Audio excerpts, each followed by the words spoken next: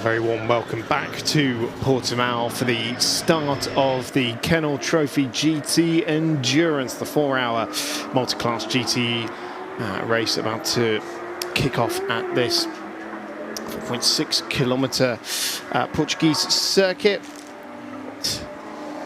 Plenty of cars to keep an eye on as well. We have 20 lined up to start the race. Starting on pole position will be the number 22 Vortex that didn't get a chance to get going in Mugello after a very heavy crash for one half of the Gomez brothers that co-founded the Vortex brand. And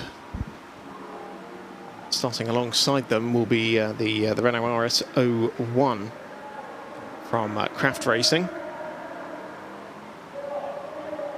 But cars to keep an eye out on. We have TFT Racing, a new entry for this weekend. It's their first outing for their brand new, well, not brand new, second hand, but brand new to the team, Mercedes AMG GT3. And they will be contesting the rest of the Corvette 24-hour series, but giving that car its first outing with the team here this weekend.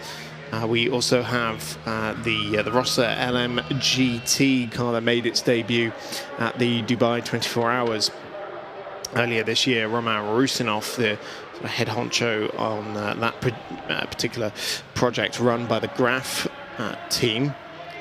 We also have Sébastien Loeb back with us for the GP Racing team as well, and additional entries in UCS 4. We have from CMR a Ginetta GT4.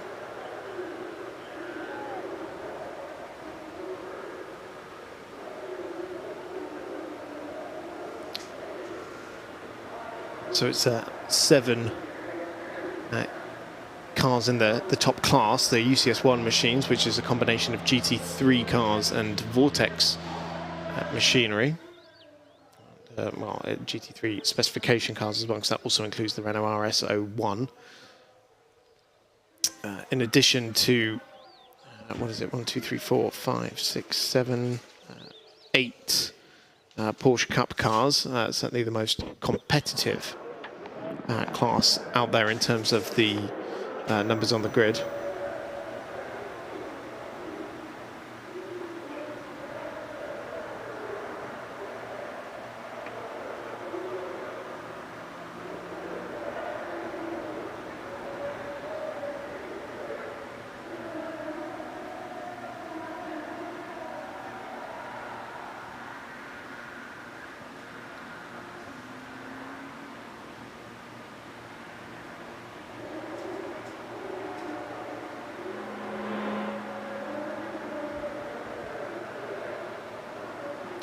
So if you're new to GT Endurance Racing here in the Ultimate Cup, 5 mandatory pit stops to be made during this race, each with a minimum pit stop time and also a handicap to be served depending on the quality of your driver lineup owing to their FIA driver grading. So various cars will end up taking as much as 34 seconds additional stationary time in the stops. Not sure what Paul Meyer is stretching on the grid there, but it was an interesting warm-up for him, driving the Seb Lejeune Porsche this weekend, and I am sure we said it at Mugello, but just so great to have that team back with us after, and Seb Lejeune himself as well, after a horrifying crash in the opening meeting of the season in Paul Ricard, in which that car went over the barriers several times. And, well, not only are they back here, they were back in Creventic within a few days as well. So they certainly had a very quick turnaround there to get not only the car but also the driver back into competition as well. So Ulrich Amado, one of the many Porsche Cup racers who'll be contesting this one.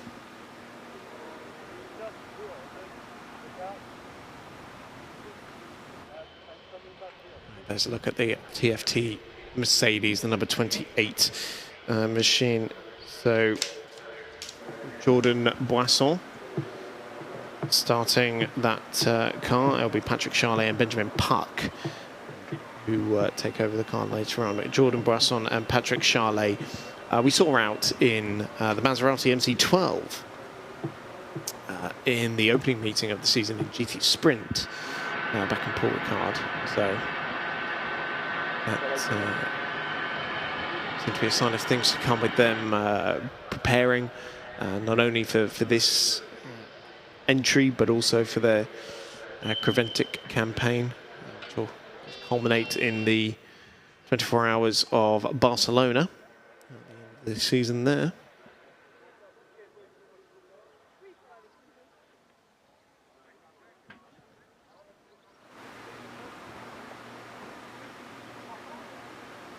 So I'll give you the rundown of the championship standings just before we head out onto the formation lap. It is Jean-Bernard Bouvet and Jean-Paul Pani after 2 consecutive victories in Paul Ricard and Mugello who come here leading the championship in their Vision Ferrari. It is David Halliday back aboard that car after Romain Iannetta had the car in Paul Ricard. Anthony Beltoise, Cyril Saleo and Loic Thiers in the GP Racing Team Porsche sits second in the overall standings after their podium finish in the opening meeting as well. Christophe Derenil, Axel Noss and Jimmy Lemunier were in the Craft Racing Renault back in Mugello, but no Axel Noss in that car for this one as he is being replaced by Jean-Christophe David.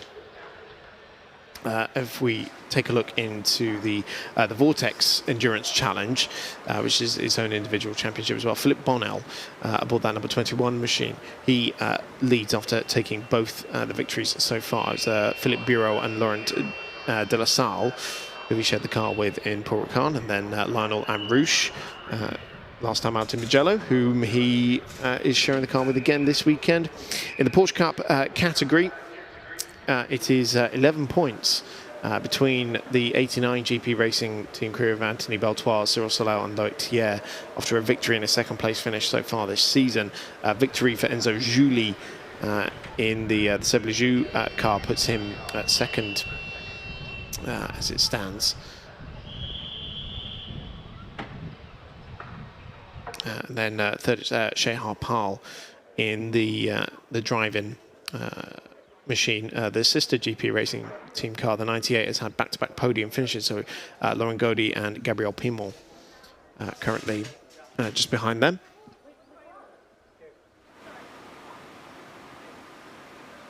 And then lastly, in the Alpine Endurance Cup, which up until this round has also been the UCS4 category, it is just 3 points between the 94 crew of Mark Jacob and Gianni Sgarbarassi, after finishing second in Paul Ricard, first in Mugello. And then Frederic de Brabant and Luca de Grange in the 123 car, a win and a third place for them so far this season.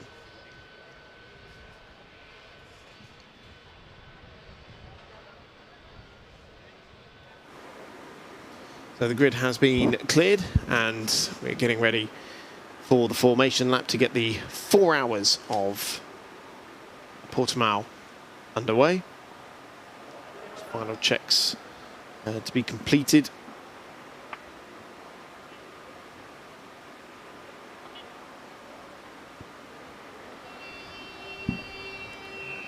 The 1 minute board there, and so that will be the signal to close the doors, clear off the last bits of equipment from the grid. Our UCS4 pole sitter. So I mentioned the Alpine Endurance Cup that had just been UCS4. They are UCS4 class cars, but up until this round we hadn't had any other cars eligible for UCS4. But Laurent Mogica has put it on pole position for that category.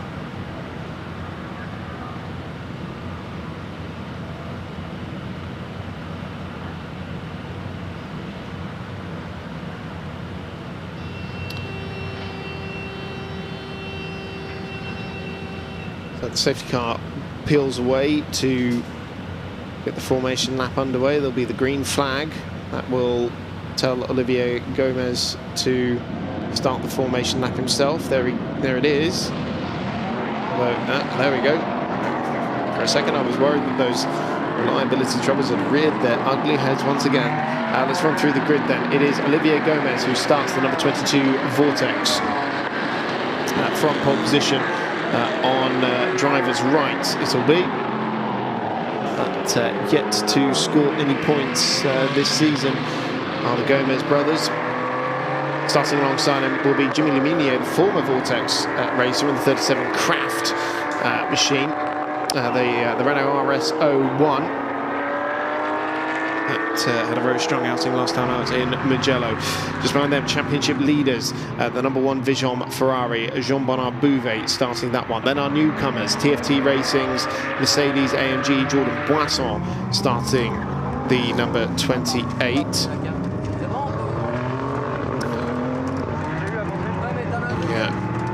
French Carrera Cup racer. And just behind them, Roman Rusinov starting the number 8 Rossa. So that is the first of the Jordan Boisson, silver class driver, Roman Rusinov, the gold rated driver. Everyone else ahead of them is either a bronze or an AM. Just behind them, Enzo Richier starting the number 20 Vortex, the second of the 3 Vortex machines. Also a silver class driver. Then we get into the Porsche Cup category. Seb Lejeune starts his eponymous car ahead of Shehal Pal for the driving squad. Then the number 17, the race Tbilisi run, Daniel Wazinski. And then Anthony Beltoise, GP Racing going against the grain really with both their cars. Anthony Beltoise, silver class driver, starting 89. Then Lionel Amrouche starting the 21 Vortex. Ulrich Amado, Netsuv also putting their quick driver in for the start, as is the other GP Racing Porsche. Sébastien Loeb starting the number 98. Thibaut Courage starts the number 10 Mirage Racing Porsche. And then Jean-Francois Demorge starting the Racing Technology machine.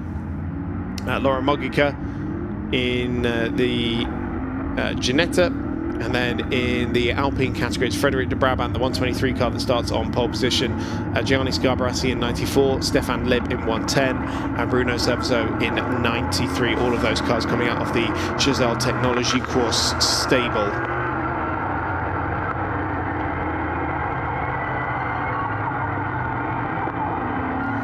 So the grid is formed, and we are set to go racing for 4 hours in the Algarve. Pole sitters Olivier Gomez and his brother Arnaud to take the car over later, yet to score any points. Didn't even start last time out in Mugello.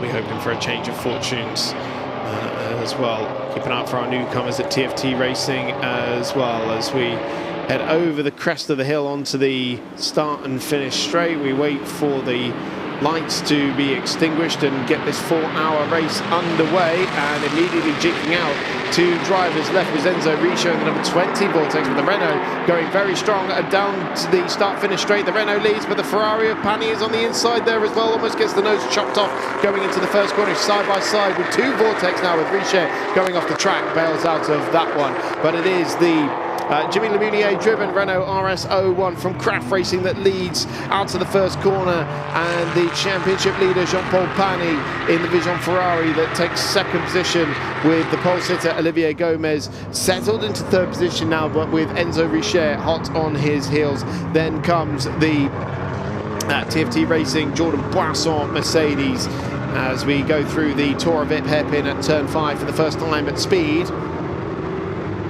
See the Vortex trying to muscle its way through the Porsche Cup category. Remember, it started down in 11th. We know those cars have got a bit more raw pace than that car is currently suggesting.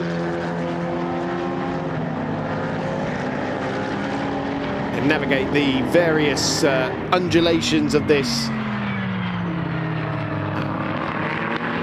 circuit, and taking the lead in the Porsche Cup category was the next SUV machine, Ulrich Amado.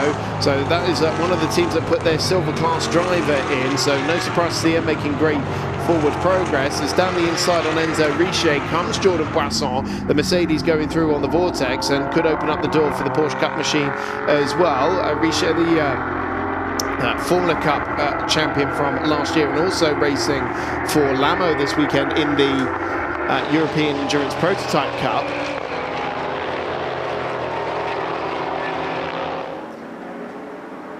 And so down the start-finish straight to start lap 2 of this race, and that was a MotoGP-esque line there from Jimmy Lemunier. Not sure what the purpose of moving over so close to the pit wall. I wonder if he was just asking the team to check for damage. The two GP Racing cars line astern, tucked up behind the number 18 from driving, so Shea Harpal with 2 pro drivers in his mirrors there, because that was Sébastien Loeb and Anthony Beltoise trying to get through. Change for the lead into the Corvette hairpin though. Jean-Paul Pani goes down the inside on the Renault, and Jimmy Lemunier is demoted to 2nd position.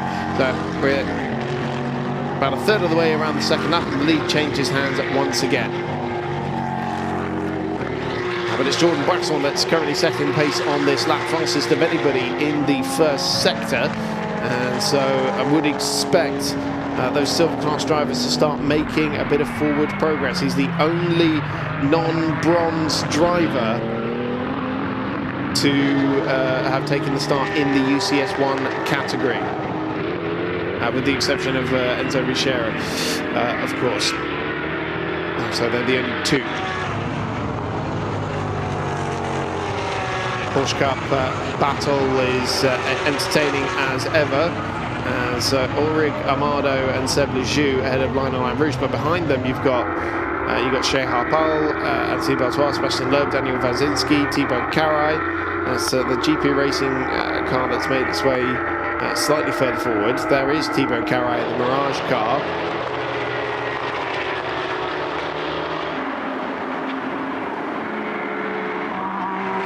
Jordan Boisson looking on the inside of Olivier Gomez, having just done the fastest lap of the race, a 1:44.128. Remember, the team's first race with that car. Trying to put himself up into an overall podium position. Jordan Boisson, the Forever Cup France racer, joined the TFT squad in the Porsche Cup category for the Middle Eastern Trophy at the start of the year. He goes down the inside, a big lunge under braking at the Toro Vip hairpin, and there's not much that Olivier Gomez can do to fight that one back, although has got a decent exit out of there and has managed to draw alongside, but the track goes into the favour of Boisson, and he consolidates the move into 7 and 8, and I would expect him to make short work of the 2-second gap to Lemunier and Bouvet in front of him.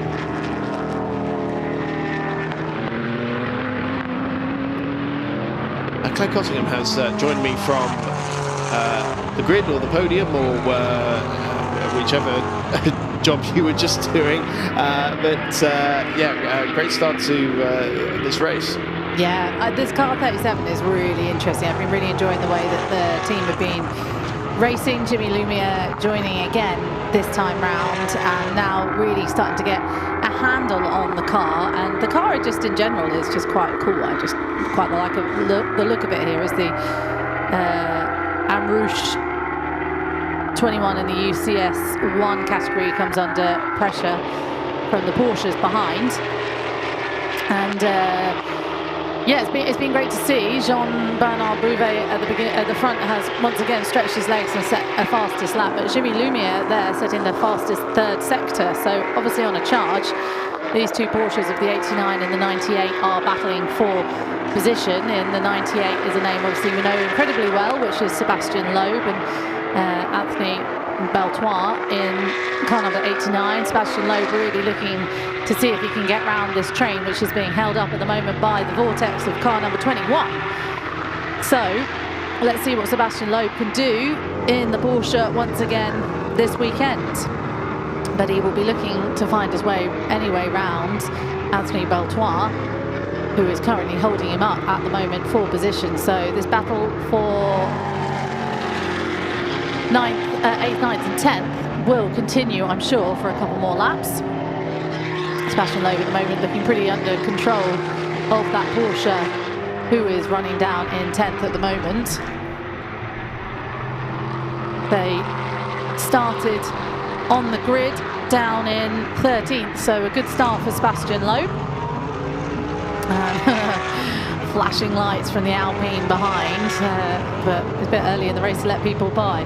Of the 1, 2, 3 car getting frustrated behind car number 51, the Ginetta, which is holding him up at the moment, and doing a little classic flash of the lights. Hey, let me through, I'm faster than you. But at the same time, it's not. He doesn't have to let him through. And car number 51 is in the UCS 3 category, and in the UCS 4 is the 1, 2, 3 of the Alpine. So it is Ginetta versus Alpine here. The Alpine take an interesting line there. Chris Stevens alongside me, of course. Some nice racing already going, and we're only 8 minutes into it. Absolutely. I thought that the UCS 4 category did include the Laurent Mogica Ginetta. I don't know if that has been changed since qualifying. But that car now running in its own category as a GT4 car. Change for position in the Porsche Cup category between the two Sébastien Loeb GP racing cars, and that is Sébastien Loeb going through on Anthony Beltoise for 3rd in class and 9th position overall. That was coming, you have to say, for a while. Sébastien Loeb looked very under control, and wouldn't put it past you. When you see Sébastien Loeb in your mirrors, you're probably a bit like, okay, never mind.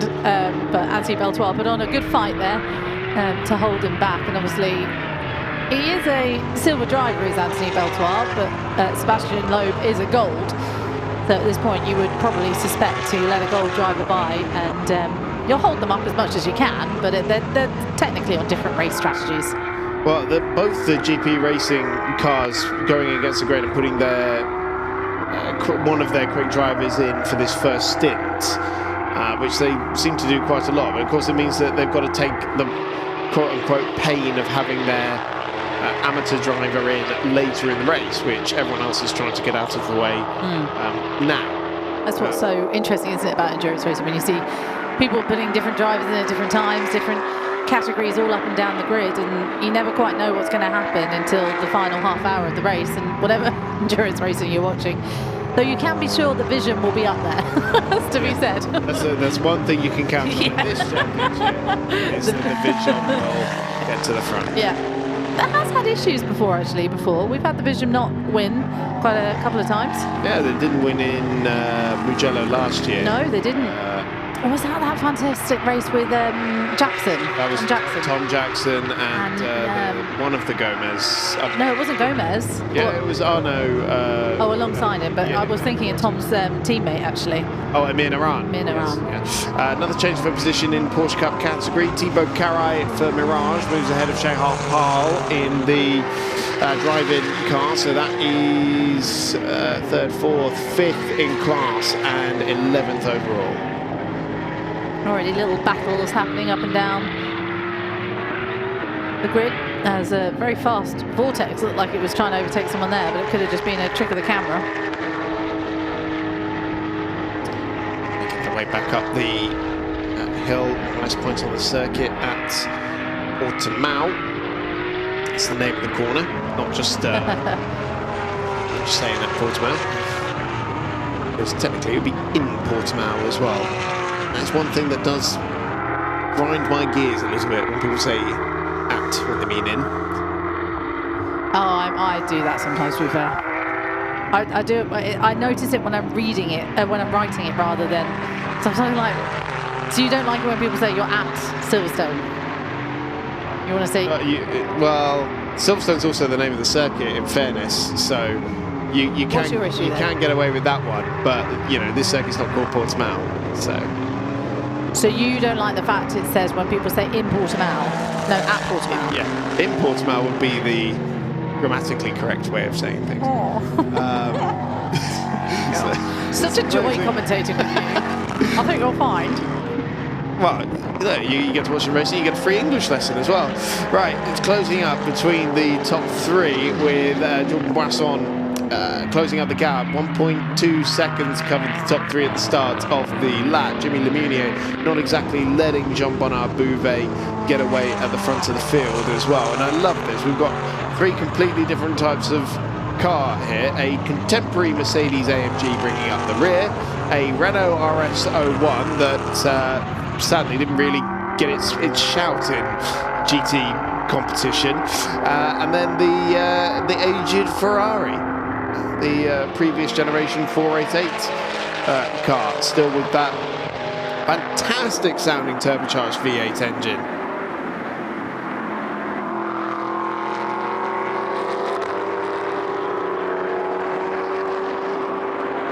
Thought for a moment there was a bit of smoke at the back of the Renault. Yeah. I think it was just debris. First of all, I think it was the glare of the sun off the windshield, and then there was a little bit of debris that Lemunier just kicked up going down the start-finish straight. But already we're into lap traffic with Alpine has got a Porsche either side of him going around the final corner. That's a wake-up call, and it looked like potentially a moment for Beltoise. In fact, it was, because he's repassed his GP Racing teammate and moved back up into third position in class. But these two cars, they're not quite making the same progress I would have anticipated. Bearing in mind, they've still got Lionel Amrouche in front of them, and the second place car in the Porsche Cup category, Seb Ligier, the top bronze driver in that category at the moment.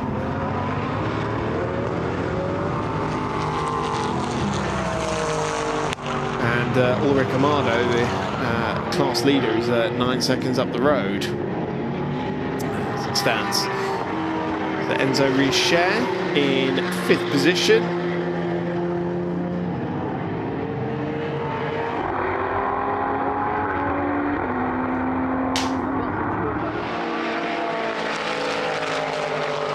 Getting through the traffic already, the first warnings for track limits coming in, not even 15 minutes in. This is going to be a busy one for the stewards, isn't it, with all the track limits infringements that are going to end up coming in. Wide moment there for Beltoise.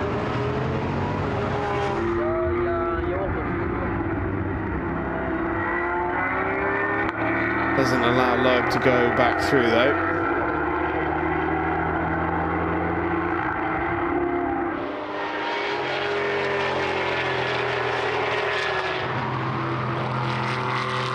Oh dear.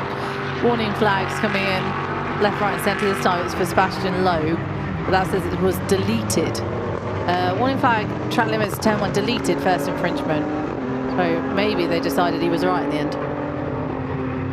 That's a confusing message. No, I know. As I read it, I was like, oh, it's just a normal track limit one. And then I was like, the same as the others. So I think they just mean the time's been deleted. Not that that really matters too much in the race. But certainly it's a mark against his track limits score for this one. You don't get too many of them before you get a penalty.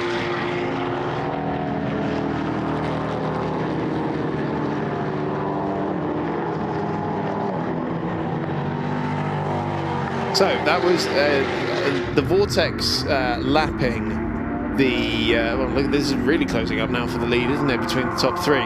But if you're in that Vortex and you're just over 15 minutes into the race, you've gone past the Ginetta in 16th place. This is a 4-hour race, so you're going to end up going around that car, what, 16 times in the race?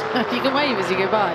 And it's still significantly quicker than the Alpines. Yeah. So those things you're going to be going around plenty of times. Yeah. Well, I mean, we've seen that before, though, have we not? Yes, yeah, absolutely. It's just, actually been able to put a sort of numerical value to it for the first time. Yeah. You just realised. Yes. Right, the two GP Racing Porsches working together here. They've cleared Lionel Ambrouche, and now they're on the back of Seb Lejeune for second position in the category. And it is Beltoise leading Loeb, 89, leading 98. And the 888 Seb Lejeune car a little wide, and so this could be the opportunity. And as Paul Myers just come into the commentary box. Right, as his car is about to be overtaken by the looks of it. Well, actually, Seb Lejeune manages to hold on to the place just about, but on the exit of the corner, through goes Anthony Beltoise, and Seb Loeb is also going to complete that manoeuvre as well. Paul Meyer has just joined me in the commentary box. Your boy's just lost 2 places there, sadly, but in fairness, he's been passed by the pro drivers, so it's actually still looking pretty good for you guys. Yeah, which is fine. Thank you for welcoming me here. Yeah, which is fine. I think in his case, the only thing he needs to do is to keep the tires alive, go through the stint like this, and if he can keep up with the guys a little bit, yeah, I'm there to finish the job in the last stint. So hopefully he can keep up, and we are there in the mix for the podium. What do you think when you see a team going against the grain like that? Like they've gone in. Normally you would see the bronze drivers going in first, but you see a team like GP putting in Sébastien Loeb and Anthony Beltoise, who's got more titles than I can count in French competition. What do you think when you see that kind of thing? Yeah, it's funny that you say it, because one of my teammates, Stéphane Perrin, just mentioned in the first race we did together this year. He said, yeah, the thing is, if you go to war, and for example the last hour of the race, it's the war of the race. He said you don't send the water gun, you send the bazooka for the last bit. What? And it was brilliant. He said, I'm the water gun, you're the bazooka. I said the bazooka you do in the end. So yeah, that's the thing. Normally in the end, if there comes a safety car, full course yellow, you want to be prepared to be there in the end and have a good fight in the end. So that's the case what we are doing at the moment, and that's why we choose to have me in the cars last. And I suppose some people they want to put the bronze in because the start of the race is when you're most likely to get a safety car. In this instance, it hasn't happened. It seems to rarely do happen. Actually, everyone's been very well behaved. Yeah, but with endurance racing, yeah, you still see some accidents in the start, but in the end, nobody wants to hurt their car in a 4-hour race in the first 2 or 3 laps, of course. So of course it's a risk if you send a bronze driver in at the start, but in the end, like our driver Sébastien, yeah, he's really mature. He has a lot of races under his belt, so he knows how to start a race actually. So yeah, I think it's for us it's fine. And what you say, I would put Sébastien Loeb a little bit later in the race, but yeah, it's a choice. Great battle forming here at the head of the field. The Renault of Jimmy Lemunier getting an excellent run down the start and finish straight, but seems to be compromised a little bit. This could be an opportunity maybe for Jordan Boisson to try and find a way through. Just watch him through the first corner. Whoa, big moment there for Jimmy Lemunier. Great. Well, he's going through the gravel as well, so clearly he's not in 100% control of the situation. But yeah, that was quite a scary moment. It's a strange moment, yeah. Yeah, when you would say the brakes stop working. The leader's suddenly coming towards you at a vast rate of knots. Yeah. I had an accident like that in last week in Misano when my brakes actually exploded. Going in a corner, yeah, a little bit similar to that, and the disc completely exploded from the heat. That's less than ideal. Yeah, that's not ideal. At least I had one normal working brake left, so I went straight as well. But it looks similar. Then yeah, you don't have the braking power that you used to, so it can be really dangerous. Yeah. What goes through your head in that moment? Your brake explodes. And were you on a particularly fast bit of the racetrack? Yeah, it was a 12-hour race, and it was the last 30 minutes. Going in a corner that we take in second gear, let's say 90 or 100 kilometers an hour. Coming at it at, let's say, 240. Then you don't want your brake to explode, of course. So that is a scary moment. In the end, you have to trust the team and have to trust the car, of course. Because if you go into a car with like scared or not full of confidence, it will be difficult to drive fast. Absolutely. I cannot begin to think what it goes through your head when suddenly you hit the like some people they hit the pedal and it goes to the floor. This is a very early stop here for Jordan Boisson. I mean, just taking second position away. Although he's not the only car in pit lane. Our car is also in. Yes, Ligier has also come in. So, well, you've got 5 pit stops to do, and in fairness, you don't need 5 stops for fuel. No, it's like a mandatory thing. They do the 5 stops, so you can do them, wherever, whenever you like, of course. So this is strategic then. Yeah, some teams do it really early. In our car, we had a small problem with some water temperatures this morning, so I don't know if they came in for that or if it's just a mandatory one, because it's quite early now. Slight adjustment for Patrick Charles. He got aboard the TFT machine. And doing a driver change this early as well. That is surprising. Yeah, it is, yeah. So, well, I guess Watson's got the car in a decent position. I think, bearing in mind it's their first race with this car, maybe they just wanted the pro driver to sort of get a feel for it in the race trim. Yeah, and also like the temperatures outside, 30 plus, especially in the cup cars, it's really, really hot. So a full stint of, let's say, 1 hour 15 is really long for some bronze drivers that are not used to it. So then it's a good thing that you can change after 35 to 40 minutes, of course. Yeah, let's check actually. So car number 28 is 2 silvers and a bronze, and so with that, if you've got bronze, silver, silver, then there's no minimum time for the bronze, but there is a maximum for the silver, maximum, right? For the silver, yes, a maximum of 1 hour and 15. No. But one of the cup cars, I think, has 2 silvers on it, so that's quite interesting as well, because they share the 1 hour 15 with 2 guys. And then they have the bronze driver left, who does the 2 hours 45 minutes. So the 1 hour 15 is per driver. Oh, it's per driver. Yes. So it's not a total of silver time. It's per driver. Okay.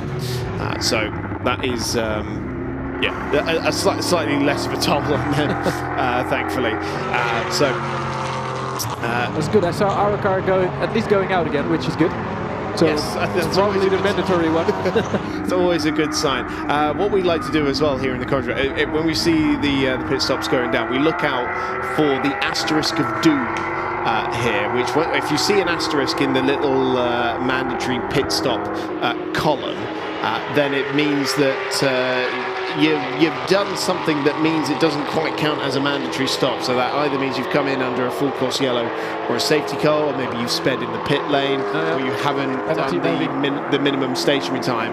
And 99% of the time, that little asterisk means a penalty is coming in the last 15 minutes when the pit stop window closes. So this right here is Thibaut Caray chasing Shea Harpal, the Mirage car on the back of the drive-in machine. Order's a little bit shuffled because we've already had a few cars into the pits. But tell us about your season with Seb Ligier. You're racing in the Corventic Championship together. How's it been going? Yeah, actually really, really well. It started off quite early this year in Dubai, where I had the first meeting with Seb Ligier. Was actually this year in Dubai for 24 hours.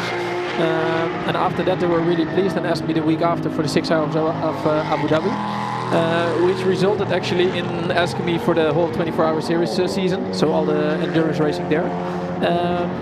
And it went so well there that they asked me to join them in the Ultimate Cup Series here, so which I'm very thankful for, that they give me the chance and the confidence to jump in the car every time. And I have to say it's like a warm welcome every time I come here. The guys work non-stop on the car. And they are super friendly and super good for me, so I feel really welcome here. And I didn't know what to expect of the Ultimate Cup Series because I didn't know it, and I came here and I thought, oh, it's quite big, and also everything around it and all the cars and different series driving here. So I was surprised, let's call it that. Yeah, wait till you see the Nova race tomorrow for 6 hours. That's going to be something pretty. Yeah, it's actually nice that you also have like 9. We said this morning, I think 9 cup cars in the endurance race here, which is also good for the competition, of course, that you don't. It is very nice to have that. We have the 98 GP Racing team, Porsche into pit lane. Sébastien Loeb vacating that one. And here he is. He jumps out there as well. Yep, so Laurent Gaudy, his rally co-driver and partner, is hopping on board as well. Yeah, this is actually the choice, of course. You have 2 minutes and a bit, I think, for the pit stop, so they have some extra time to let you see here to have time to talk a bit and take it easy with the stop. Yeah, it's 80 seconds. It's the bog standard minimum stationary time, and then you've got handicap on top of that as well. So there is a little bit of time to go through the which makes it also safe, of course, because in some series they just want to go out as quickly as they can, and the belts are not completely fast, and then here you have the time to do like a normal stop. That's it, because we would. Sort of first rung on the ladder here, aren't we? Want pit stops to be done safely. I mean, hence why we don't even allow refueling in the pit lane. Have you done races like that? We have to go through the refueling area. Yeah, in 24-hour series they do exactly the same as here. So it takes a while, of course, because the fueling with a normal hose takes some time. But in the end, it's the same for everybody, so it's fine. Yeah, it just means you get quite a big shuffle during those pit stop. Because if you count the time in pit lane and then count the fueling time, is maybe 4.5 minutes altogether. So you're talking like really long. 2 or 3 laps. Yeah. Depending on where you are, I guess. It is so great to have. There is your car. It is so great to see the team still with us. Especially after the horrendous crash that Seb had in Paul Ricard at the start of the season. We got yellow flags after turn 14. That is a very slow-moving Porsche that very nearly caught out the Seb Lejeune. That was strange, car. Yeah, very odd one, but that would explain the yellows. I guess that car just recovering from. Flat tire, or is it different? Okay, it's the Ginetta, actually. It's Laurent Mogica that has pulled over the CMR road machine and has now stopped down at... This could cause a full course yellow, of course. Yeah, which of course would close the pit lane as well. Presumably at this point, everybody's looked at that and is now thinking, we should dive for pit lane. So they went in there. You can't do anything about it. Exactly. It saves you a lot of time. But I think they announce it quite early and they do like a countdown. So yeah, it will be the same for everybody probably. But if you're at this point now, they haven't announced anything yet. So if you are coming into the last sector and think, well, yeah, let's box now, and you might luck into getting the take the risk and go in. Yeah, because you can gain a lot, of course. It's green again, so. Yeah, so yellow flag's rescinded, so that, by the sounds of it, means that Laurent Mogica has got that car going again. And this is, I think that's battle for position with you guys. So Laurent Gaudy just got aboard 98, being passed there by Seb Lejeune. It looked the tires of her were still a bit cold, probably. Yeah, I mean, she's just got into the race, is finding her rhythm, I guess, where Seb's been in from the start. Yeah. I guess for you as the pro driver, there's no build up. You're just in and straight on it. Yeah, and the good thing is this year, if you talk about rhythm and everything, this year I'm almost every weekend in the car, and it gives you a rhythm that you are from the first lap you are on exactly. Just saw a glimpse there of Laurent Mogica crawling back to pit lane, but is safely off the racing circuit, so no need for any kind of virtual or physical intervention from a safety car. But yes, we were talking about having the team back with us. I mean, what was crazy to me about it was it a week after that crash you guys were at Spa? Yeah, exactly. And you guys were on pole position and then fighting for the podium. Yeah. How on earth? Yeah, but how on earth do you step out of the car like Sébastien did, jump out of the car without any scratch on his body? And if you saw the car flying through the air and did like 10 loopings or whatever, it was completely wrecked.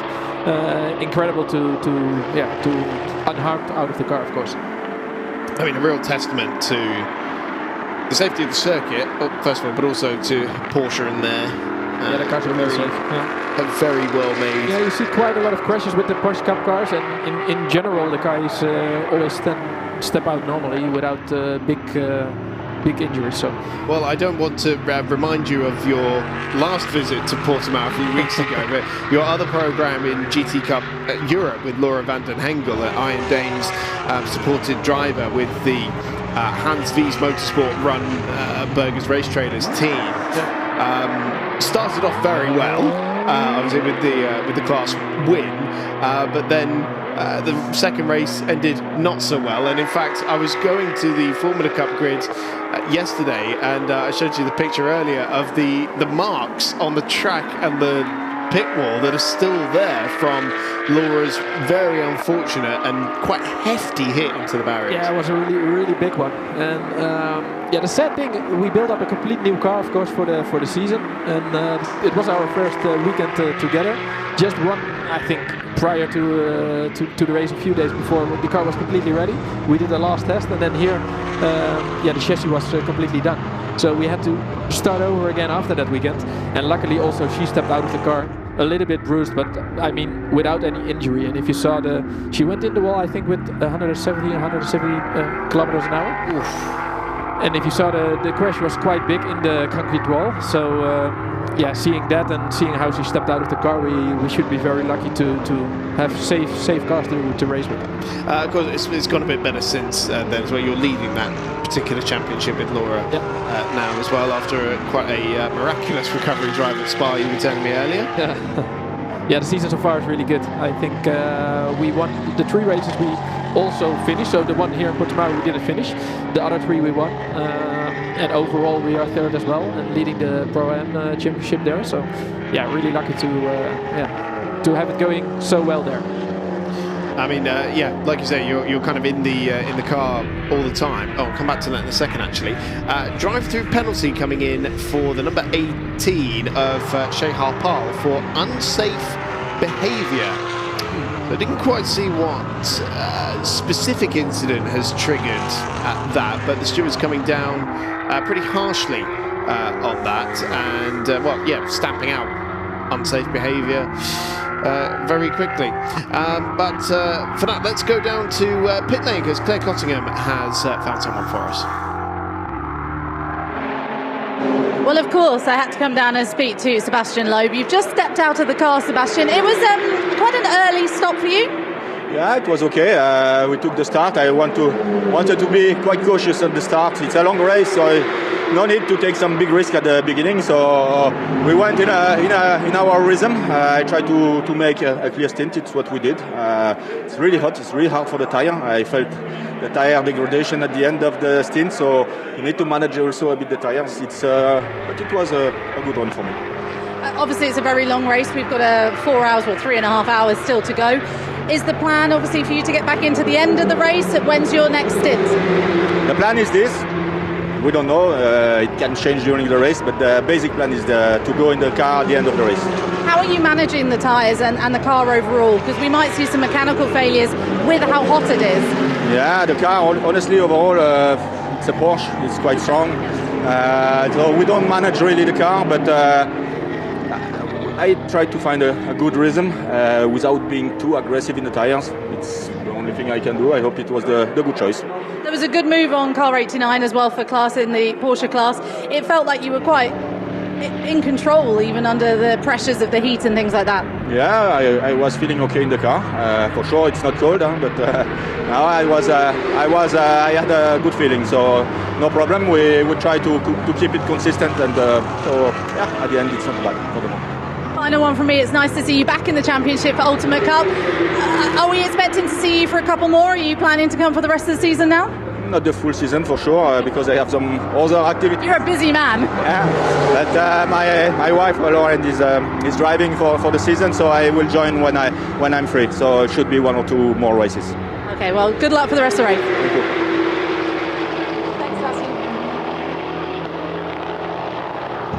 Thanks very much for that, Claire. Yes, Paul, just going back to what we were talking about with the team and how things are going, both yourself in GT Cup and also in the Creventic series. racing week in, week out must be like a dream, really. It's every pro's dream. Yeah, it is actually. And for me, my career has been all over the place actually. Started racing in 2001 in cars until 2010. A few championships won, like on a high level. And then really the budget was not there anymore. And I thought, okay, I can do two things, or drive around in the cups that I don't like to drive around, or start a normal life, make sure I have a nice company and build a normal family and life. And that's what I did 10 years after that. And then got a chance in 2021 to come back in racing. And from there on, now I never drove so much as this year. And also, I think if I'm looking at my driving times and where I am in the fields I drive with, the speed is really there, and I never been so feeling so good in the car. So yeah, really lucky and thankful that I'm able to do it again. Might have a little bit of light shed on why Laurent Mogica was going so slowly earlier, because an incident between himself and car number 17, which was started by Daniel Wazinski as the RR Racing by Racetivity Porsche. So that would have been a lapping incident there, wouldn't it? So potential contact there for Mogica, which is why he was going slowly earlier on. Paul, tell us about what it's like to go around this circuit in Porsche Cup machinery. It seems like, I mean, we know Porsches can be very tail happy with the engine all the way out over the rear axle, but it seems like corners like this one, for example, where you have to lean on the front end an awful lot, it must be a lap where you're really trying to keep the back end in check. Yeah, it's really difficult to find the right balance, if I have to say, because of course you want to have a good front end, and the thing what you say, you have like the last corner of the track T15, really high speed corner in fourth gear where you don't want to be a lot of tail happy, because then the chance of going off there with high speed is also there. So you want to find a good balance in the car, that the tight corners are, the front is there actually, but also in the quicker corners the rear doesn't step out. And that's all about the work with the drivers, engineers to find the best balance in the car and find a rhythm there. And especially on this track, they call it a roller coaster, of course, because it goes up and down everywhere, which makes it super fun to drive, but also makes it balance-wise in the car more difficult, because then the load is in the front of the car, and a corner after, the load and the weight is in the back of the car, especially in the Porsche with what you say, the engine in the back. So that's it's finding the good balance. That's the most important thing in this circuit. And it must be just unlike anything else, because there's not really much out there that has, you know, the layout configuration such that the Porsche does. I mean, even they don't have any of the mid-engine ones anymore since GTE ceased to be a thing anymore. So it's all rear engine now. Yeah, true. But yeah, it seems that some drivers really like the car and can go really fast with it, and some really experienced good drivers step into the Porsche and don't really like the feeling or the balance of the car. It's just it really depends on the driver, and if you can you can go with it with this car. It's a difficult car to go really fast with, but if you understand it and you have the good feeling in the car, it's fantastic to drive actually. And the traction of the car is also with the rear engine really good. Yellow flags now out at turn number 3, and I'm wondering who that might well be. Colin's just gone through. There is the Gomez brothers Vortex. We'll wait and see, as it's already been cleared.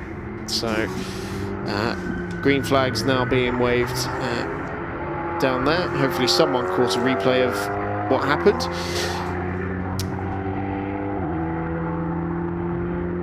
About 40 minutes into this race now.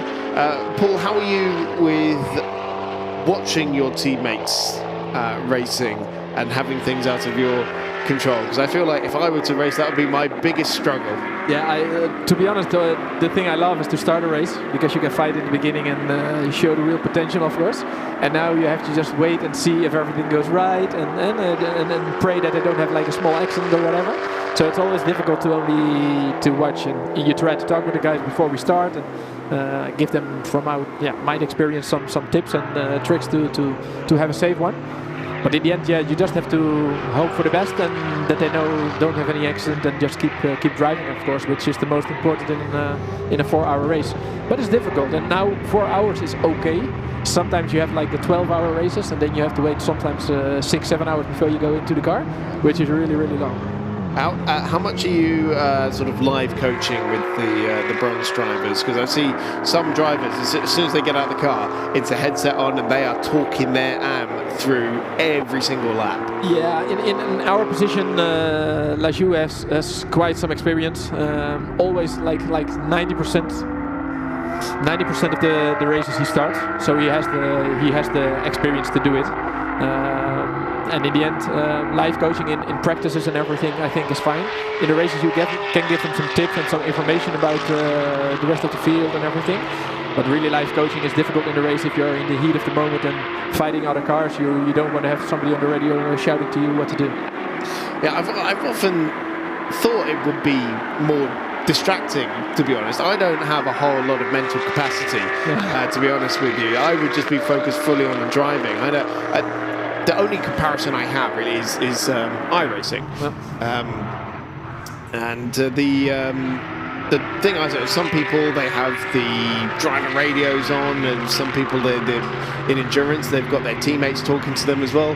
For me, I get in there and I say, do not talk to me. Shut up, please, because otherwise I will crash. No, for me it's just important, especially if you have, for example, if I jump in the car now the last 1 hour 50 minutes, for example, we are at P4 and I want to go to the podium. I need to know where I am. I need to know my lap times, the lap times in the car in front of me, so I know what to do. And then the information is really useful, of course. But sometimes if you are in qualifying, you don't want to hear anything. You just want to push and do your own thing and don't be distracted by somebody on the radio. And the full push lap, only. Yeah, it depends on the situation, actually. Yeah. Daniel Vezinski has been given a warning for unsafe behaviour, and that is probably the result of the incident with Laurent Mogica that we saw that was under investigation. And Mogica has rejoined the race, by the way, since pootling that Ginetta back to the pits. I've just been told that car number 1's been pushed into the garage.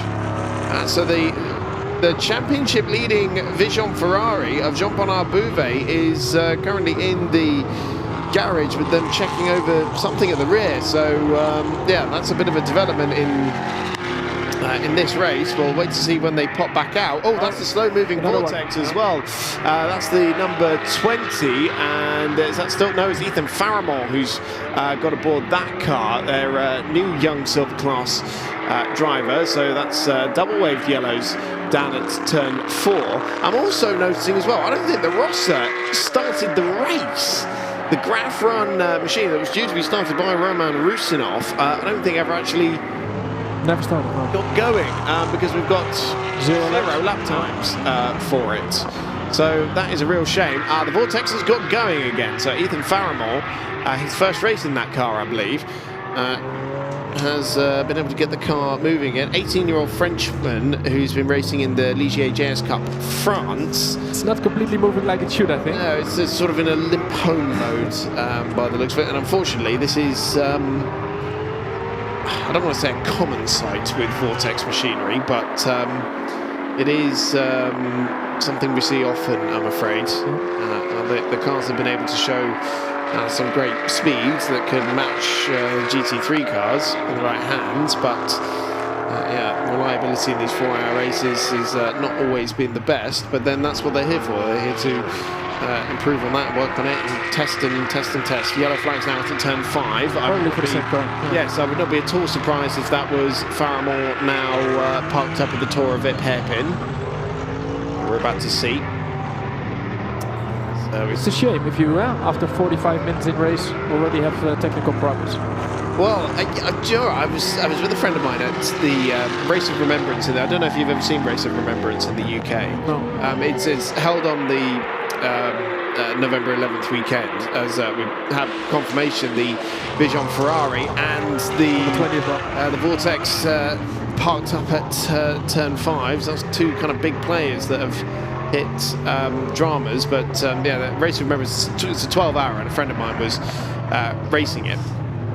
and we had the gearbox blew up in the first 15 minutes, and we thought, oh, that's just a massive shame. Even if it went out in the last 15 minutes, we'd at least would have got a good YouTube video out of it. We are going to go full course yellow in what time is it now? We're looking at 40 seconds to full course yellow. I'm curious if they are allowed now to jump in because they know it will come. No. When the announcement is called, it's closed, right? Exactly. Yeah. So the message comes up on the times there. Prepare for full course yellow. Pit entry closed. Looks like we're going to get the Vision Ferrari back out onto the racetrack.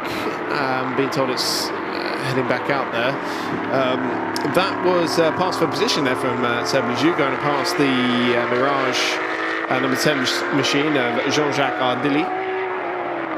Yeah, he's actually doing, if I look at the lap times in the car in front of the 888 car, he's doing quite well, Sebastian. So yeah, still needs to do like half an hour before his stint is finished, probably.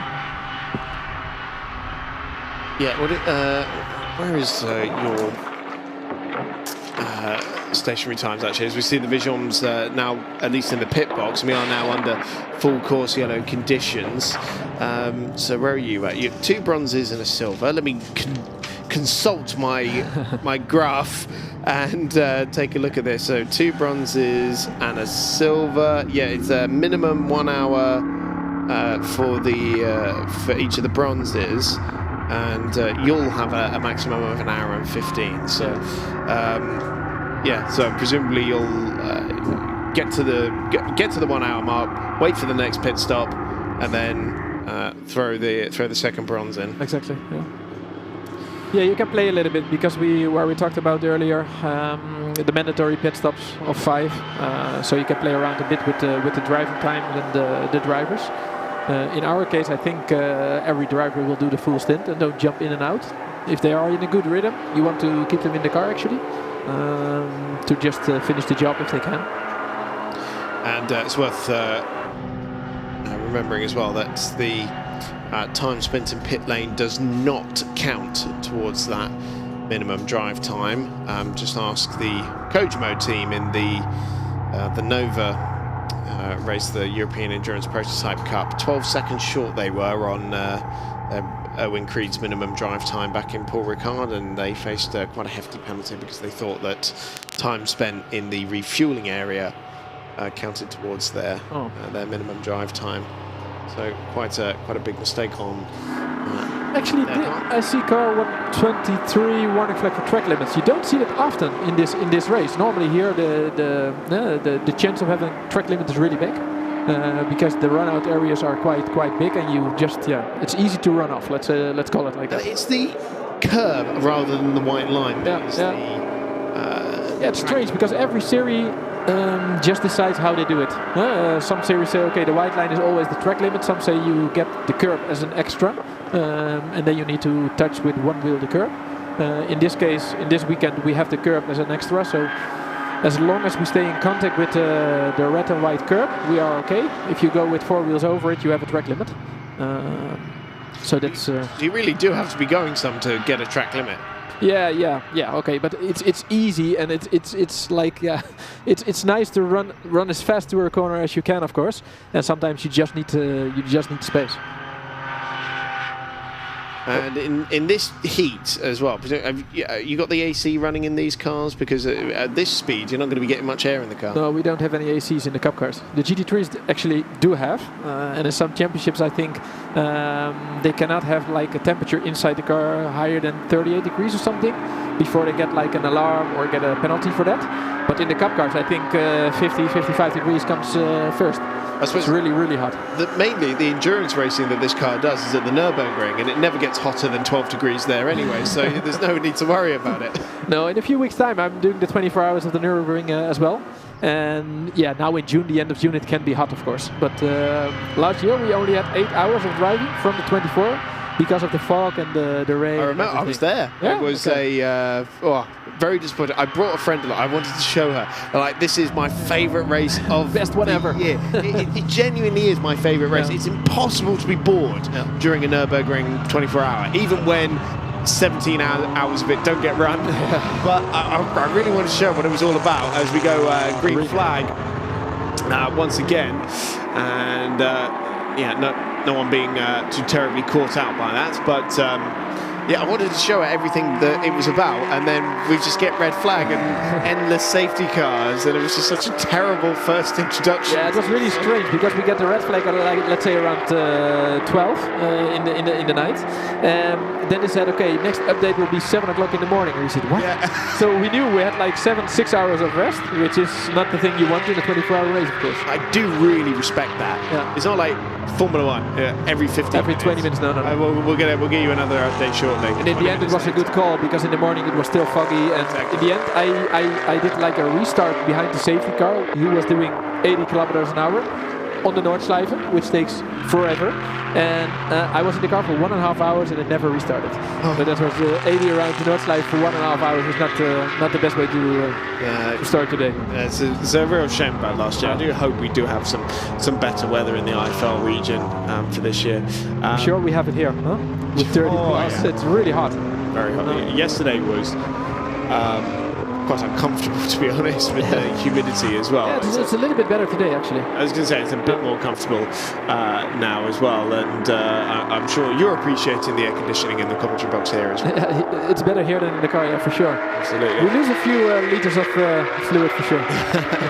Seven G making up another spot there on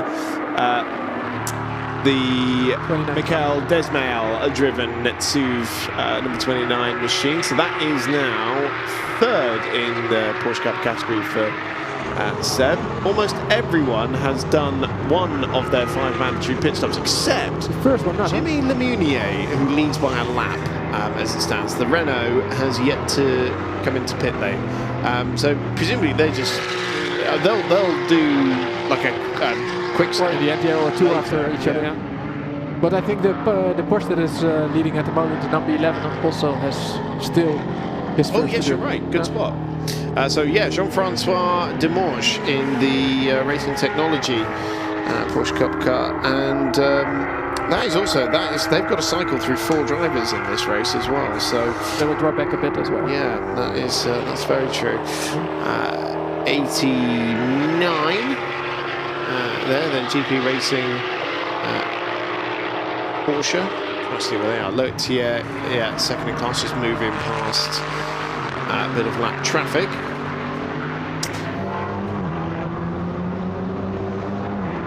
And so this is what we were seeing earlier in the race, with the leading car being chased by the Mercedes, but now it's a lap down. How often, I mean, maybe you probably experienced this at the Nürburgring as well, when you are a lap down but trying to get back through the cars that are ahead of you, but you're quicker than them. Yeah, it's always difficult. And when you unlap yourself, of course, for if something happens or when you get a safety car out, you just want to be in the leading lap. But in a race like this, 4 hours, 5 mandatory pit stops, everybody on his own. Nobody has like the same sequence in pit stops. It's always difficult. And you just need to see the last hour where you're at. So at this point, you can't really say who's leading or who's in front at the moment. Because if you do 2 or 3 pit stops really early in the race, of course it has a different setting for the last bit. Who are you with for the Nürburgring? I'm actually with Max Kruse Racing, so a German team. I'm with Tom Coronel, well known, of course. Very good hands. And with Jan-Jaap van Roon, it's our brand driver and the owner of the car, actually. And the fourth driver will be announced shortly, but also a well-known name. So I think we are there for a good fight for the podium, hopefully. I hope Tom won't be pulling over to the side of the road and make some live selfies. streaming. He probably will. His breakdown again. But in his overall, he has like the pocket for his phone, so he has his phone always with him, also while driving. That sounds exactly right, to have a little custom-made pocket for the phone. I mean, I'm surprised more drivers don't opt for that when they get theirs done, to be honest with you. But yeah, I must say, I'm very much looking forward to Nürburgring again. Yeah, it's a special race this year. Sadly, I'll be commentating. Well, I say sadly, I'll be commentating elsewhere, but believe me, somewhere in the corner of the commentary box, there'll be my phone there in the corner. And if you're listening to the British Superbikes on that weekend, and you just hear me randomly yelp something, that's what it's in reference to.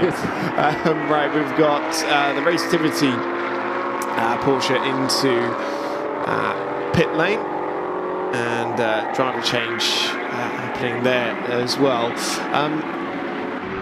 Is it presumably it's similar in Creventic as well, where you've got enough time to loosen the belts, get out, have a quick chat maybe?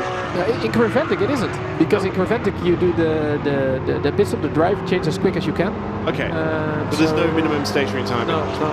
And then of course the fueling time, it's for everybody the same. It just takes a while. Okay.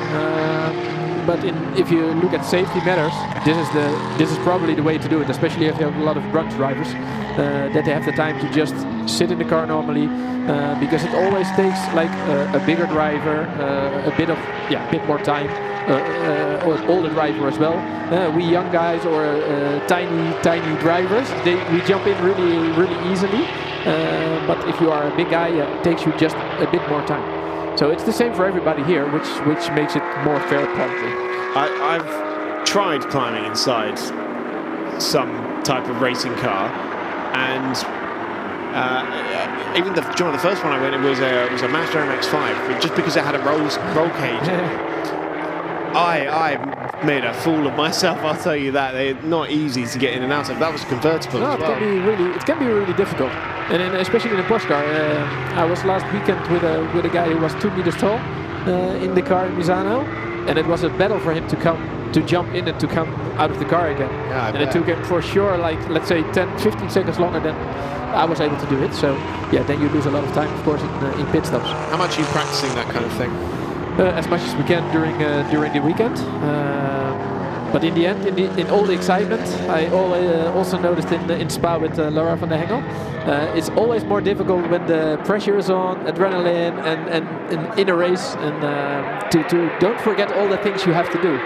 It's like muscle memory they call it, I think, to do it as much as you can, and to train it as much as you can, and it's just like a normal rhythm. Ethan Faramont's number 20 Vortex being pushed back into the garage, so we saw that car moving slowly, stopped at turn 5 for a while, Paul Cosciello to get it recovered, and now into the garage, so not a good day for them.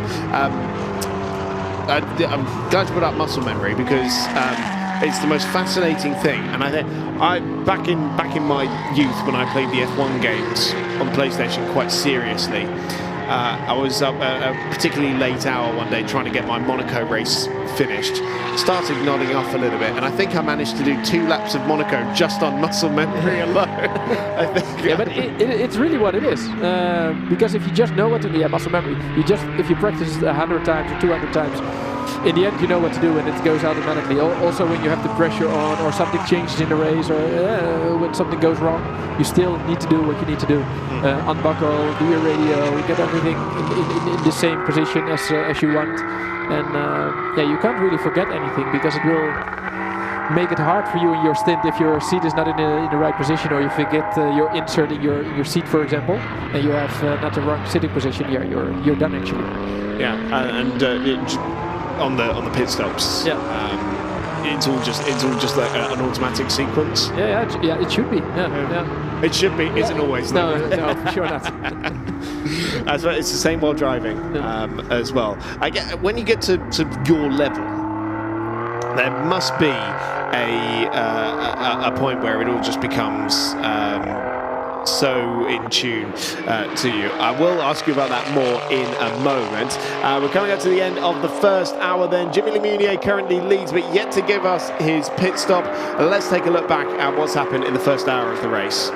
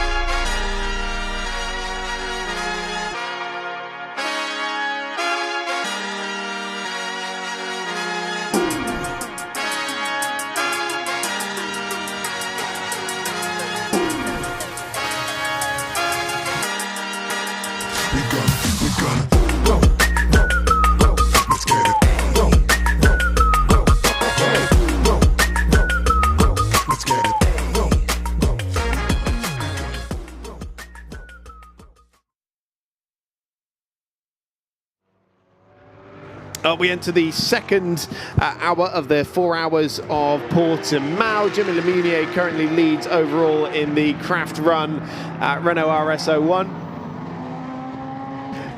But is yet to give us the first of his 5 mandatory pit stops. So of those who have stopped, Arnaud Gomez is the best placed of those in the number 22 Vortex. Then Patrick Charlet in the TFT Mercedes. The leader in the Porsche Cup category has just changed, with Loic Thiers in the GP Racing number 89, having just taken that away from Jean-Francois Demorge. And third at the moment is Seb Lejeune in the 888 car. In the Alpine Endurance Challenge, Luca de Grange currently leads that one, the 123 Alpine. And then Marc Jacob in 94, Guillaume Massey in 110. All of those cars coming out of the Chazelle technology stable. So yes, Paul Meyer, we were just talking about sort of mental capacity and how the driving just starts to become quite automatic. Yeah, how much are you thinking about driving actually in these races? Are you thinking about other things? You're thinking about your competitors, thinking about your strategy? Yeah, the last two things actually. The driving part is automatically nowadays, which makes it more easy probably. Of course, keeping the tires alive has been a challenge. Oh, a spin for one of the Porsches there. Oh, yeah, that looks like the Mirage car, the number 10. It looked like the traction control was off. Yeah, so that's Jean-Jacques Hardy, which is 5th in class at the moment, and looks like it's about to be 6th actually, as Jules Samoviak comes through on the inside as well. Yeah, to that actually, because how much of the options of the traction control and ABS have you got? Yeah, a lot. So you have like 7 or 8 options in both. I always choose to drive without traction control because you just feel the car a bit more. But for runs like you see here, if he goes on throttle and you have like traction control 3 or 4, it will save a moment like this. So probably his traction is a little bit lower than that. And for guys who just learn to drive a car like this, it can help a lot because you have more than 500 brake horsepower, of course, on the rear wheels. So it can be a challenge to keep everything on the track and keep everything safe. So then it will help you a lot. Okay, and yeah, let's go back to what we were talking about with the driving. And you said you were thinking a lot about other things. Yeah, for me it's more like helping the team talking together with the engineer to get the best strategy in the race, and thinking about that also while driving, and what I need to do or what I can change during my stint to get it better. But actually in training here, what I noticed for me is the degradation of the tires, which went really fast on our car. So that will be a challenge for me to don't go flat out immediately. I always want to try to push as hard as I can and to drive as fast as I can. But in a race like this, when the tires go quickly, you just need to be smart and make sure you can do your full stint on one set of tires. How are the Goodyears handling around here? Actually, I expected them to be a little bit less, but if I saw the times I could do with some problems still in setup-wise, I was not a lot off. A few weeks back we were here, of course, with the GT Cup open on the Michelins, and yeah, the time difference wasn't that big, so I think they're not too bad. The only thing I noticed in practice is that the degradation of the tires go a bit too quickly. So I hope I can keep them alive this afternoon. And presumably that's a bit more temperature related here, but with this weekend, and also because you've got quite a few traction zones around here. Yeah, exactly. And like you see, the last T14 to T15, the only problem we had was the left rear tire, which is normal in corners like this. You go on here, you see our car going. Whee. You see him sliding already. So this is the left rear actually that gives a problem. But all the traction and all the weight of the car in this corner especially comes on the left rear of the car, the left rear tire, which makes it hard for those tires to stay alive, of course. How is it managing this traffic? Because you're in a middle class, you're lapping and you're being lapped as well. When I did the iRacing series, there was the IMSA Championship that had LMP2, GTE and GT3 cars. And I hated being in the GTE car because you were always thinking about lapping a GT3 car. Look two ways. Being passed by the LMP2. At least if you're the other one, you just think, well, only one thing's going to happen. Yeah, actually here it's okay. If you see in the leaderboard as well, there are like 4 quick cars, and the rest is like the Porsche cars until P11 or P12. So we are safe. And I mean, the few seconds a lap they are quicker than us. In a normal stint, if I'm in the car, I don't get overtaken so much. So the only thing you need to be careful with is the Alpine cars, because they are quite, like say 15 seconds a lap slower, which is a big difference. But it's always difficult to manage, especially in 24-hour races when you are driving in the night. It's even more difficult to manage everything. But in these classes, in a 4-hour race with 20 cars on track, it's fine for everybody to manage that. Yeah, just to give you some reference, that fastest lap of the race so far set by Jordan Boisson at 1:43.188, and the best Alpine lap so far is a 57.0, and that is comparing the best of the Alpine as well, the silver class drivers. You've got the slower drivers. I mean, some of them are lapping 204, 203, 204. Yeah, then you have 20 seconds difference. So you see them every, let's say, every 5-6 laps you see them again, which makes it exciting, of course, for the Alpine cars, but also for the fast cars chasing them. Arnaud Gomez back in the lead of the race after the Renault finally came in a few minutes ago. It's Christophe Desrenaud, another former Vortex racer who's just climbed aboard that one. We'll see where he comes out in relation to the TFT Mercedes as well. So using traffic, we know it can be very decisive. What are your sort of top tips, so to speak, when it comes to managing traffic?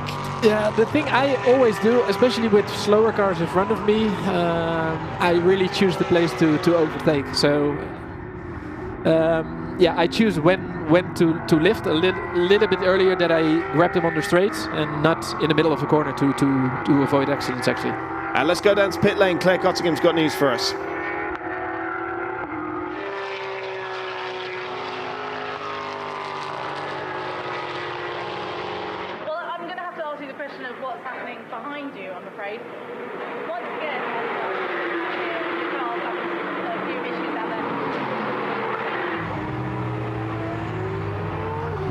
Fortunately, just a few audio issues down in pit lane at the moment. Hopefully we'll be able to head back down to Claire shortly and hear from Enzo Richer. Yeah, Paul, I know you've not got a lot of time left. No, we'll run to the team in a bit. Okay. So, well, it might be good timing here, actually, because we've got yellow flags out to turn 13. Green again. Very quickly rescinded. Oh, I wish people would have bigger incidents so that we could see what's actually happened. At the moment, it's just a bunch of harmless spins. Yeah, we are back to green flag running around the circuit. Overall, your sort of first impressions here in the Ultimate Cup, it's your first time, racing with us. How have you enjoyed this weekend? Yeah, so far really good. Like I said, I was happy surprised by all the things I'm seeing here, also the organization and how everything is done here. So really happy with that, and let's see how we end up. I now see we're 4th overall and 2nd in the class, which is good for Sébastien. So if you can keep up like 10 more minutes, we're done. Okay, absolutely. Well, Paul, thank you so much for coming in and having a chat with us. We'll let you get on. Maybe see you later in pits. And, absolutely, I hope so. Cheers, thank you. And perfect timing as well, because we can now go down to Claire, who's with Enzo Richer. Yeah, apologies on that one. Enzo, thank you so much for waiting. Microphone didn't work. Don't know what happened. Microphone wasn't working. Your car's not working. What's happened out there? Yeah, as I was saying, we don't really know what it is. They're really working hard on the car right now. I just lost power at the end of my stint, and it wasn't like a mistake from me or from the car. The car was really hot. We had a really hot oil temp, so I needed to back off from Ligier because it was just too hot, and the problem just continued, and we don't know. They are working. Sorry, I slightly got moved out of the way by one of your mechanics there, so I'm going to move us just slightly. Come with me over this way. Come on over this way, just so we're not so much in their way. I'm still going to get moved here. What's the likelihood that we're getting this back underway? It's all getting a bit frantic in the garage at the moment. Lots of power drills being used on the back of that Vortex. Yeah, we don't have many times. Just 3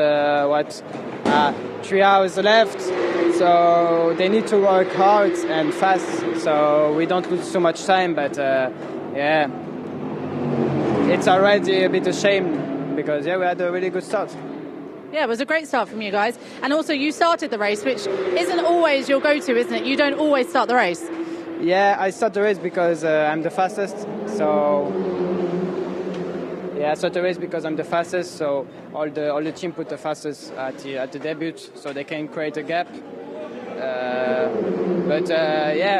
I always start the race, and when I finish my stint, something happens. There's nothing like being in the actual thick of it, but I feel like we're going to get hit by a mechanic in a minute. So I'm going to say good luck, and hopefully we'll see you out there soon. Thank you very much.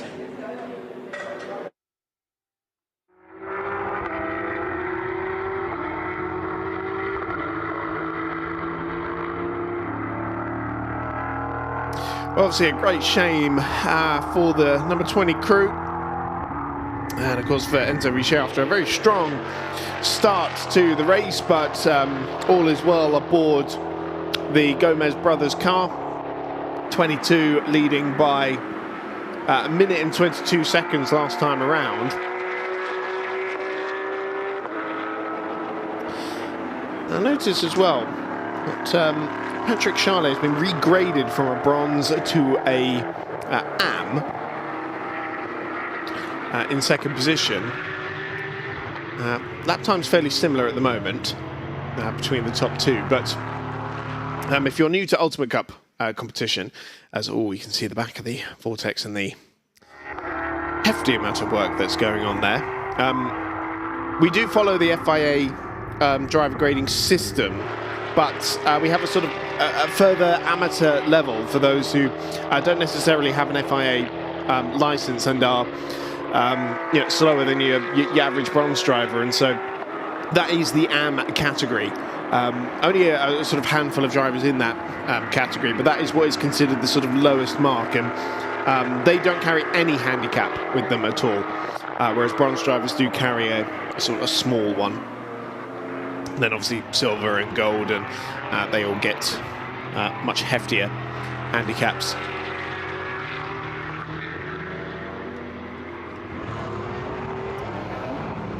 cars in pit lane at the moment include Jean-Paul Pani in the number 1 Vijom, Guillaume Massé in the 110 Alpine, and Michael Desmail in the net SUV Porsche.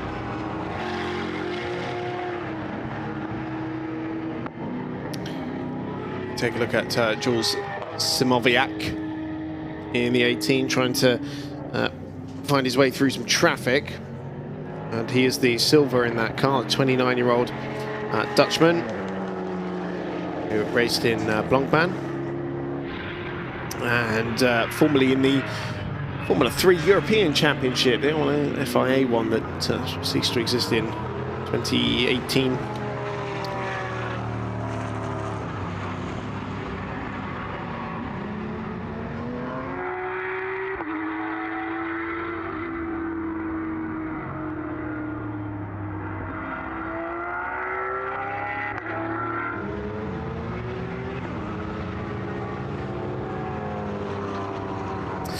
Luca de Grange leading the Alpine Endurance Challenge, or Endurance Cup, I should say. The only silver class driver in the Alpine field.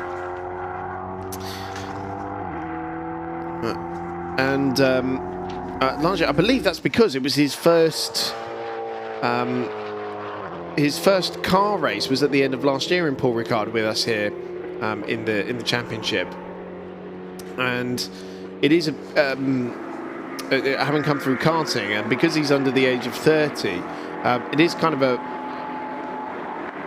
sort of a rule of the FIA. As soon as you get an international license, especially, you're under the age of 30, then you're going to be a silver, and that was to stop the gaming of the system, really, with teams getting kids straight out of karting and putting them in prototype and GT series, but having them as bronze drivers, which is really not the nature of the beast, really, because the bronze drivers are supposed to be the ones, the more amateur racers, not those who have been conditioned from a young age about racing. But in a short space of time, Luca de Grange has been able to pick up some experience. He did the 6 hours of Abu Dhabi this year, the Middle Eastern Trophy Creventic race alongside Frederick de Brabant.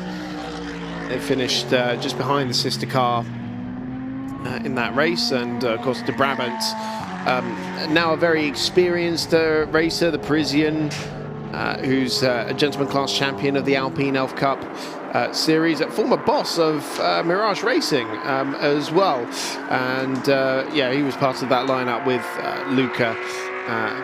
They finished just behind the 110 car. Yes, they did, with Stéphane Lip and Guillaume Massé. So they've been very tit for tat throughout the whole year, really. But at the moment, it's actually the 94 Mark Jacob who splits them, and he moved over from the 93 car with Mark Lopez from last year, after finishing second in the championship.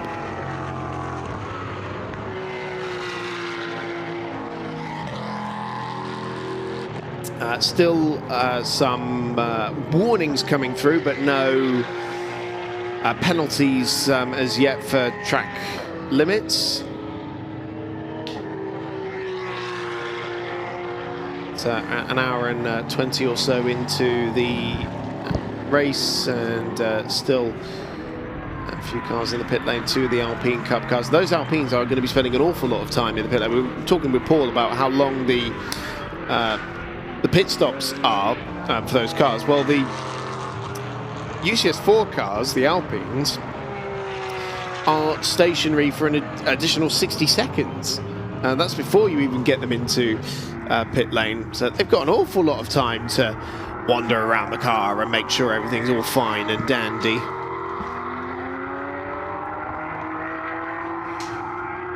Into the pits for his second pit stop comes Arnaud Gomez from the lead of the race. So that strategy so far has been able to put them at the head of the field.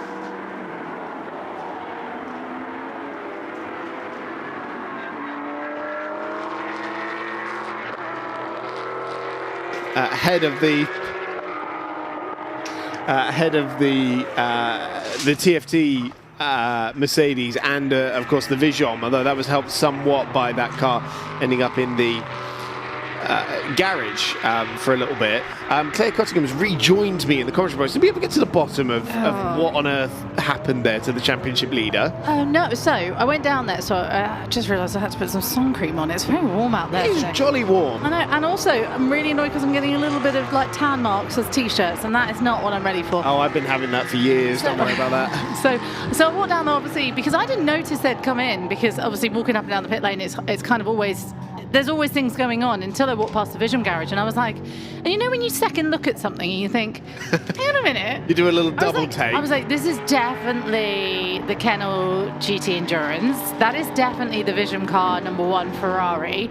And that is definitely the 3 drivers that I know. Actually, it was only the 2 drivers at the time. Jean-Paul's not driving, was it? It was thingy. I think it was Jean-Marc Bouvet. Yes. Was it not driving? No. At the time. Yeah. Yes, I think so. No, it was Jean-Paul Pagnay. Bouvet was in there, but Hallyday was not, so that was why. Anyway, so I went down there. I said, "Oh, what's kind of going on?" The car obviously was being pulled apart at the back, but it looked sort of electrical wise, because they all looked at the back and then had a little camera out and then ran over to their computers rather, to see what was happening and start looking at, and then they all huddled around there, all the mechanics huddled around, and I sort of sniffed around being like, what's going on? And I was very much told, we don't know. And then about 5 minutes of standing there after they had all huddled around the computer, they all then huddled back around the car. I managed to, they didn't start it until it was back in the pit lane, so they hadn't tried it while it was in the garage. So they obviously put it in and then put it back into the pit lane, and they started it. It started first go. It was very quick, actually. It started first go. But I still didn't really find out what was wrong. And when I tried to speak to one of the drivers, he said, quite rightly, maybe not now. And I thought, well, when is the best time? Yeah. Well, so it seems to be going just fine now, doesn't it? It's back underway, but I would assume lost a few laps. Yes, where are they? They're 7 laps behind the race leader. Yeah. So I feel like I might have done this, because I said, one thing you can be sure of in the GT, we did say that, didn't we? Is that the Vision will be, and look, I'm not counting them out yet, because it's 2.5 hours still to go, and that is an incredibly fast car. So I'm still not entirely unconvinced. That's not a word. No. Not in that context. Anyway, I'm not convinced that won't still be on the podium. But yes, there was a lot of head scratching and a lot of not understanding, really. It was interesting to speak to Enzo, even though I got shoved out of the way by a mechanic live on air. That's never happened to me before. I had tried to move. Anyway, Enzo immediately, when I saw him, he said, I said, oh, what happened? And he said, just the heat, we think. It just lost all power, completely went dead on him. They managed to get it back round to the pit lane, and then, well, before I'd left, they were like really going in, trying to work out what it was. Power tools were out everywhere. It was a big job, and the car looked like it was being ripped apart by the seams, really. So I'm always very surprised at how quickly they can put a car back together, but it definitely looked a little bit terminal, which is a shame, because I'd been saying earlier this weekend that Enzo's had such a tough time of it, and he really has. He has struggled over the last, and this I would say is the first time he actually was driving it when it happened. Because I went up to him, I went, did you break it this time? He went, I didn't do anything, it lost power. And I was like, yeah, likely story. I'm sure he appreciated that. Oh yeah, totally. Real vote of confidence in the young lad there. Wow. Oh, he's a very old set of old head on young shoulders. Yeah, he's great, actually. He's got a really good sense of humour, and which is sometimes you don't often see, especially during like races. Like drivers do have good sense of humours, but during races, and especially if they've just crashed or whatever's just happened. But every time I see Enzo, he looks a bit disheartened, but he's still always got a smile on his face and ready to chat. So you've got to give him credit for that. Sébastien Loeb, famously misunderstood individual, isn't he? Everyone assumes he's a very angry individual, but actually it's the eyebrows. One of the best guys you'll ever meet. It's the eyebrows. Got very angry eyebrows. A bit like Maldonado.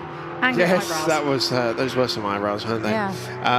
Well, of course, Enzo Richer will be hoping for better luck with his Lamo Run machine in the European Endurance Prototype Cup tomorrow. Very busy schedule for our reigning Formula Cup champion, as he contests both of our endurance series throughout the season.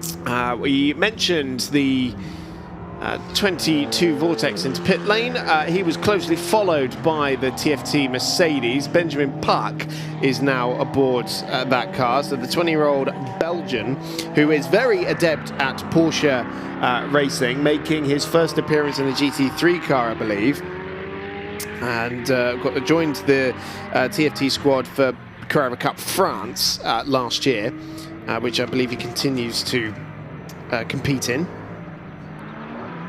Alongside what will be a new Creventic program with Patrick Charlet, Jordan Boisson, and I believe Maro Engel, which is quite the signing. I think I've remembered that right. It was definitely a Mercedes factory driver. I can have a quick check on the Instagram. I'll have a quick check on the Instagram. 2.5 hours left then of this race.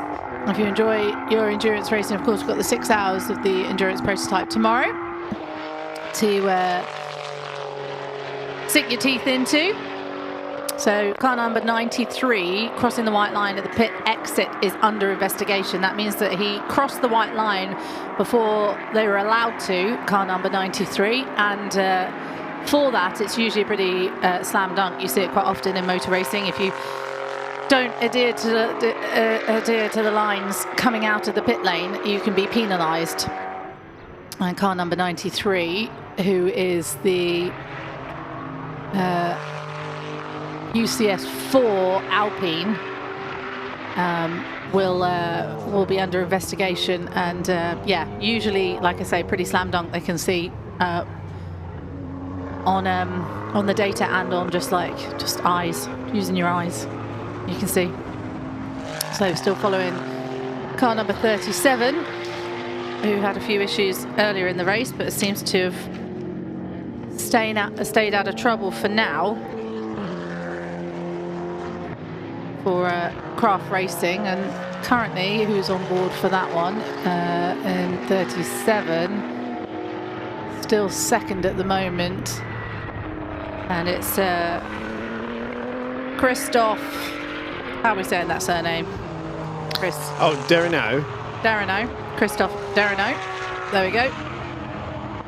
Not as easy as Jean-Christophe David. I would assume it would be David because it's French. And Jimmy Luminiere. Interesting penalties just come in for car number 93, Benoit Poulon. A stop-and-go penalty it's of for crossing the white line. seconds. Well, that is an interesting one. That's going to be a mistake, but it's for crossing the white line, pit and yes, well spotted. Pit. Well, I just said it. And then explained in great detail, Chris, about what happens when you cross. Yes, like I say, that was well spotted of you.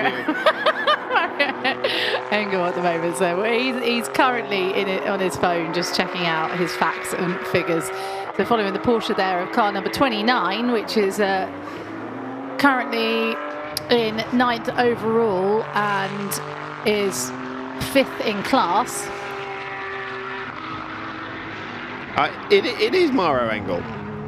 Didn't ever think that you were wrong. Don't worry. No, I was confused because the initial announcement had Nico Bastien down as part of that lineup. But yeah, Maro will be, or maybe he's just doing the 24 Hours of Barcelona at the end of the year. Maybe. We'll have to get Jordan back up here and answer the question. Right, where are we? 2.5 hours to go. 2.5 hours to go. Christophe Derigneau currently leads. They seem to be running just as far into the race as they possibly can.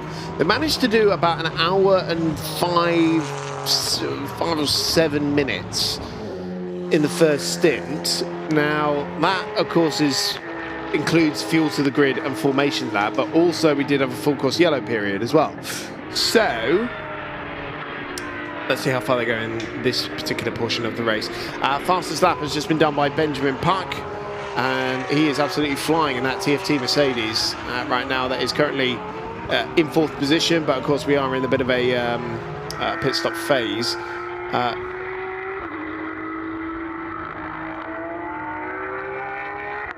Yeah, it has come out behind. No, that's right. Stefan Perrin is currently in pit lane at the moment. So he'll retake that place. Should come out in second overall. That's Mercedes.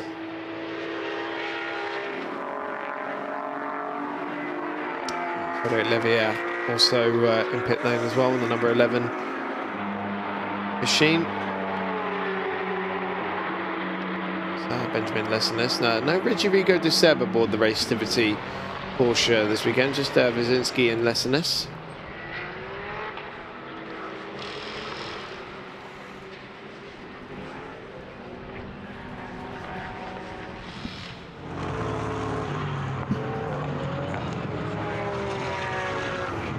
Always a fun time of the race at this point. I was thinking about halfway through, obviously not fully halfway through, got half an hour into it's halfway through.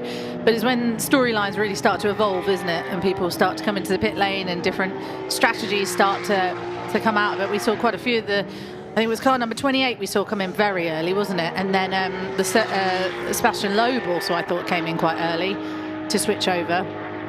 And he was definitely sweating. He was definitely, you could see that the heat, and I mean, he's a very fit man, and even he looked like he had been wrestling with a walrus out there. Are they native to the Algarve? Yeah. Yeah.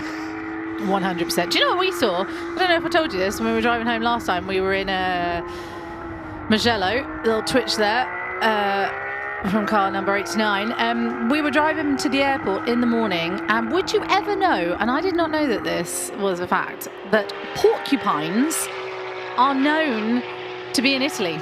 We were driving back to the airport, right? No. It was me, Chaz, and Renault, who works on the French commentary, and Chaz, who covered for you.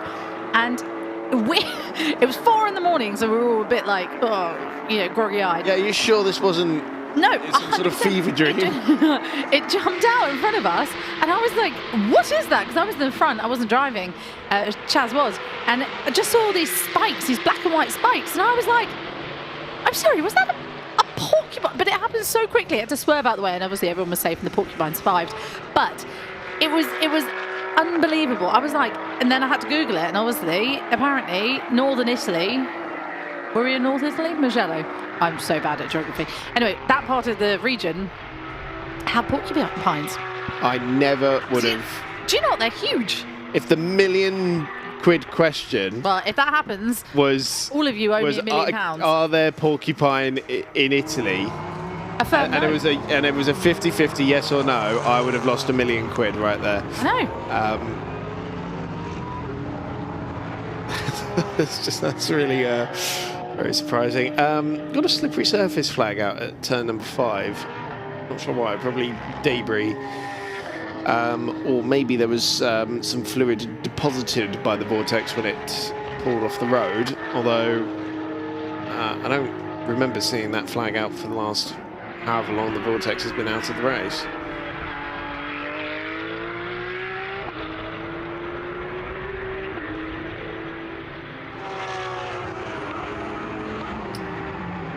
That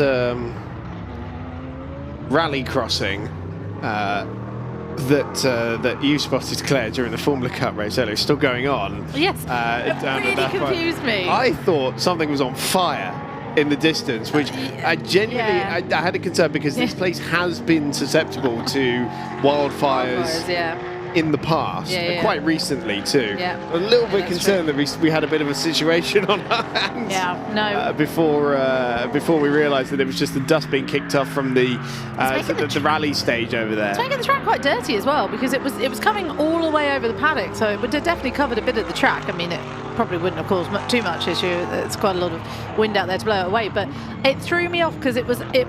I kept seeing it at the top of the hill like that. So, but I saw it from below. So you think someone's had an off there, and it completely confused me.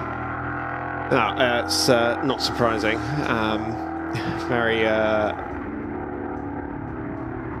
odd to see that kind of thing happening during a race weekend.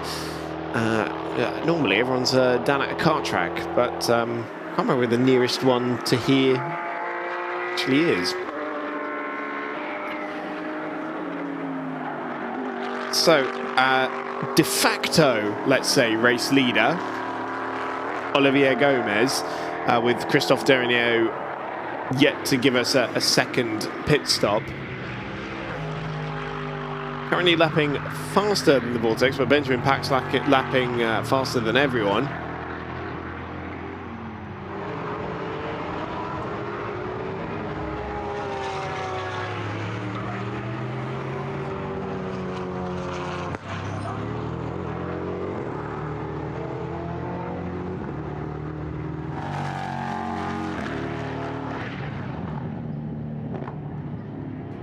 Just enjoying the sound of the V8 Vortex. So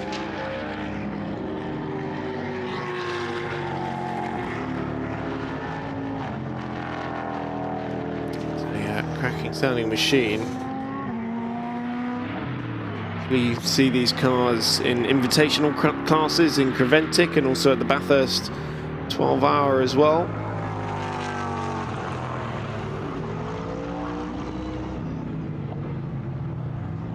Is a race-winning car now, the 2.0 version. Its first win coming at the 6 hours of Abu Dhabi last year, and then the 4 hours of Magny-Cours here in the Ultimate Cup last year as well. Quite a few changes when this 2.0 was introduced in 2023. Managed to shave off 120 kilos from the original car. Replace the suspension PKM from Öhlins. New aero, of course. There are quite visible differences between the current car and the old car. And better brake cooling as well was another element that had improved with that, along with the full width rear wing.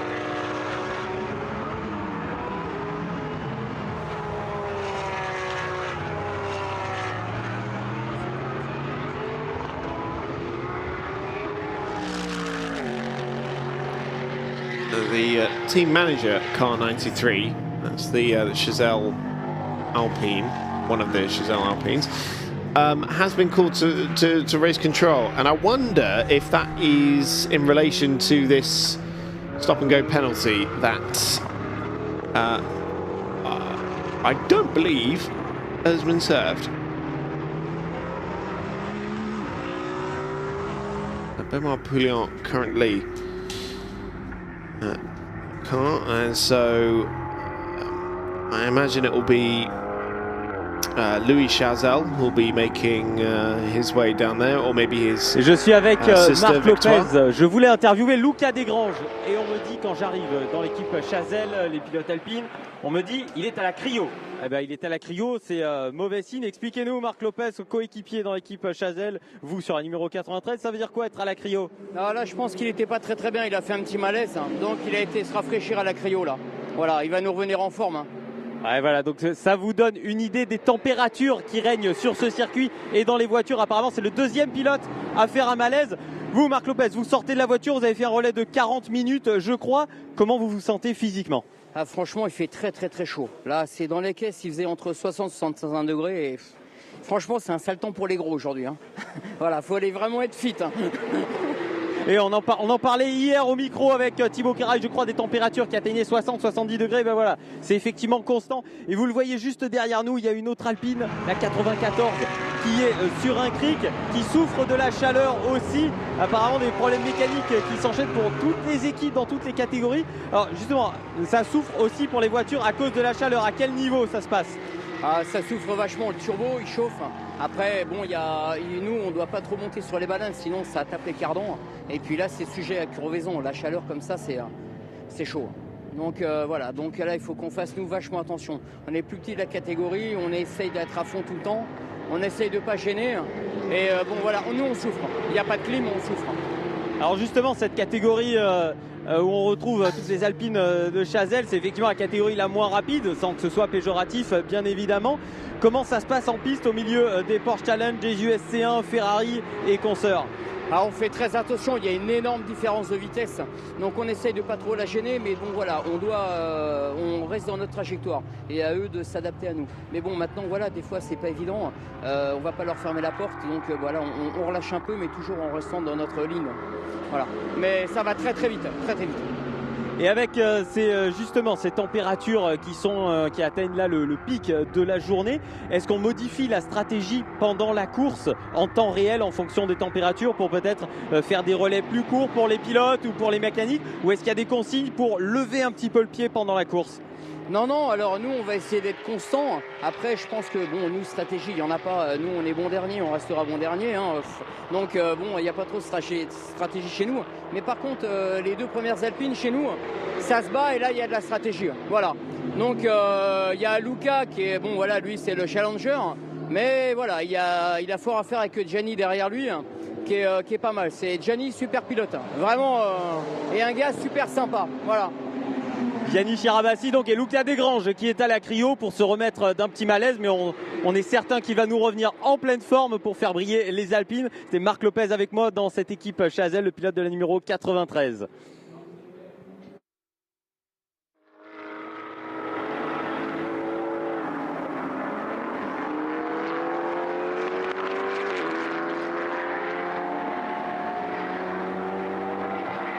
So just under 2 hours and 20 to go in this 4 hours of Portimão.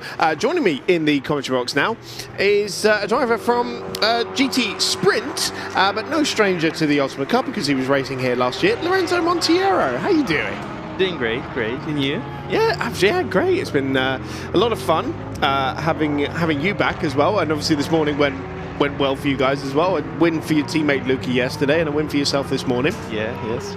It's been different. Obviously, not doing this championship this year anymore, so tried to fit a race in, so we weren't stopped that much time to keep the pace in. It's always good. So yeah, the more races you do throughout the year, the better and the fitter you are to perform. So you're racing in the Iberian, was it GT4 championship? GT4, yeah. Yeah, with the same Cayman. No, I'm actually racing with SMC Motorsport. That's backed by McLaren Barcelona. Okay. So quite a nice car, nice team. I always tell everybody that we have the prettiest car on the grid. But yeah, it's quite a good team. They have a lot of experience. They were the McLaren Trophy European champions last year, and this year they're trying to fight for a title as well. And yeah, so for now everything's been going great. We had one race here 2 months ago. Not the best performance, but yeah, had a lot of luck-related issues. Brand new engine decided to give out on a FP3. That is unlucky. So, yeah, we had to get used to the new compound of tires as well.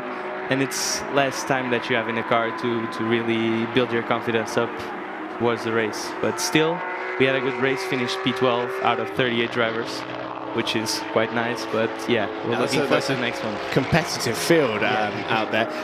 The season overall, how are you finding it? Obviously, it's a change for you from last year. You were in the 488 Challenge car, so switching from sort of a one-make car from Ferrari to a GT4 specification car. How's that transition been? I mean, it's different. They're obviously both GT cars, but GT4 has a specific driving style, which is you need to carry more speed to compensate the low power that the car gives you. Obviously not a problem with the 690 horsepower of the 488 Evo. But yeah, it's different, but it's also good. It develops a lot of aspects that are good skills for every GT car.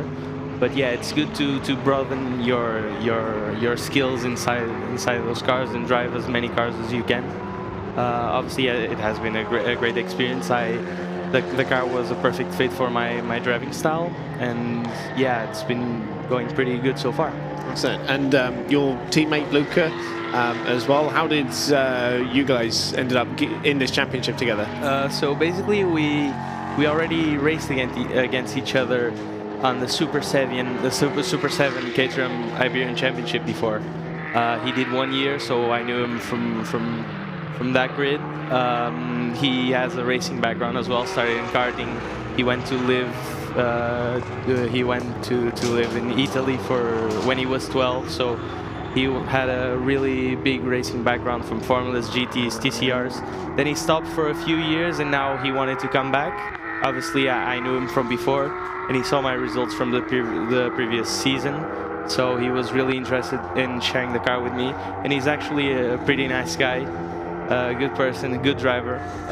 The best, I'd say he's the best bronze in the championship. So yeah, for now we have similar driving styles, so it's easy to work on setups. We communicate very well, so it's been a perfect fit for now.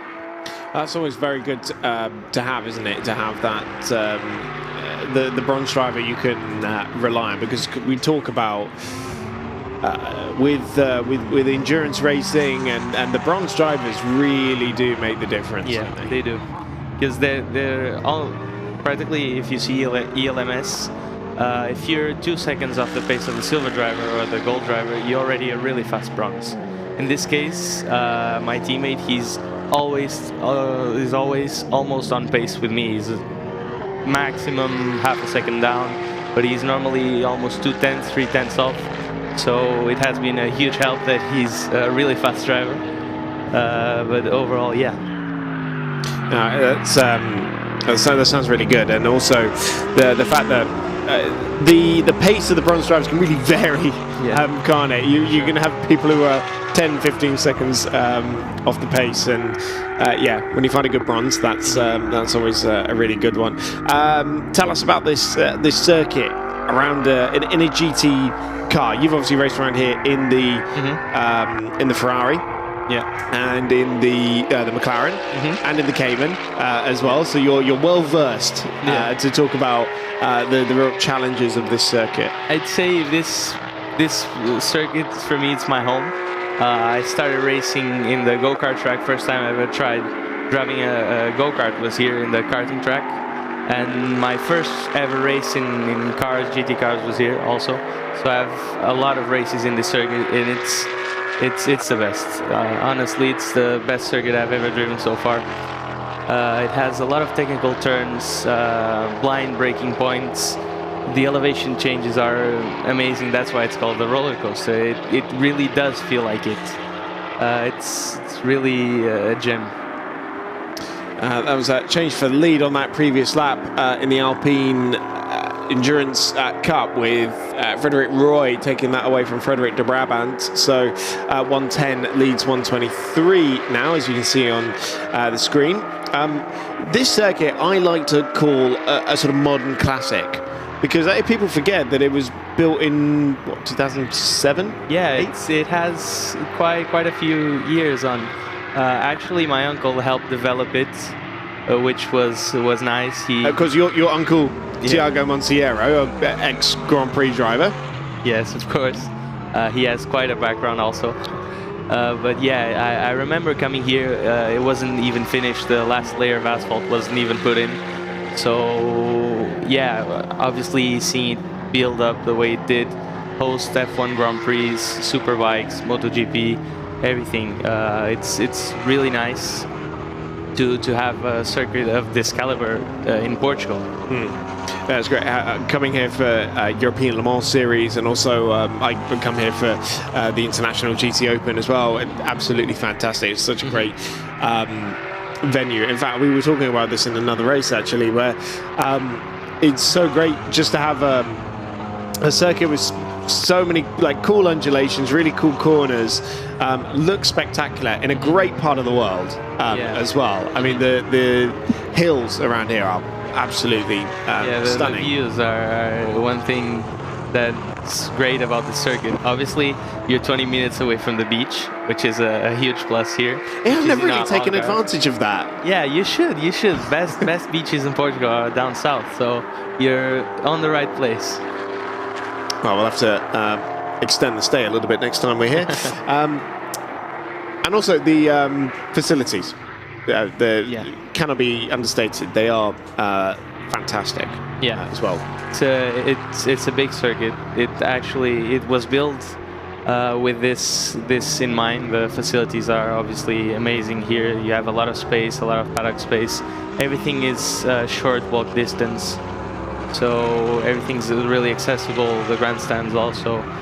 The only thing I found tricky about the circuit is watching races in the grandstand, because there's so much elevation changes that you can only see like 4 or 5 corners at a time, which makes it difficult. But overall, this really interesting circuit to watch races in. Yeah, I'm glad you brought up everything's walking distance, because there's no other circuit that we go to where you've got we're not using the commentary boxes in the main building over there this weekend. We're in our TV truck, but right next to the commentary boxes you've got the podium, and then you go down those stairs, you've got the Parc Ferme where they're doing the interviews there as well. So it's super handy if you're going to go from Parc Ferme up and do the podium and then back into the box. It feels like a cheat. Yeah, it does a little bit. It's fantastic. Absolutely love it. The only other time I was here for touring cars a few weeks ago, and I had to leg it all the way down the pit lane though. That was the only difference there from working on the grid. Around here as well, how was it with the traffic? I know not so much in your races. There's lapping traffic and whatnot, but yeah, just from your sort of experience trying to get around slower cars here.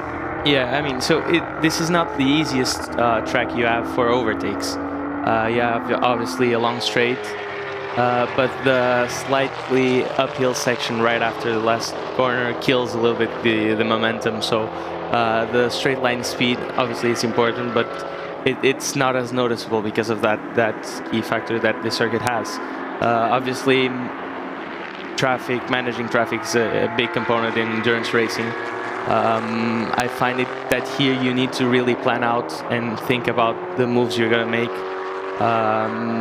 You need to really mean it, because there's no clear overtaking spots here.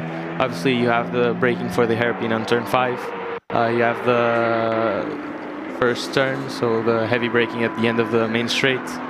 And other than that, there are a few spots, but it's almost always a late dive, and normally those situations are not the easiest to judge, and unfortunately they end up in small contacts and unfortunate events in the races. But if everyone's mindful of traffic, faster cars, slower cars, I think it all goes well.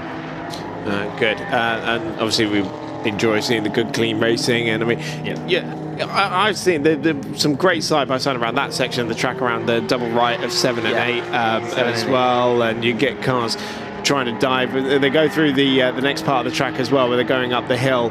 We'll keep talking about that in a moment. For now, let's head back down to pit lane.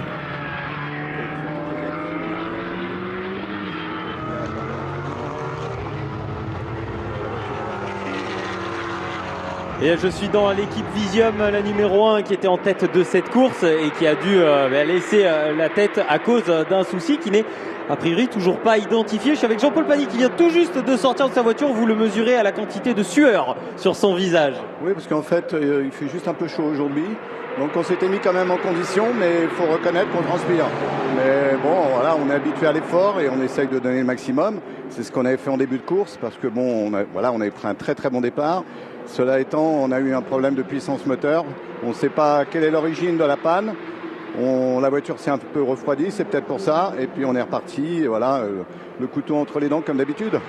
Alors, est-ce que vous avez regardé les acquisitions de données? Est-ce que il y a quelque chose d'anormal sur les résultats? Non, notre ingénieur a regardé toutes les acquis. Pour l'instant, il n'y a rien d'anormal. C'est ça qui nous paraît bizarre. Pas d'alerte même sur le tableau de bord, on n'a rien. Et donc simplement, on a constaté un problème de puissance moteur. Alors là, on peut dire que c'est la réaction à chaud, parce que vous venez tout juste de sortir. Vous avez fait quoi, un run d'une demi-heure? Comment on se sent dans la voiture à ce moment de la course? Disons là, c'est sans problème, parce qu'on a préféré privilégier 2 fois 30 minutes, c'est-à-dire donner aussi le maximum de soi-même dans les 30 prochaines minutes. Alors que sur un run d'une heure, on est obligé quand même de tempérer l'effort. Et comme on a des arrêts obligatoires, on a trouvé que c'était la meilleure stratégie. Donc pour la suite de la course, est-ce que vous allez reprendre le volant? Est-ce qu'il y aura des relais plus longs? Ou est-ce qu'on modifie la stratégie avec ces températures qui deviennent presque insupportables pour les pilotes? On a vu des malaises dans d'autres équipes.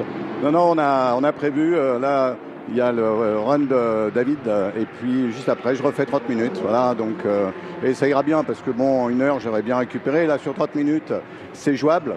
Après, bon, sur 1 heure, sur les 30 dernières minutes, surtout les 20 dernières minutes, c'est plus compliqué. Alors du coup, est-ce que vous craignez un nouveau problème si la voiture remonte en température en fin de relais? Est-ce que vous craignez un nouveau problème? Est-ce qu'il y a des consignes qui sont données peut-être pour lever le pied, ou est-ce que vous avez mis en place un processus en cas de souci pour réagir le plus vite possible?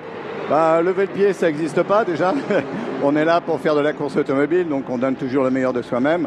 Maintenant, on verra. Hein, si on a à nouveau un problème moteur, bah, on fera avec. Et puis déjà la course, malheureusement pour le podium, c'est loupé. Donc on va donner déjà le meilleur de nous-mêmes pour les points. C'est la consigne actuelle pour le team. Il y a un objectif là, il y a des voitures que vous pouvez encore aller chercher. Bon, il reste encore du temps dans cette course, on n'est qu'à la moitié. Est-ce qu'il y a des objectifs, une voiture en particulier, vous allez chercher une place que vous visez? Bah, pour l'instant, on ne sait pas, parce que bon, la régulière, de toute façon, le podium, il est assez loin. Maintenant, tout peut arriver sur des courses de 4 heures, et compte tenu des températures, la gestion des pneus, des pilotes. Donc on verra bien. Pour l'instant, on donne le meilleur, et puis on verra à l'arrivée. Merci beaucoup Jean-Paul Pagny, pilote de la Podium numéro 1. David Hallyday est actuellement au volant de cette voiture, et Jean-Bernard Bouvet, lui, est allé manger. Il l'a bien mérité.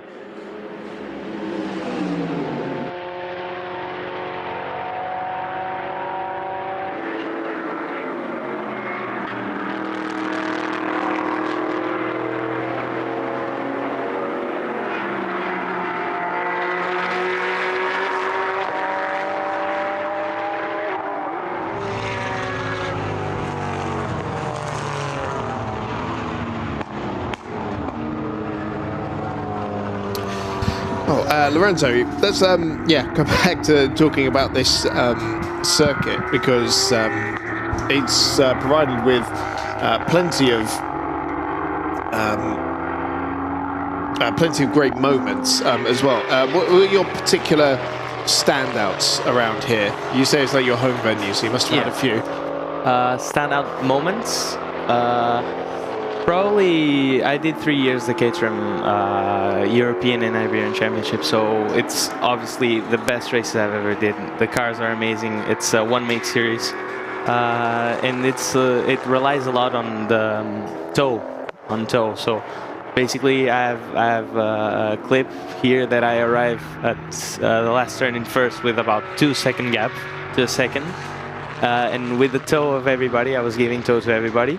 In the braking point for turn 1, I was already 7th. Oh my. So you have a lot of fights here. Obviously last year as well, I had quite a good race here with a Ferrari. After a bad qualifying, I managed to overtake almost everybody except the GT3s, all the Porsche Cups and my rivals, the other Ferraris. Only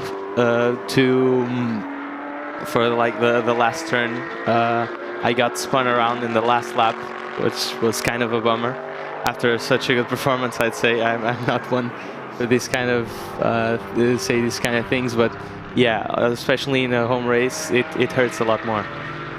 I seem to remember you winning a race here last year. The first one, yeah, I was second after I got spun around, and the last one I had a suspension issue. I had to put the car in the pits. Okay, fair enough. 5-second time penalty has gone out to car 94, by the way, Gianni Scarbarassi. That was the car we saw that was sort of parked up with on one side, almost sort of James Bond's Lamborghini. Was it his Lamborghini Countach that went through the alleyway on 2 wheels? I'm testing my knowledge there. So yeah, I don't think that's going to affect him too terribly much. Christophe Derigneau has just brought that car into pit lane.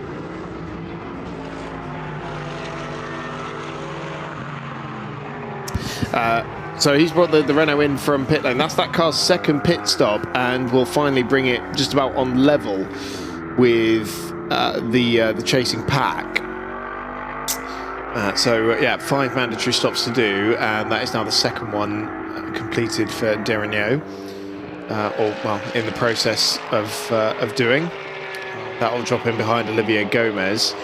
I didn't notice actually as well that the TFT car has done its 3rd pit stop actually, in third position. So Jordan Boisson back aboard that car, and they're now, they've got one of those pit stops ticked off. We're coming up to the end of the second hour.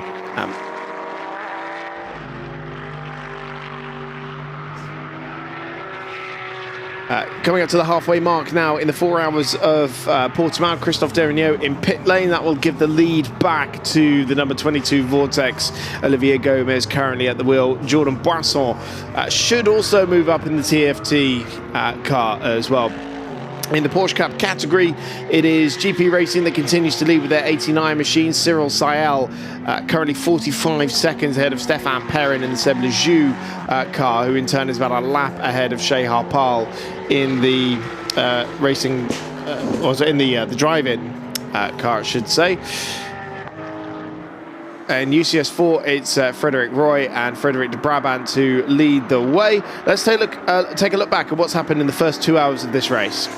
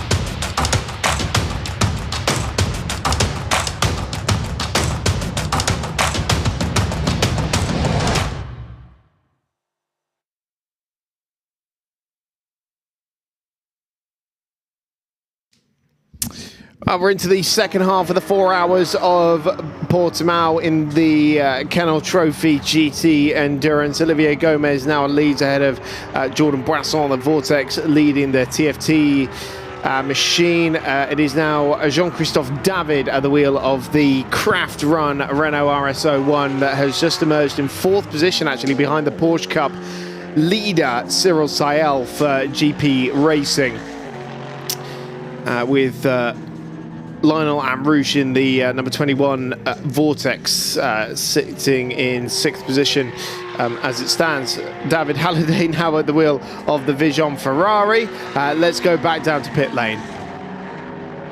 Tu me fais signe quand c'est bon. Eh bien, interview assez spéciale. J'ai pas un pilote, j'en ai deux. Les deux pilotes de la voiture, parce que la voiture, vous la voyez peut-être derrière moi, elle est arrêtée et ça se passe pas très bien. Je crois que dès le début de la course, ça a été compliqué. Je suis dans l'équipe CMR, la numéro 51, cette GT4 qui était pilotée par Laurent Mojica au départ. Et dès le début de la course, il y a eu des petits soucis, Laurent. Ben oui, écoute, on a fait un bon départ comme c'était prévu. Une première partie de course, une demi-heure de course comme il fallait, un bon roulage, la voiture qui était très bien. Et malheureusement, j'ai une Porsche qui m'a heurté l'arrière. Là, ça a commencé un peu la catastrophe parce que la voiture, on a arraché la chape arrière, la roue, enfin, beaucoup de dégâts. J'ai réussi à ramener la voiture au box pour que les mécanos la réparent. Ils ont fait un super boulot, d'ailleurs, il faut les féliciter. Et Nicolas Elie, mon coéquipier, a pu repartir. Et voilà, il a fait ses tours jusqu'au moment où une deuxième panne. Voilà. Alors, la deuxième panne, mais justement, on va se tourner vers Nicolas Elie, le deuxième pilote. Racontez-nous vos déboires à vous. Alors d'abord, la voiture fonctionnait très très bien. On s'était fixé un temps avec Laurent de rouler en moyenne entre une 58 et une 59, qui va bien pour ce type de voiture. Sur cette piste-là, on l'a fait parfaitement et jusqu'à un moment où la voiture s'est arrêtée avec des vibrations importantes sur le train arrière. Et donc, je me suis arrêté sur le côté de la piste. Elle avançait plus et le camion est venu la chercher, tout simplement. Et on a une idée de ce que c'est pour le moment ?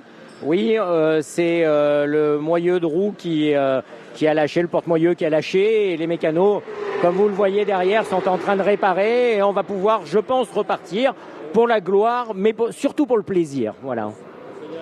Quelques minutes qui restent, on va essayer de profiter de Portimão, surtout du circuit et de la voiture, j'espère, jusqu'au bout. Alors, juste avant, je m'inquiétais un peu. À partir de maintenant, je m'inquiète de la santé de tous les pilotes, vu qu'on a vu des malaises déjà sur la piste. Mais là, j'ai pas l'impression que vous souffrez beaucoup de la chaleur, tous les deux. Mais non. On boit du Ricard. Voilà. Je ne peux officiellement pas cautionner cette réponse, mais elle me fait beaucoup rire. Non, écoute, effectivement, il fait chaud. Alors, aujourd'hui, il fait moins chaud. On a eu plus chaud hier. Mais en général, ça va. On est beaucoup pris par la course, l'adrénaline de la course, tout ça. Et on passe beaucoup moins à la chaleur après. On pose beaucoup moins. Ça passe beaucoup mieux. Alors effectivement, Nicolas, vous me disiez tout à l'heure qu'il faisait moins chaud qu'hier. Vous vous sentez mieux dans la voiture ? Oui, beaucoup mieux, mais alors, il y a quand même une raison, c'est qu'on a fait tous les essais, toute notre session d'entraînement sans la climatisation, justement pour s'habituer à la voiture dans des conditions assez physiques, volontairement, et on a décidé pendant la course de mettre la clim. Alors c'est plus un rafraîchisseur qu'une vraie climatisation, faut bien le dire, mais c'est quand même agréable, et là on n'a pas du tout souffert, on fait des relais de 40 minutes en moyenne, on n'a pas du tout souffert là. Alors, est-ce qu'il y a une prévision de retour en course ? Je vois la voiture qui est toujours démontée derrière nous. Il y a une poussière de frein incroyable qui est tombée quand ils ont enlevé la roue. Les freins souffrent beaucoup là, ou plus que les pneus ? Qu'est-ce qui est le facteur limitant là, dans les pneus ou les freins ? Je pense que les freins souffrent beaucoup parce que c'est une voiture on a une BOP dessus, donc ils ont ajouté du poids. On est parti avec 100 litres d'essence, donc les freins souffrent énormément. Les freins. Et c'est des plaquettes d'endurance qui ont un peu moins de mordant que des plaquettes de sprint. Mais oui, je pense que c'est en premier les freins et les pneus. Bon, pour le moment, on n'a pas eu trop de soucis de pneus pour le moment. Ça va, tout va bien. Ça se passe bien pour les pneus. S'il y a une prévision du moment où la voiture va pouvoir reprendre la piste, et qui reprendra la piste à ce moment-là ? Alors forcément Laurent, puisque c'est moi qui étais dans le relais d'avant, donc on va en profiter pour faire un changement de pilote bien évidemment. Kian, non, là on peut pas vous le dire parce que ils viennent d'arriver, ils sont en train de la démonter, mais donc je peux pas vous dire Kian, je sais pas.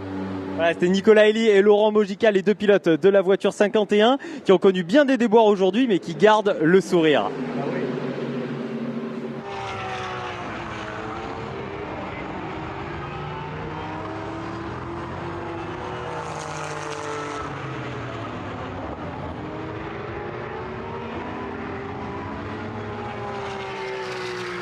Well, thanks, Renault, for that update. Arnaud Gomez has brought the 22 Vortex in for its 3rd pit stop and is heading back out onto the racetrack. Now, we should see where it comes out in relation to the 28 from TFT, because that is going to be for the race lead. It does seem like the last 2 hours of this race are going to be fought between those two cars, with the Vortex number 20 and the number 1 Vigeroms falling by the wayside with mechanical woes. So we'll keep an eye out on that. Just waiting for it to come across the timing split. I think Gomez might have just beaten it out for now. Of course, one thing to consider is that while those two have the same standard minimum stationary time, they have different handicaps to take. So where's my graph? There it is. So there'll be 11 seconds per for the Vortex, whereas the 28, because it is 2 silvers and a bronze, they're going to be taking 25 seconds at each of those 5 stops. So that's an extra minute and 25 added on to no, it isn't. Wait, hang on. How many? What's 25 seconds times 5? I've made a fool of myself, Lorenzo. I've made a fool of myself. Done much better. 2 minutes and 5 seconds. Yeah, that's it. It's even worse. Oh, yeah, it's much worse than what it was. So. But where they are, just over half distance, 1 minute and 10 behind, that's about where you'd expect them to be then, really, isn't it? Yeah. But maybe they can, work at closing down the gap in the second half, but they are losing that time at each of the stops.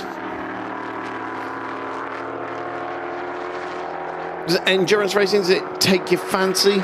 You thought about getting involved in this sort of thing? Yeah, obviously, I'd say it's the easier route to reach a professional level, because obviously there's more offer for drivers because the car's split by 3-2, and there's so many teams. It's easier for the teams to do endurance racing. So yeah, it's one thing that I have in mind for the future. For now, I'm just trying to focus on this season and see where it goes, and show that I'm fast and I'm worthy of a seat.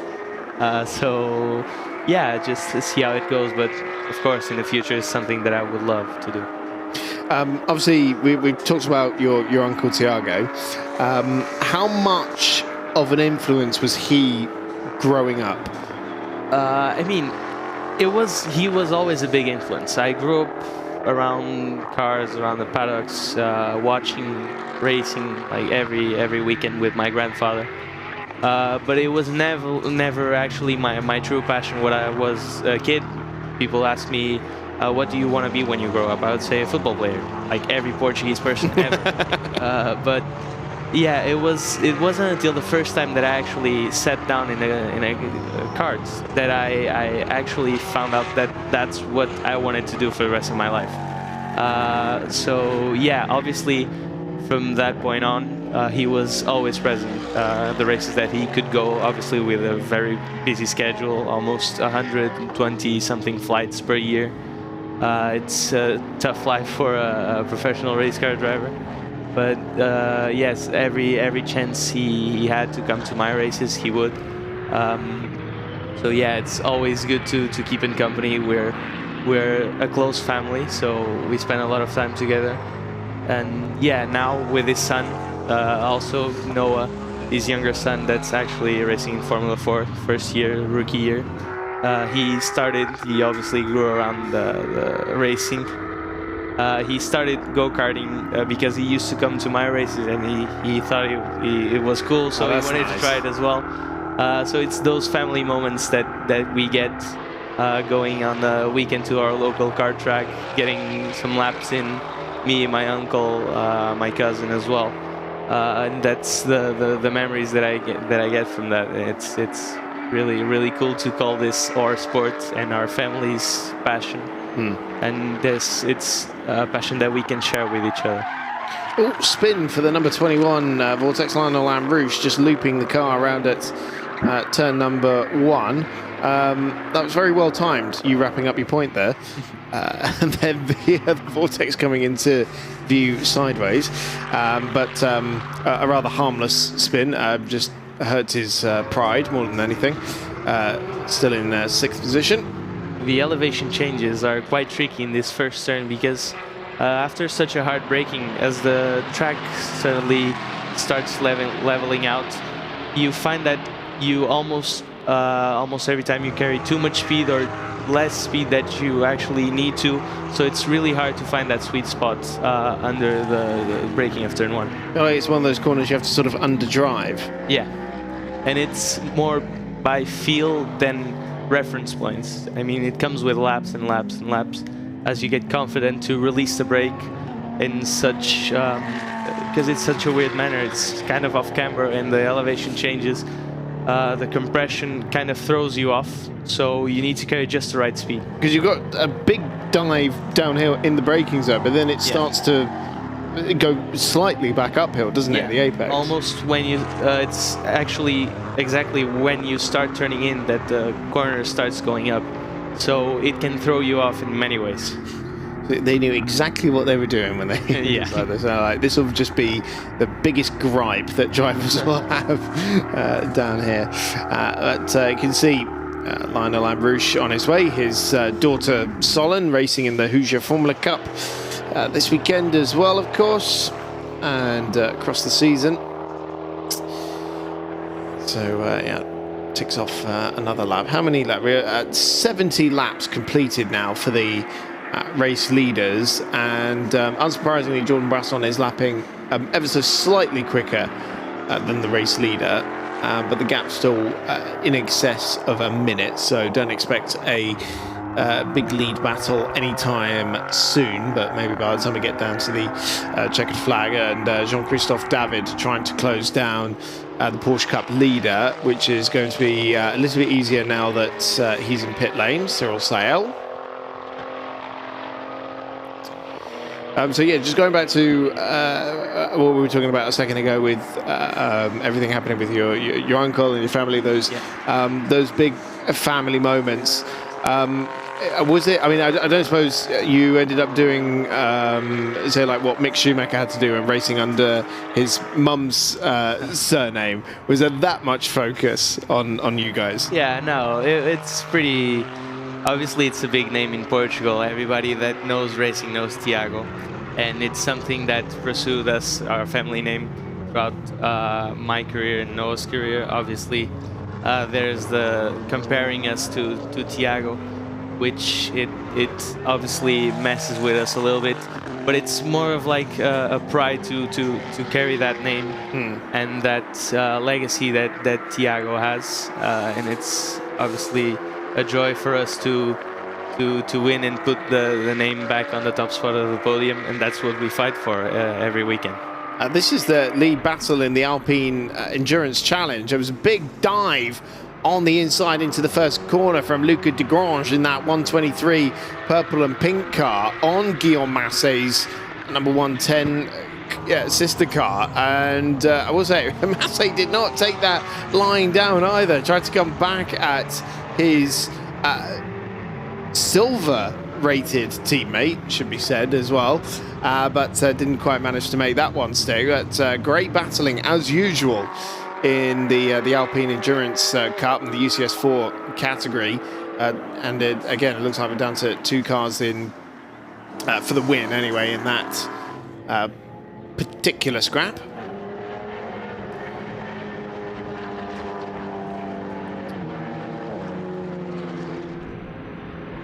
Porsche Cups interrupting the battle for the lead now. Yeah, so who have we got there? We've got the Sébastien car and the number 11 as well.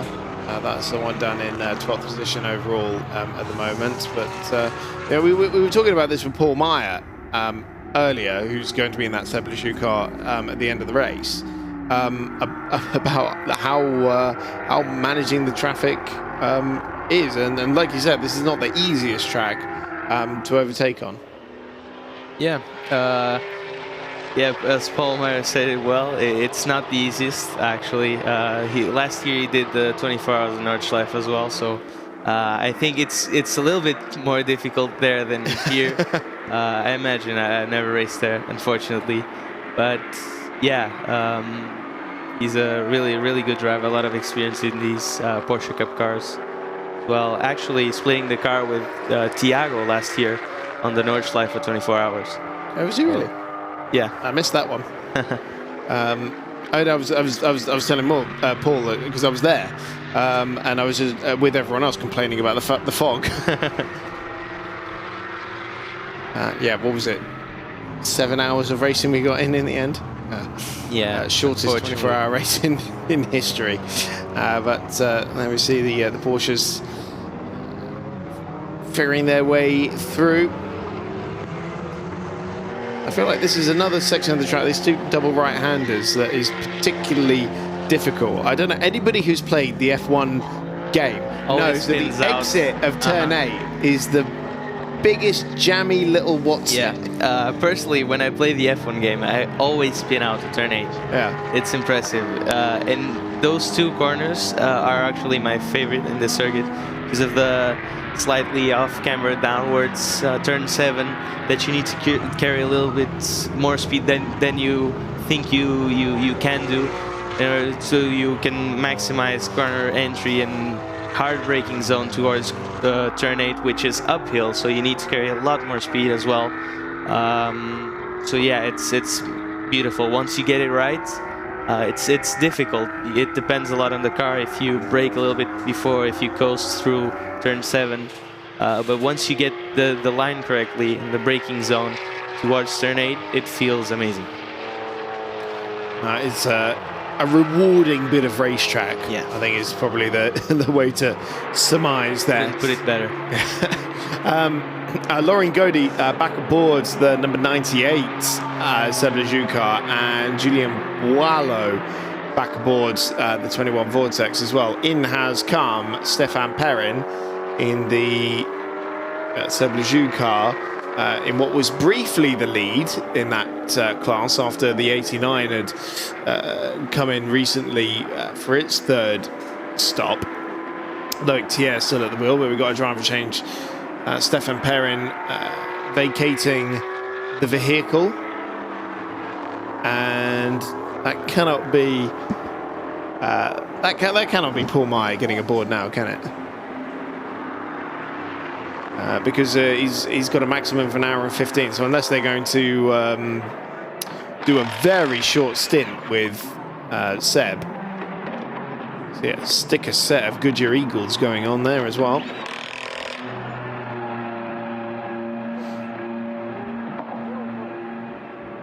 Out of all of the cars you've seen in the races so far this weekend, not just in this one, but across everything, is there anything that you really think, oh, I'd love to give that a shot?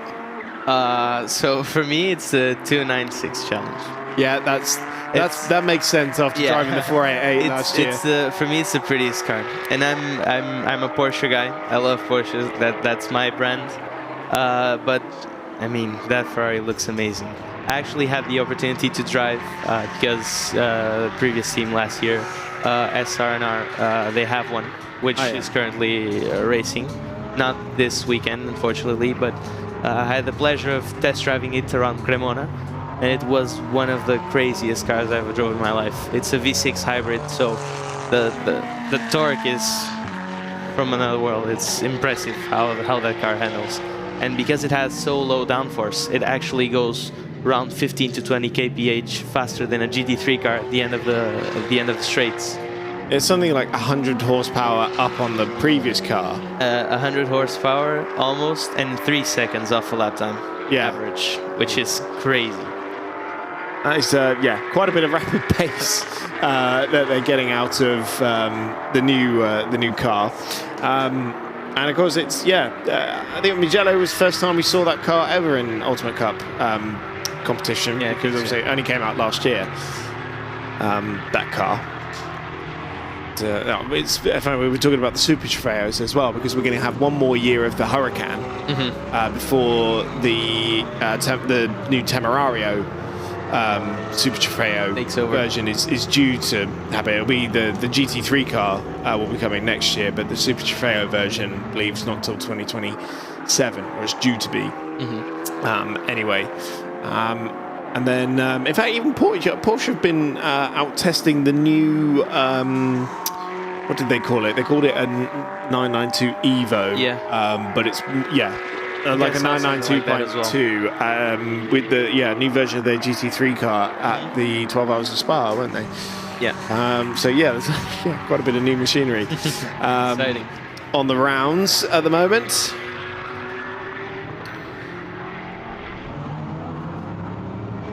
We're just over 90 minutes to go now.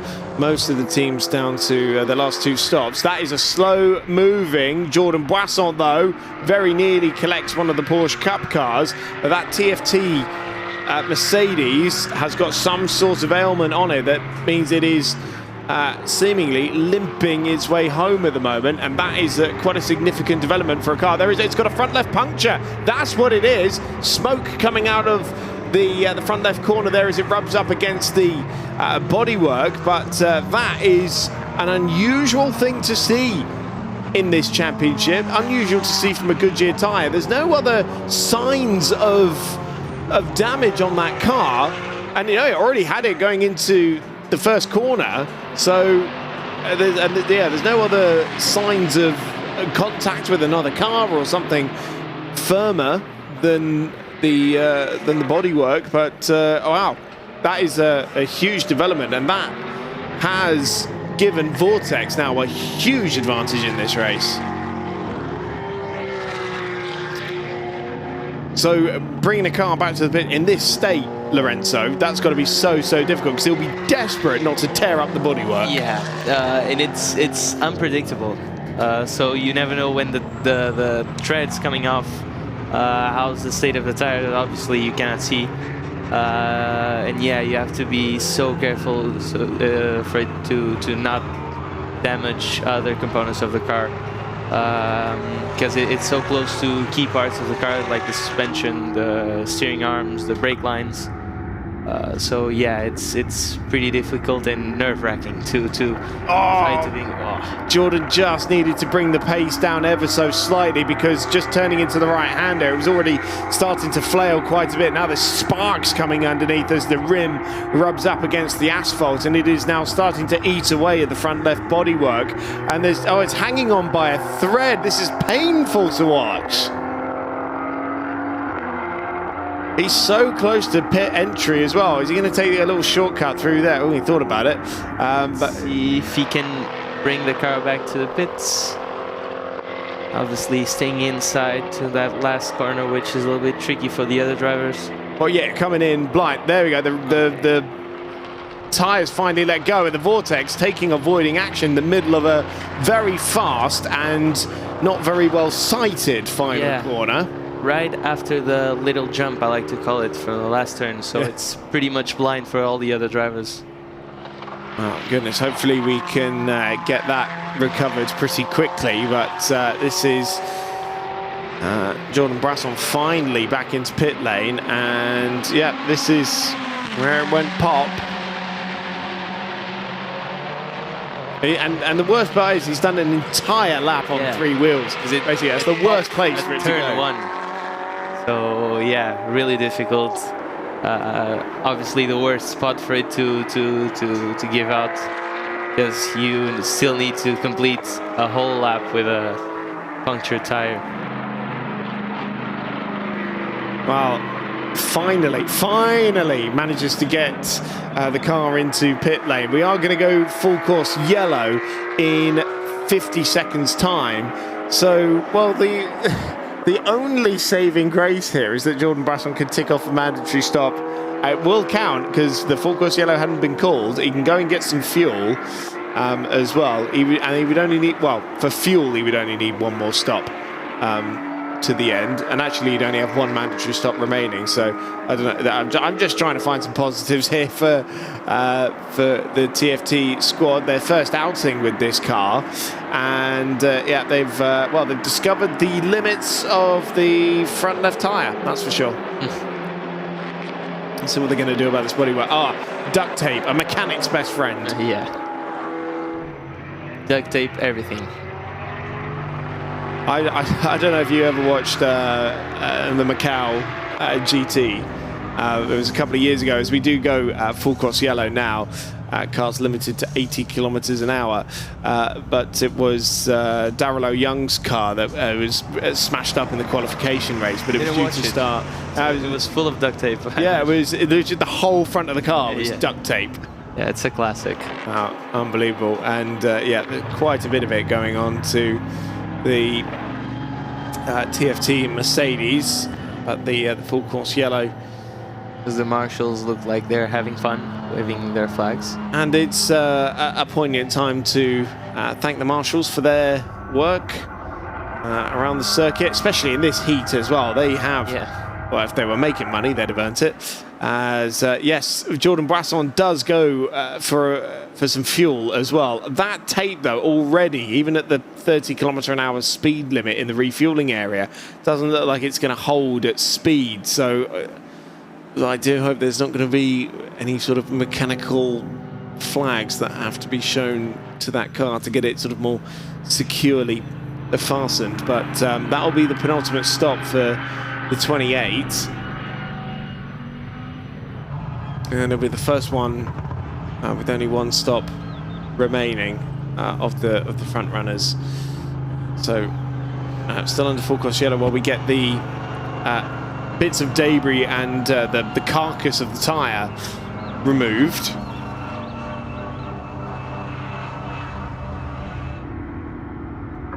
I was just getting an update on the number one Vijon as well, which apparently has had problems from the very start of the race as well. And Jean-Bernard Bouvet was reporting that he was losing 11 kilometers an hour on the straight.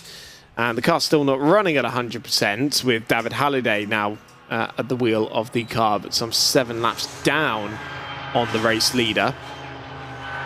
But that makes the start all the more impressive to go through.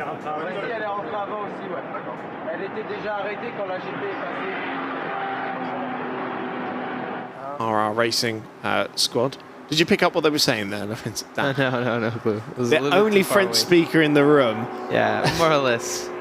I've lost quite a bit of it, unfortunately. Not practicing enough, but I do what I can. We're all guilty of that. Full course yellow ending in just under 50 seconds time. So we'll be going green again. So cars that were able to take advantage of that. The Netsuv car. Lauren Godey's just coming back out, and I believe that was it.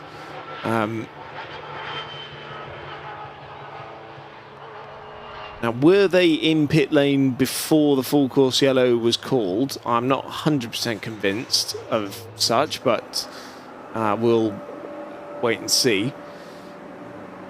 There are 2 cars out there with the asterisk of doom out there, which I'll explain to Lorenzo in just a sec, as we're about to go green again.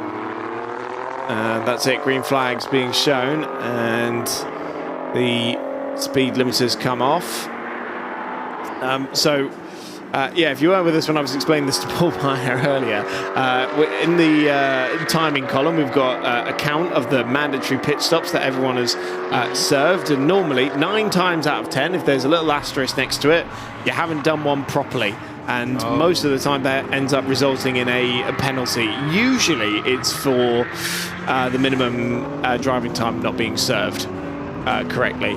And the reason it's an asterisk is because you've got until the last 15 minutes of the race to amend that, basically, by coming in and doing a legal stop. But if you get to the last 15 minutes and you haven't done so, then you'll be slapped with a penalty. And so those two cars that do have the asterisk of doom are the number 29 Netsuv Porsche of Ulrich Amado and the Marc Jacob number 94 Alpine, but that is currently our final running car, I believe. Unless the Laurent Mogica Ginetta did manage to get back out onto the racetrack.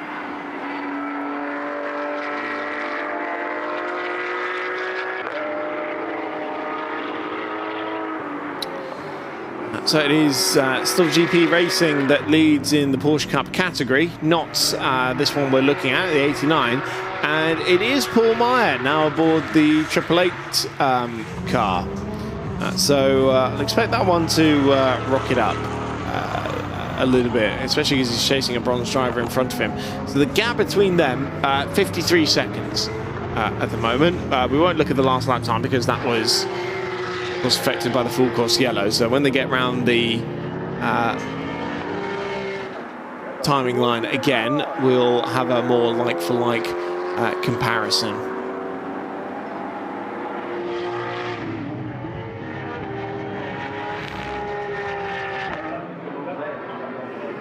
Et je suis avec Anthony Beltoise, le pilote de la numéro 89 chez TFT Racing Team.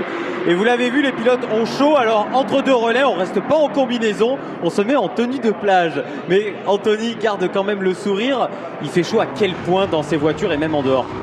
Il fait vraiment très très chaud. Il fait bien 20-30 degrés de plus que la température extérieure. Donc on est 55-60 degrés dans la voiture. Alors, tous les pilotes me disent que le point critique sur ces voitures, ce sont les pneumatiques. Je crois qu'on est tous d'accord. Ouais, c'est vrai qu'arriver à garder du capital pneu avec tellement la piste est chaude et les températures, c'est pas évident. C'est-à-dire que le pneu il est à plus de 100 degrés, donc il y a une dégradation énorme. Et le but, c'est d'essayer de préserver ces pneus pour être bien dans le deuxième relais. Alors, quelles sont les consignes là justement données aux pilotes pour peut-être se ménager eux-mêmes et ménager la mécanique? Bon, la mécanique, franchement, sur une Porsche, il n'y a pas trop de soucis. C'est vraiment hyper robuste. Là, c'est vraiment trouver le bon compromis entre la performance et pas trop dégrader les pneus. Alors en début de course, on vous a vu avec votre coéquipier Sébastien Loeb, là, l'un derrière l'autre. Est-ce qu'il y avait des consignes d'équipe justement pour gagner des positions? Vous avez gagné des positions tous les deux ensemble. Est-ce qu'il y avait des consignes d'équipe justement pour travailler en début de course au moins ensemble les deux voitures? Ouais, il y a eu une petite consigne. Moi j'étais un peu bloqué par la Vortex, j'arrivais pas à la doubler. Il m'a dit bah, écoute, laisse la chance à Seb, peut-être que lui va y arriver. Il a aussi essayé d'attaquer la Vortex sans pouvoir la doubler. Donc et après on s'est tiré la bourre, plus de consignes, chacun pour sa peau. Alors est-ce qu'on va vous revoir au volant là, avant la fin de cette course? Quelle est la stratégie si quelque chose peut être dit? Ouais, tout à fait, je vais quitter la tenue de plage, je vais remettre la combi pour partir pour le dernier relais. Pour combien de temps? Entre 35 et 40 minutes. Et là on vise quelle position à l'arrivée dans cette catégorie Porsche Cup? 1 ou 2. 1 ou 2. Merci Anthony Beltoise qui vise donc la victoire dans la catégorie Porsche Cup et qui ne va pas conduire en tonk, je vous rassure.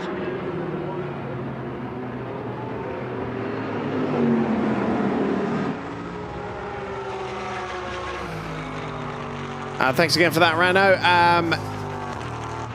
Paul Meyer on a charge now, trying to get himself onto the back of the sister car to the one he's just passed into turn 13, the 89 class leader in the Porsche Cup category. Oh, hello. That's smoke. That is smoke or something coming out of the left rear corner of that Seb Lejeune car. He's coming in. He's coming in. There's something coming out of that. It looks like fluid. It looks like it's being deposited onto the racetrack. That is such a shame because that car was running so well and it was about to start exploding onto the scene with their pro driver aboard. Obviously, we had Paul in the box here earlier, and their charge towards the Porsche Cup lead has come to a very quick halt. Hopefully, we'll get news as to what that was, but Yeah, Lorenzo, did it look like smoke or did it look like fluid to you? Did you get a better look at it than I did? No idea, honestly. It was too far away for me to know what it was, but yeah, it could be a puncture even by the smoke. I think it was white, so I don't know if it was some kind of fluid, but surely we'll know soon enough. Yeah, I'm sure that Renault will be trudging down to the Seb Lejeune garage. This is the reason for the last full course yellow, the puncture for TFT.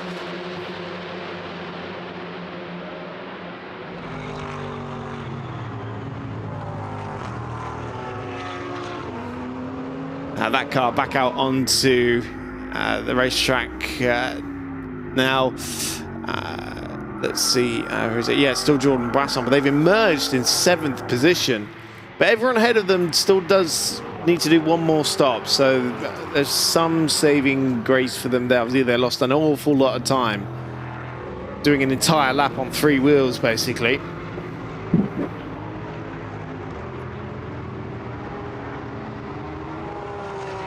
We see the battle in the Alpine category. Luca de Grange continues to lead there. Mark Jacob circulating still for the 94 crew. Jacob's sharing that car with Gianni Scarbarassi, former Peugeot Spider Cup racer. Oh, this is not good news at all for the Seb Lejeune crew. It's going back into the garage.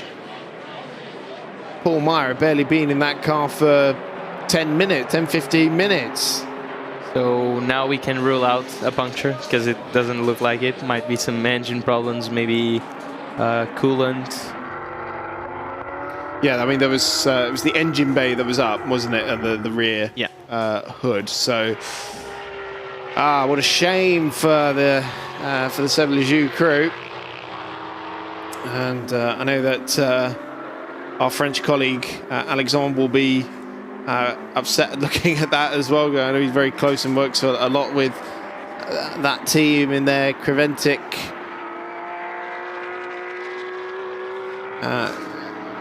campaign.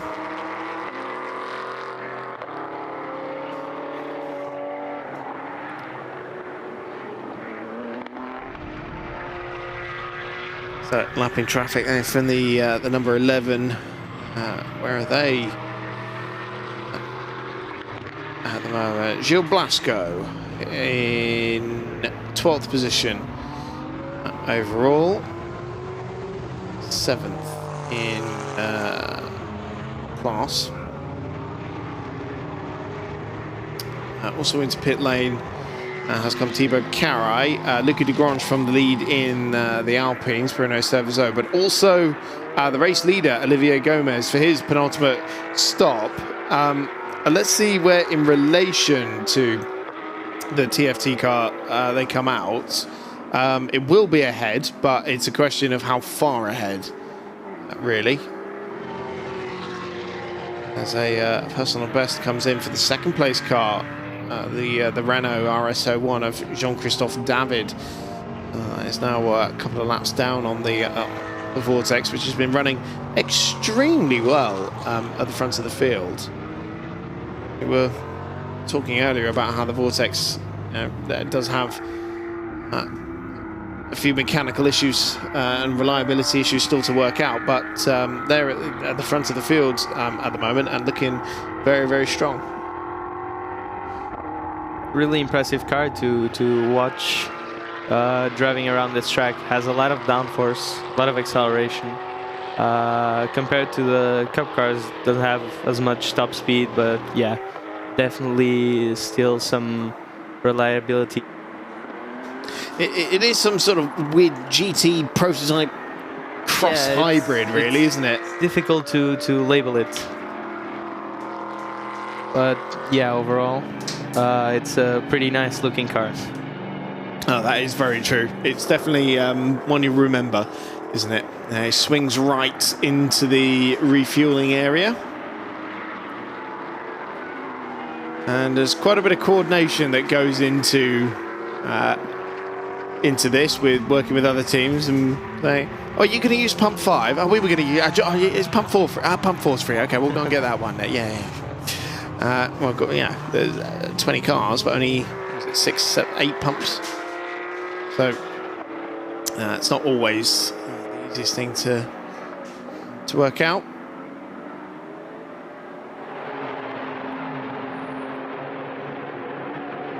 About an hour and 15 to go. Lorenzo, we were talking earlier about your career, your Iberian campaign as well. When are you next out and racing?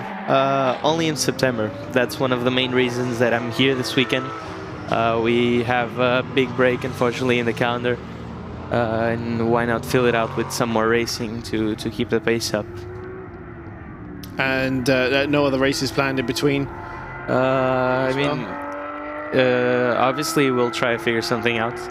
There's some testing planned in between because we really need to test the car. Currently we don't have much information in terms of setup, so we need to really put the work in. Take 2 days off just testing, evaluating, creating setups. But obviously I'll race when I can. It's just we just need to find the opportunity. This one came a little bit out of nowhere. I knew that I was racing probably 2 weeks before the first practice. No, 2 days before the first practice. So but I was already familiar with the car type. So it's the GT4s. They don't vary much between one another. And obviously familiar with the championship as well in the format. I'm always curious how racing drivers spend their time away from racetracks, because they want to keep sharp, especially during these big breaks as well. They want to keep sharp, they want to keep fit, but most of them, especially at your age, they're either studying or they've got jobs to do, which incidentally, what do you do in between the races? Now I'm still finishing my last year in university. What are you studying? Marketing.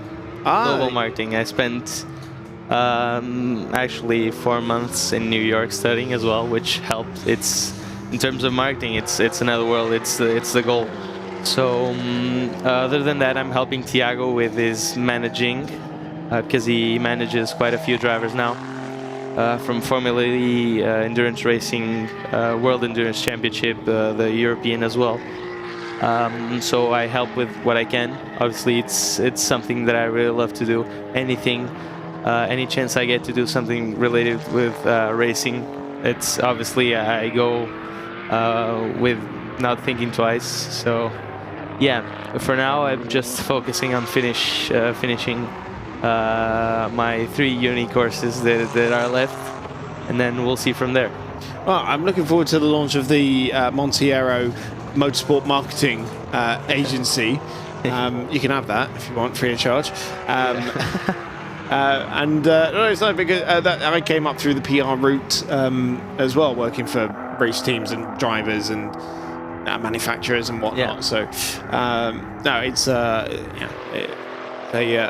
fun one to enjoy. So you got 1 year left on that, did you say? Yeah. Yeah. Okay. Mm-hmm. It's gonna have exams in July, end of July. That's a good job you're not racing then. No. Is that why they take that break then? There's so many students going in that they need to take that break? I mean, I'd say I'm probably one of the youngest there. Okay.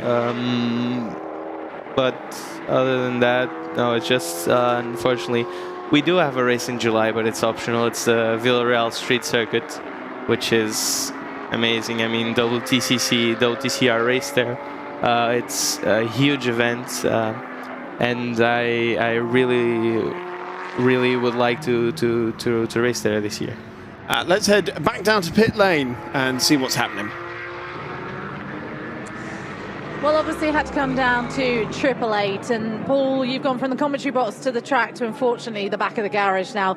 Just talk me through what happened. We saw you coming into the pit lane, and we were trying to work out if you were dropping something on the track or what was going on. Yeah, it's also part of endurance racing, I'm afraid. The technique and the car needs to be in one piece, of course, to last the 4 hours. The multi-belt snapped, which caused the water temperature to rise immediately and give me all sorts of alarms in the car. So in the end, I had to box immediately, not to overcook the engine and break the engine. Really bad luck, because my driving time just started. I had all my time left, and the other cars in front of us, or actually there was only one. We were P2 in the class, I think, with all my time left. So a good, I think the win was in hands if we just could finish the race. But you need to have the car in one piece as well to finish, of course. So really unfortunate. Yeah, really unfortunate out there. When did you start getting those warnings then? What part of the track? Because you immediately seemed to dive straight into the pit lane. So in some ways, you're in a good part of the track to limp at home. Yeah, I was lucky. Otherwise, I needed to park the car probably halfway to the track. In T13, I think the alarm started. So then I immediately boxed to avoid more problems. But with the belt not cooling the engine anymore, or without the belt actually, the temperature rises so quickly. So you need to be careful with that. So hopefully the engine is in one piece and for the next races. There's going to be obviously a lot of work going on now, but you're speaking as though it's quite terminal for this. Is there no chance of going back out, do you think? No, we're done. Yeah, this will take too long. And if we get back on the road, there's no need to do it for the last, say, 10 or 15 minutes maybe. Yeah, not worth it at this point. Are we hoping to see you for the rest of the season? You're going to be alongside, or is it still a bit of a shrug at the moment? No, it's not. It's all up to the team, of course. They invited me for this race, and maybe they will do for the rest of the season. I don't know. I hope to be back. It's a nice cup. I enjoyed it very much, and I think with this team we could really battle for the first place. So that's cool. Yeah, very strong team out there. We hope to see you back again. Thank you. See you soon.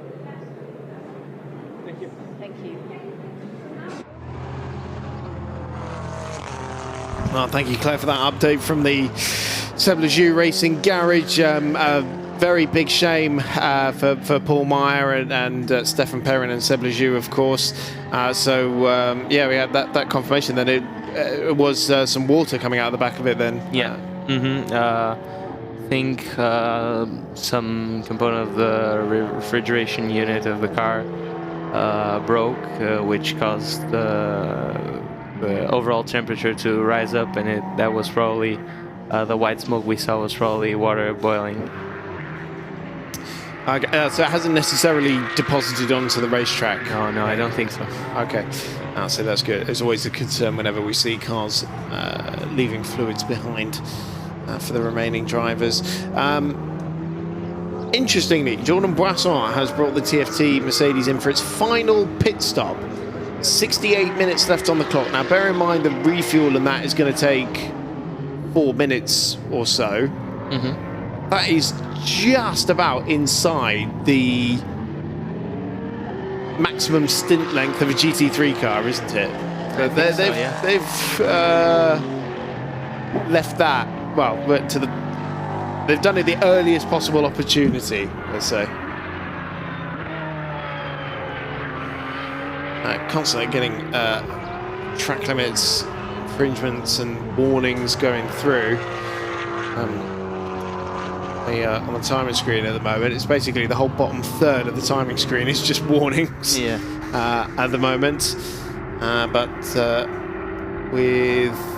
Difficult to manage in this track because there's a lot of runoff areas that are asphalt. So us drivers, we push it as far as we can, then try to stay always on the limit and maximize performance. And it becomes tricky to manage with having so much runoff area. Your brain just thinks, oh, I can push it a little bit further with no consequence of going and ending up in the gravel. So which makes it difficult for us to manage track limits here, unfortunately. How is the judgment of the white line from inside the cockpit? It's a little bit by feel. Obviously, the more comfortable you are with the car, you know better where your wheels are placed.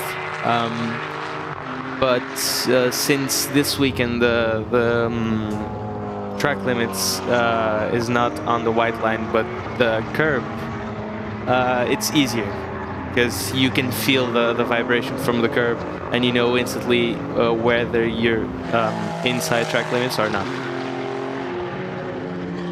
Has helped to give that a little bit of leeway, hasn't it, as well, which I think has gone down quite well. I think we've only seen one penalty for track limits, and it was to a car that wasn't going to make much difference to anyway. So I think overall that's been quite a big hit. I must forget how good this Renault looks. It's RS01. And it's a shame that the one make series with this car never really got off the ground. Really unfortunate. It's truly an amazing car. It looks really good. It drives super fast as well. I actually shared the track last year with one. I don't know if it's the same or not. And it's quite impressive what the car can do. Yeah, the one from Mugello last year. Yeah, that is a different one, which is amazing because there's only a handful of these sort of still in circulation. Really, we've had two of them. No, I do believe that they're definitely different teams running them. I do believe they're different chassis as well, because one of them was a just a sort of plaything for the bronze driver, whose name I forget. Off the top of my head, but it was a training car for him, basically. And so it would go out and prep for next races. Let's go back to pit lane. More news from there. Well, the great thing about popping up and down on the pit lane is that we are still live, Mr. Camera. No, we're not going to go for that. We are. I feel like we are.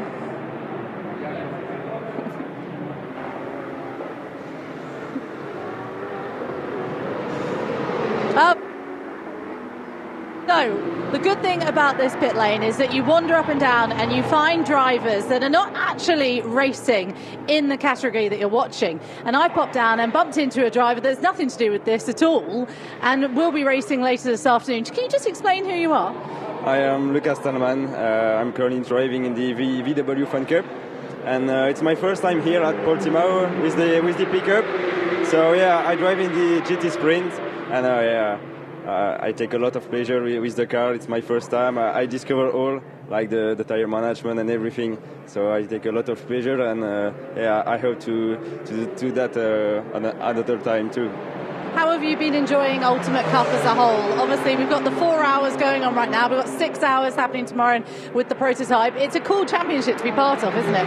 Yeah, a really cool one. Like I was helping the team before their problem, but I can discover this world, like with the management, the race engineering and everything. So yeah, I take a lot of experience this weekend. I hope you guys like to watch the live. And we are taking a lot of pleasure. The sun is there, and we have everything to like the weekend. How tricky is this track? Is it somewhere that you've raced before? No, never. It's my first time here, and it's a good car to discover the track. The sensation is incredible. Like it's a bit like Spa-Francorchamps, who is in my home country.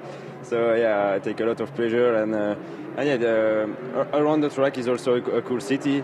So yeah, I took 1 week of vacation this week, and I enjoy it a lot. So you've been pretty chilled coming into this race weekend. Has it taken? Is there any surprises of the track? Have you been surprised by how much undulation there is and how it does feel like a roller coaster? Yeah, I tried the track on the simulator on iRacing, and like it's a bit different. But the sensation is incredible, like I said, and I hope to come back here. Maybe next time with a GT3 or something. But I hope. I really like the track, and it's a very cool weekend. So how are you feeling ahead of your race coming up this afternoon? I think I did a good tire management yesterday, so I will try to beat the Lambo. Yesterday he won. So I will not let him the win today, and I hope to pass him at T1 and then just doing my race with the maximum pace I can do. And yeah, we'll see. Okay, well, good luck. Thank you.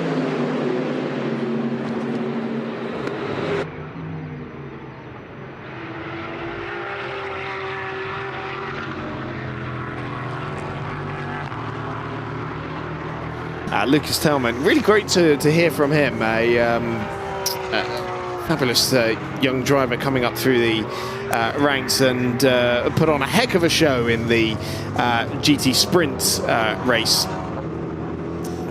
yesterday. Which got Lorenzo, you were watching that because you weren't racing in race 1, so you got to see the battle between the Lamborghini and the Porsche yesterday as well. Hopefully we get a little bit more of that shortly after this one. Yeah, hopefully. It's impressive how two different cars can battle so well. They shouldn't be in the same class or even battling, but yeah, it's impressive how they delivered that show for us in an otherwise less populated race. Yeah, because of course they're not designed to race with each other. They're both one make machines. We enter the final hour of the 4 hours of Portimão. Let's check out what's happened so far.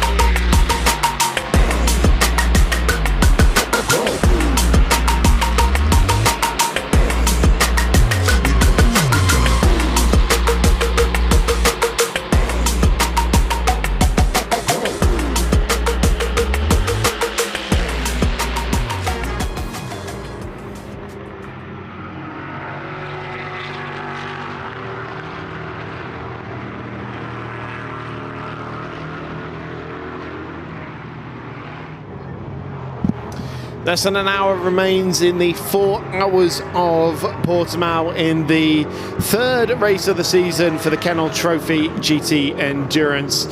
Yellow flags currently out at turn number 9. Waiting to see who has brought them out. As we see the 94 Gianni Scarbarassi car. Those yellow flags are still out there apparently. And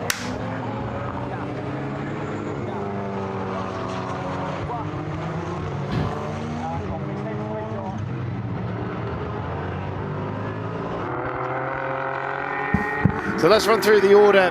Then it is Jean-Christophe David who leads as it stands in the Craft Run Renault RS01, but still has 2 pit stops to give us. Olivier Gomez in the erstwhile leading number 22 Vortex is in second by 2 laps. That's why we've got yellow flags out. It's the number 21 Vortex of Lionel Amrouche that has parked up at the side of the racetrack and was in 9th position at the start of this lap. And unfortunately those Vortex reliability woes have reared their ugly heads once again. So while we just wait to see if we're going to have any sort of intervention. Prepare for full course yellow. Coming in 50 seconds time. Pit entry has been closed. So once again, we are going to have a virtual intervention in this race.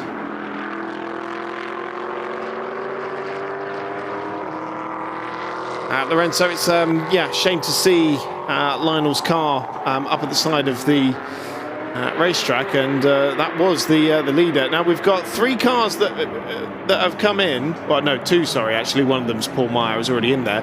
But 2 cars have come in after the pit lane has been closed, so they won't face a penalty for that as such.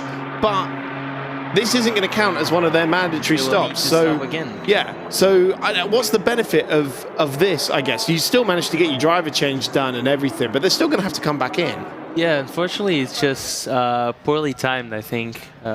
Strategy-wise, it's all obviously the less time you spend inside the pit lane, the better. But yeah, must have been some miscommunication from the team. Well, the cars that have come in are the number 11 Racing Technology Porsche and the Daniel Wazinski RR Racing by Racetivity machine. It's full course yellow out to recover the Vortex. So that is 2 of them down, I'm afraid. So let's just continue running through the order then. So Olivier Gomez is in second, with 1 more stop yet to serve. This car, the number 28 car, Patrick Charlet, back aboard that car. No stops left to serve, but as you can see, with a bit of damage from when the front left tyre went pop. The Porsche, we can see weaving in and out there. That is 4th overall on our class leader, Cyril Sael for GP Racing. That car has basically been at the front for the majority of the race, and actually this time under full course yellow is going to do them a bit of a favour, because remember they started with their quicker drivers, so they have a little bit more bronze time to serve. Ulrich Armado, it's a silver class driver in the Netsuv car. He's second in class at the moment, and then Shehar Pal in the drive-in car. Gabriel Pimont 4th in the second of the GP Racing Team cars, and then Jean-Jacques Ardilly for Mirage Racing. Then it'll be Jean Blasco in the number 11. In UCS4, it is still the way of the 123 crew from Chazelle. Frederick de Brabant aboard that car, and he leads the 110. Frederick Roy aboard that car at the moment. And anyone keeping an eye on how the Vigeom is recovering through the field after a little stint in the garage, Jean-Paul Pani currently 11th overall. We have lost in this race only 2 cars, I believe, because we've seen some mechanical woes for other cars, but Paul Meyer currently out of the race, the Seb Lejeune 888 car after overheating for them. The 51 CMR Ginetta, Nicola Ellie currently aboard that car. That spent quite a bit of time in the garage, but is back into the race. Ethan Faramond was aboard the number 20 Vortex when it expired on the back straight out of turn 5, and Roman Rusinov in the number 8 Grafran Rossa LMGT never got going, sadly. 51 minutes left on the clock then. And Lorenzo, what's interesting about this is we've got different strategies up at the front of the field here. The top 3 cars with 2, 1 and none stops left to give us. Yeah, let's see how this works out for the top 3 drivers. See the low loader there ready to recover Lionel Ambrouche's car. Oh, look at that. Now, I was saying Ethan Farrimond was out of the race, but look, there is the number 20 Vortex back out. So, I hadn't clocked that earlier. That is good to see. Yeah, because it was Farrimond aboard the car when it stopped, and yeah, he's still there. Now, this is a situation where when you've got your 2 slower class cars right in front of you under this full course yellow, they're going to be preparing to pounce those 2 Vortexes when we go green again.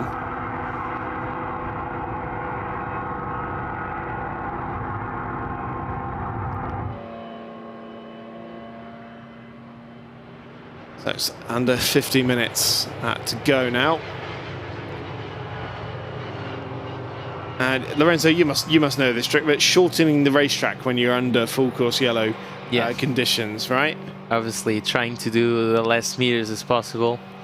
It surely helps a lot, because you know, us race car drivers, we like to take any advantage that we can. That's how our brain works. That's how we are programmed since we start racing. So. That's an instinct that we have, just to try to maximize everything and gain as much performance as possible. Well, it's like those the track limits we were talking about. Yeah. Because if we give you racing drivers an inch, you tend to take a mile. Yeah, that's it. My trainer also says the same thing. He trained a lot of athletes in the past, and he says the worst type are race drivers. Exactly because of that, we like to push it a little bit further than the other athletes. Oh, that is very true, and well, it seems like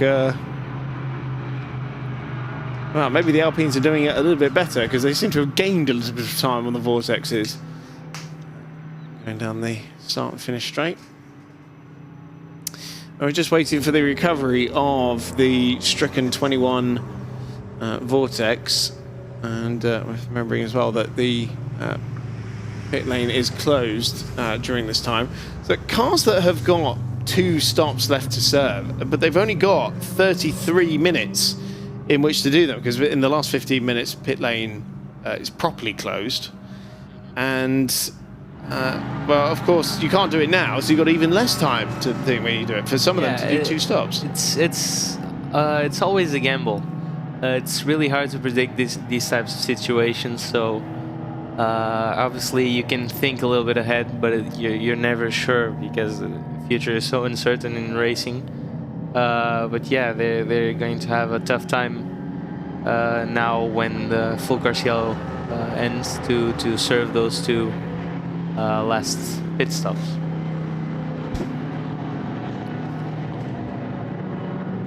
Well, now we can see the Vortex is at the very least on the back of the low loader, and should soon be in a position of safety. Imagine as well, daylight today, you're not going to be wanting to be under full course yellow for too long, with no air coming through the car at this speed, and yeah, most of them don't have aircon either. Most of them don't, and the ones that do, only, I mean, you can turn on the air, but it just blows hot air across the cockpit, which it's definitely better than nothing, but still it's not quite enough to cool us off, since, for example, it's about 30 degrees outside now. In those cars, about 40 to 50. It's because of the engine heat coming from the back or the front of the cars. It's kind of like being inside a sauna with wheels and a suit. Yeah, of course you got the Nomex layer on there as well, and the overalls. We'll be going green in 10 seconds time, and we'll get the final segment of this race back underway. Vortex is looking ready to pounce there as well as we do go green. See, Ethan Faramore was pretty quick off the mark there, following the I guess net race leader very nicely. And oh, now we've got drive-through penalty though for that Faramore driven car though, for unsafe behaviour. Not getting a lot of detail about the penalties coming through, whether they've been for contact or whatever, just unsafe behaviour. And actually, Olivier Gomez has recognised quite quickly that hey, that's one of the young silver drivers. Did that look like it was spitting fluids as well there, Lorenzo? Yeah, it sure looked like it. Well, we don't see it anymore. Well, the team boss has just allowed him to go through and is now driving through his own car's fluid. Yeah. Quite odd, as we don't see it anymore. But yeah, I'm pretty sure it was some KO. We might have saw it again. Well, there was definitely a smoke or something. I assume it would have been from the 20. Let's keep an eye on that. Patrick Charlet has come back into pit lane. They don't have any more stops to serve. I can only imagine this is to get one of the quick drivers back aboard now. Maybe Patrick Charlet is struggling with the heat a little bit, but they don't have any more stops to serve in terms of their mandatory allotment. This is Gabriel Pimont, who's just brought the second of the GP Racing team Porsches into pit lane for what should be its last stop, as has Jean-Jacques Ardili for the Mirage car. And Ethan Faramore serving that drive-through penalty now as well. As there's Jean-Christophe David as well, one of 2 pit stops they've got to serve. See the drive-through there for Ethan Faramore. That's got to be such a miserable feeling driving through pit lane like that. It is.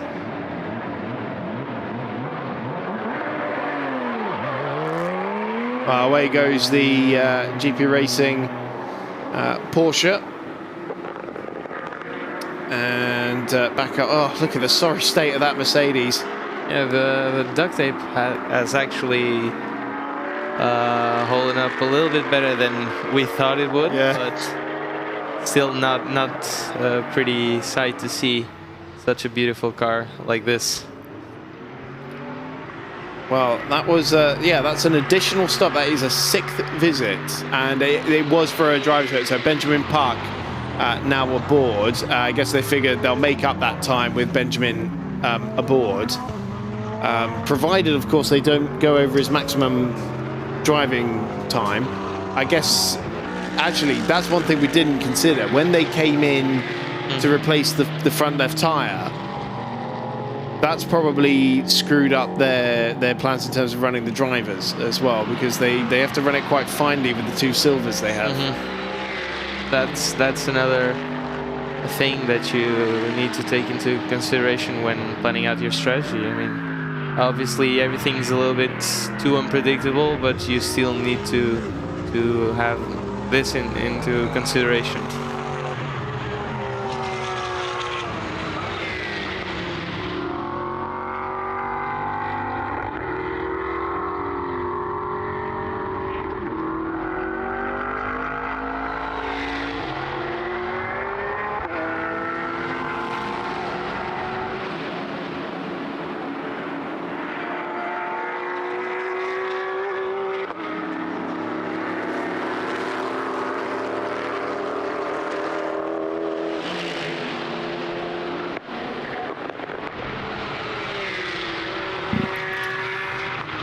So it is Christophe Desreniaux now back aboard the 37. Craft Racing Renault with, I think, he's come out and they've come straight back in basically, to do their last mandatory stop, which is a tactic we have seen few try before. And I would imagine they will still come away with a podium here. And maybe a slightly better one than they thought because of TFT's woes. So Olivier Gomez retakes the lead. One more pit stop left to serve. This is Ethan Faramont, who still has, they've still got 2 to serve, I believe. But they have spent quite a bit of time in the garage getting that car fixed as well.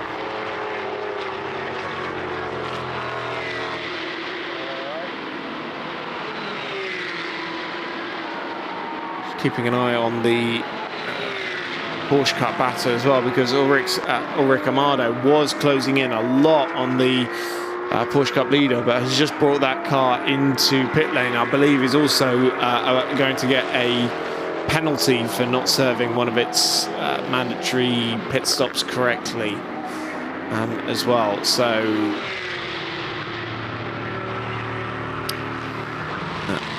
I think podium at that rate may be out of the question, but we'll wait and see. Sébastien Loeb is back aboard 98. So actually they could be in with a shout at a potential podium. There could be double podium for that crew, but the lead car, that is all. Yeah, that's the lead car in Porsche Cup with no more pit stops left to serve. Harpal, Amado and Sael in the top 3 still have one more left to give us.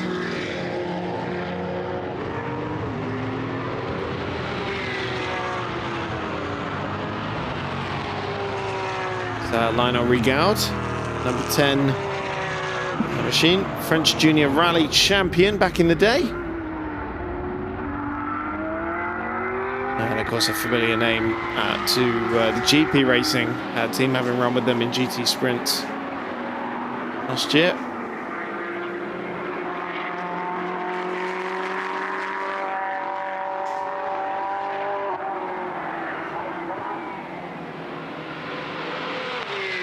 That is now 100 laps completed for Olivier Gomez up at the front of the field. 2 laps clear of Christophe Derinier, though, who's just come out of pit lane. That should be his last stop served.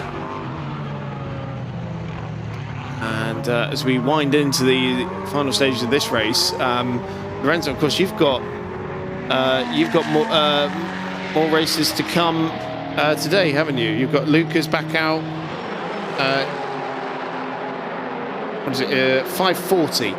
Yeah, that's right. And then you're back out 8:15. Yeah, today as well, aren't you? Quite a bit of a gap till last race.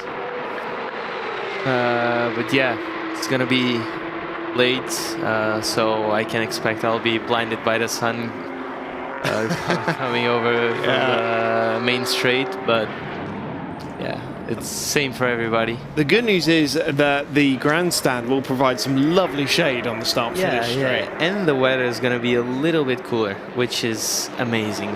Once you're inside that car, that's blazing hot. Every degree that you get less, it makes a huge difference. Yeah, I think you might be taking Luca for a bit of a ride here, because you got the nice early one where it was a bit cooler, and then you got the nice late one where it'll be a bit cooler as well. Yes. We decided like that mainly because he preferred to have a race on Friday, and also because I wanted him to be able to go back home a little bit earlier, because he just became a father 2 months ago, so he's really missing his daughter right now. And yeah, I totally understand that he just wants to get back home to be with her. That's fair enough. So he leaves straight after his race, does he? He's been telling me that he wants to stay to watch my race, but I mean, it's completely understandable that he wants to get back home to be with his newborn daughter. 5-second time penalty going to the 94 Gianni Scarbarassi. I think that's the second one that car's picked up. That is currently third in the Alpine Endurance Cup.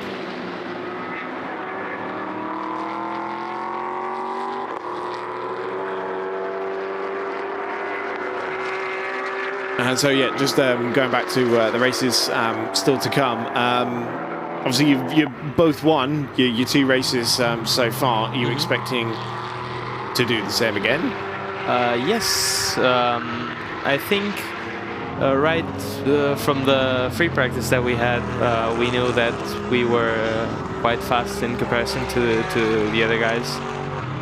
But yeah, the main focus for this weekend is just to put laps in and try to stay consistent and build our skill.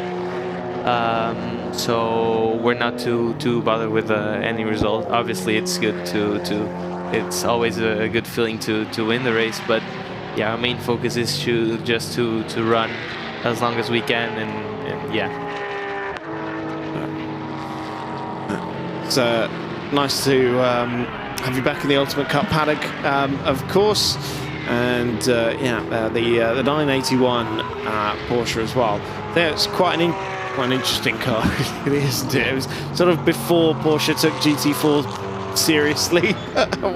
If I was to be harsh. Every brand.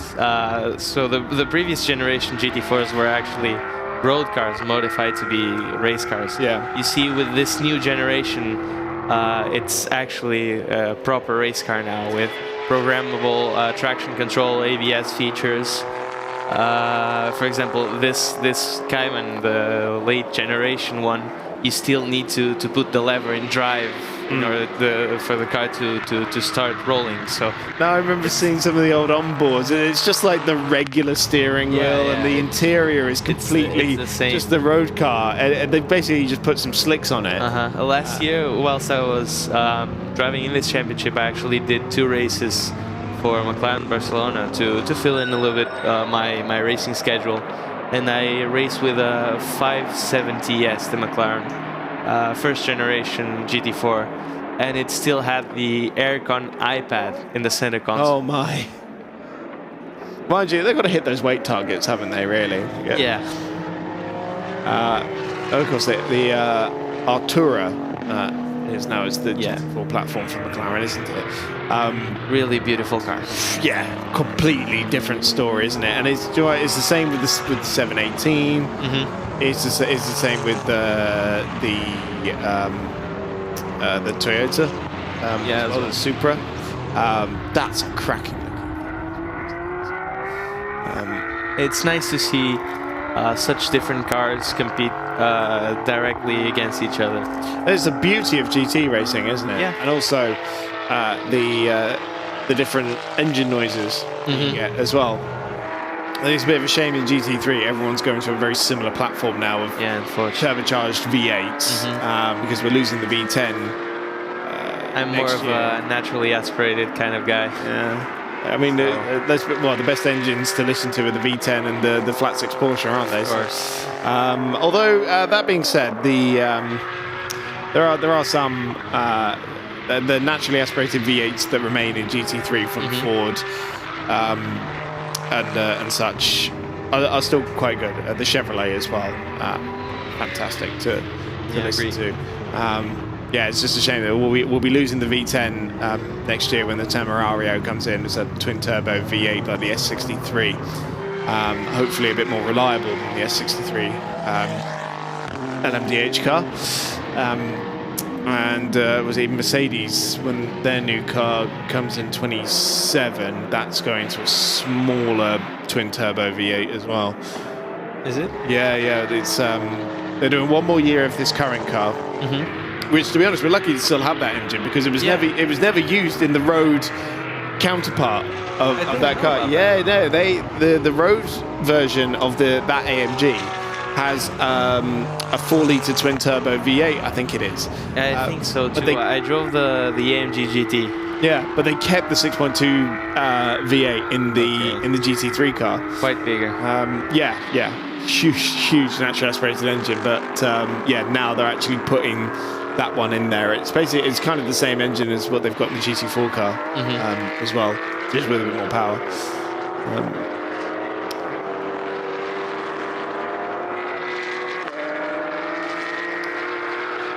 Coming up to the final half an hour then, who still owes us a pit stop? The top two, that's for sure. Olivier Gomez and Christophe Desrenaud.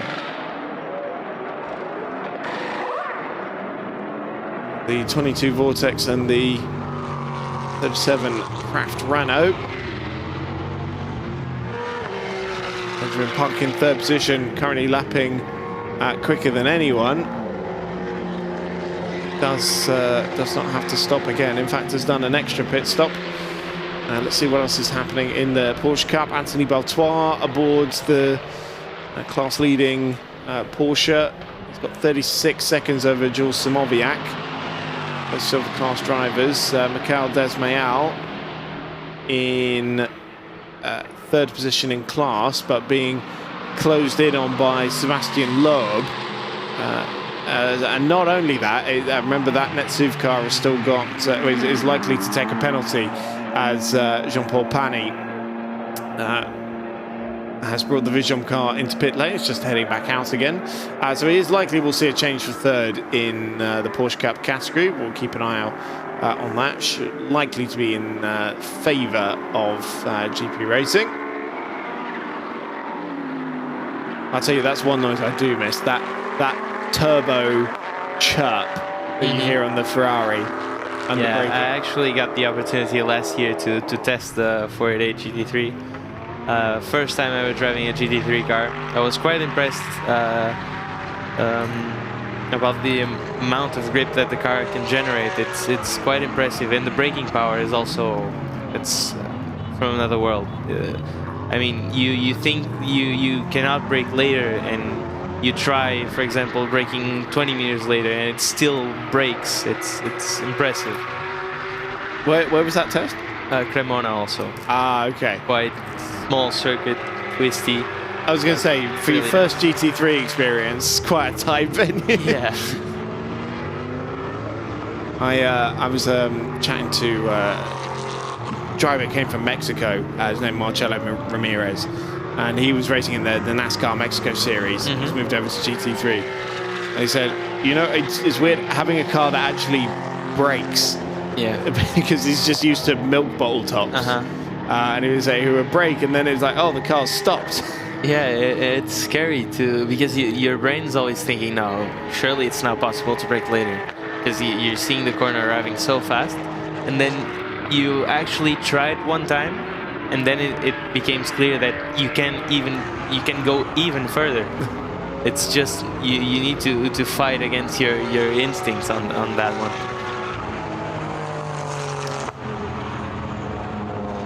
And what car was it as well? It was 488, you said. Yeah, 488. Okay, yeah. So still got to enjoy that V8 as well. Is there an extra pressure driving a Ferrari? You think, oh, it's quite bad juju if I actually dent this? Yeah, obviously. I kind of learned that the hard way. The last season, first race, Paul Ricard. So yeah, it was difficult to learn about it that way. Well, we'll come back to that in a moment. In the meantime, let's go back down to pit lane. On to car 18 with Shay. Look, talk to me, Shay. It's been a really busy race for you guys, but actually looking like it might work out. It's definitely didn't start according to plan, but we put in a good couple of stints and kept it consistent, and now we're starting to bear the fruit of what we've done. Yeah, exactly that, because I think at the beginning it was a bit touch and go. Talk me through the stints so far. So my first stint was pretty challenging. I had to settle in with the tires and everything, but as soon as I started getting more confident through the stint, the pace started to come, and we're just working on that each time. I'm finding the pit lane incredibly hot, to the point where I felt a bit dizzy earlier. What's it like in those cars? I mean, we were talking a little bit about some, if they have any sort of aircon, and I don't really think many do they? No, the bare minimum we have is some air circulation. Open the window. I wish. So basically we don't feel it really because of the adrenaline, but as soon as we step out the car, take the helmet off, that's when you start to realize that it's not a joke out there with 50 plus degrees in the car. So what's the track like as well under this sort of pressure of the heat, and how undulating it is, how much pressure it is for the car, for the driver in the car? Obviously it's my first time out here in Portimão. The track is incredible, lots of elevation, nothing that I've driven before. It's a lot of pressure, very technical, but yeah, I really enjoy driving on this track. Have there been a lot of issues that have gone on in the last stint? Because I think your teammate, I think Daniel's just had something just happened out there, but I only half heard what Chris was saying in commentary. Has there been an issue for Daniel? It's actually Jules. But Jules, why am I looking at... Oh, Jules, I was looking at the wrong car. So don't worry, we don't care about Daniel. We don't need to talk about him because he's not car number 18, so that's absolutely fine. If in any other way I'd get embarrassed, but I'm okay with this because I have a lot of paperwork to be looking at here. Are we expecting to see you for the rest of the season? Yes, as far as now, I think my seat is pretty secure for the season, yeah. And how is your teammate, Jules? How's your relationship been together? Has it been working well? Jules is an incredible driver, very aggressive. I'm learning a lot from him, and yeah, our relationship is getting better each round. How has the endurance journey been for you? Because it can be quite a lot, can't it, for some drivers? Is this where you want to kind of move forward in, see yourself going to Le Mans? For Le Mans would be an absolute dream to reach one day, but endurance is definitely something that I'm not used to. My early days I was in karting, so it's a lot of sprint format, and I came through the ranks like this. But definitely a different animal altogether. But definitely enjoyable. On course for a podium in class here? Fingers crossed. Fingers crossed. Look, I can tell you're probably itching to go and actually see what's going on track. So thank you so much for chatting. Cheers. Thank you. I know, I realized that. So I was like, let me save it.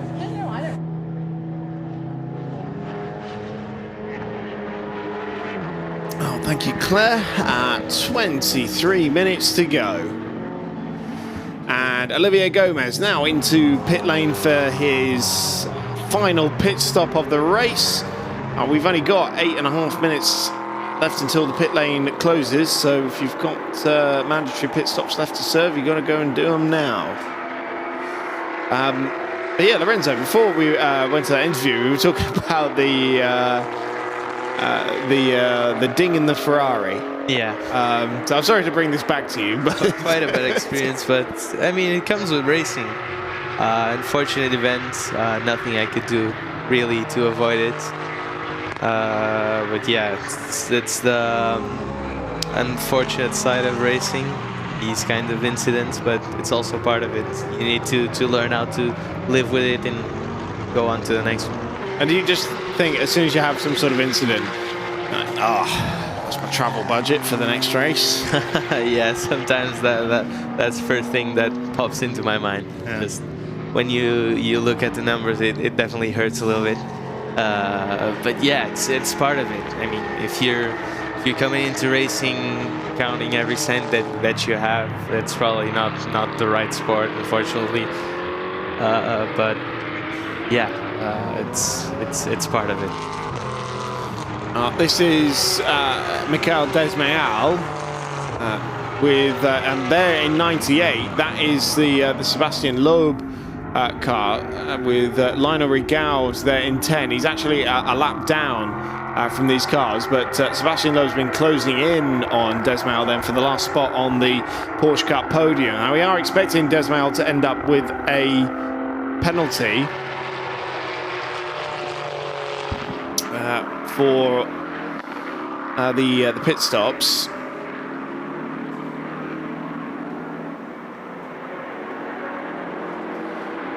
And so now down onto the start-finish straight. There is Sébastien Loeb, the multiple World Rally champion. He goes through on the inside and takes the position in the Porsche Cup category.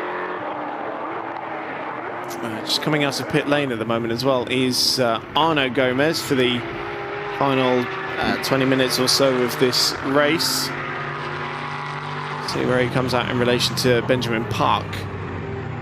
And of course, he's been putting in some very rapid lap times, but depending on whether or not he needed fuel, should be okay to stay in the lead. Number 10 car struggling quite a bit, trying to overtake number 29 Porsche. He feels he's quicker than just not finding quite the place to get it done. Obviously, going around end of second sector, beginning of the third, you have turn 10. This diver on the inside. Oh. Couldn't quite make it stick. A little bit late.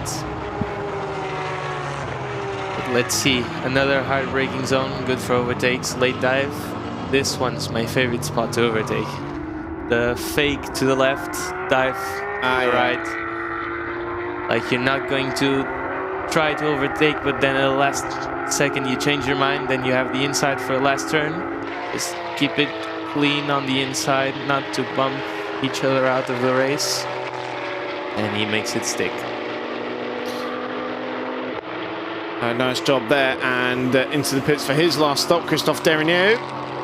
And should be Jimmy Leminier, I'm told, will be getting aboard that car. So being waved in by the Kraft team.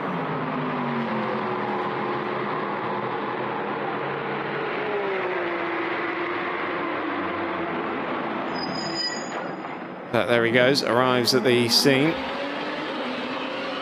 And there is a driver change.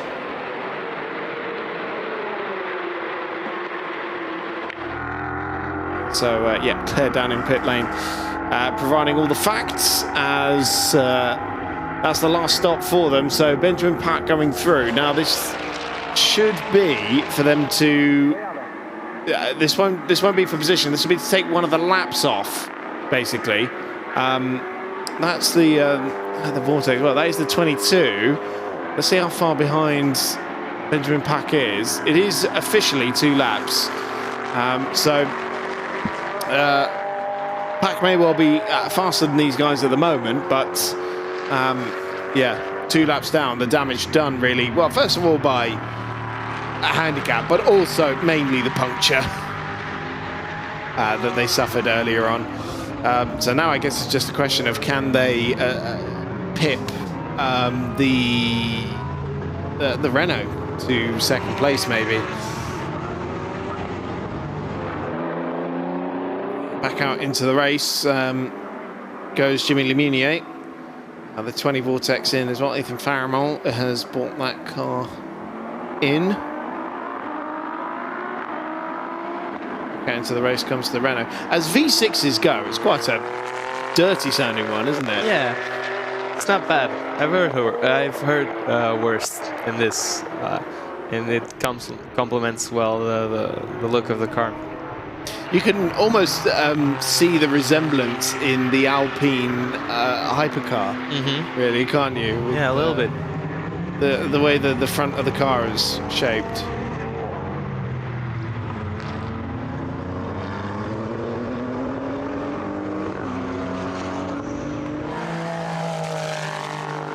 Running the noise of it for a little bit.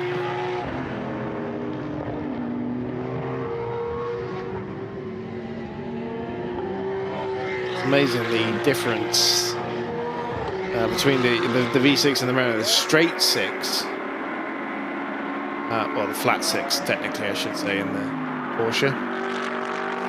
There is our race leader Arnaud Gomez in for these final 20 minutes. His brother started on pole position, and well, it's a story a bit like last year, except it's happened a little bit sooner. But they went the first 4 races without scoring points, and then suddenly came in with the victory.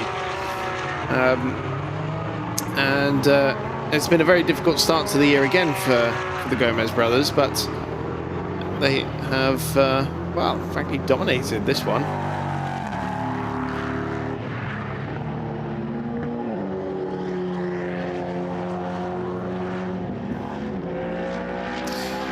So it's another minute and 10 on the, I was about to say driver change window, but before the pit stop, I'll get there eventually, before the pit lane closes. And there aren't any more mandatory stops to do. I think the only one left, Philippe Paulet, the last one to do in the Racing Technology Porsche.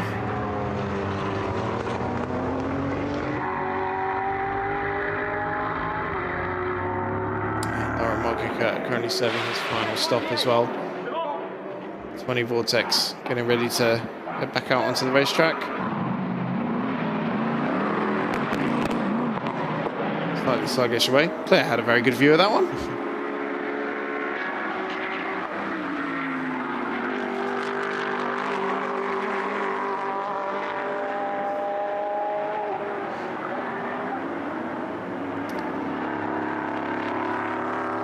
Careful with that white line there, aren't you? It's quite a tricky pit lane exit. I was going to say, how are you even thinking about the white line ever when you're coming out of pit lane? You'll only start thinking about it once you get the first fine. Yeah. It happened to me my first year racing. From then on, I always know if I'm stepping the line or not. Like a rite of passage that you have to go through. Yeah, of course. It really is. But the part that I don't like so much here is that the pit lane exit spits you onto the apex of turn 1, and it's hard to manage not stepping the line, see if a car is coming, and trying not to be in the way, because once you exit the line, the probability of a car being in your blind spot is huge, and it's impossible for you to react if you don't see those cars. I personally try to go as slowly as possible. Obviously not ideal, but it's better than to crash into somebody. But I think they should find a better way to manage this pit exit, because it's quite dangerous the way it is. I suppose you're coming at an acute angle. It's quite a quick. Yeah. Well, anyway, difficult to get one car through there at speed, really, let alone when you've got traffic coming through as well.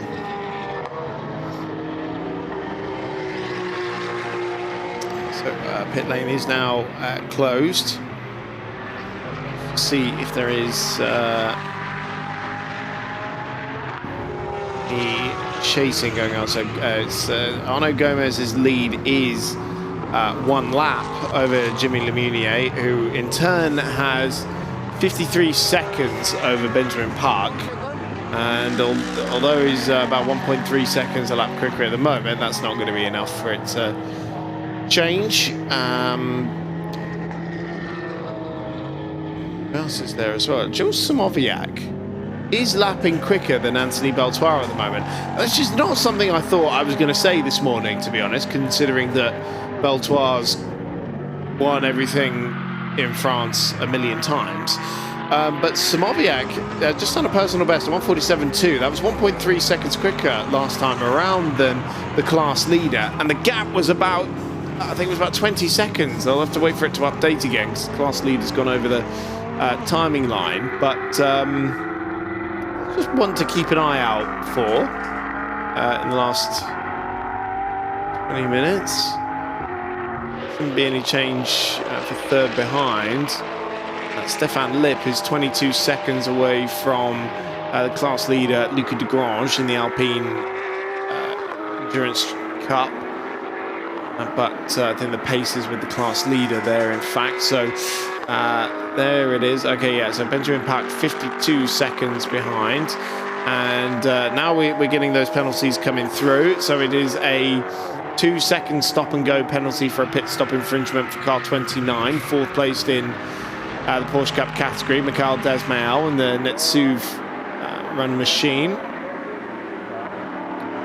So, not entirely sure if that will promote Lionel Rigaud.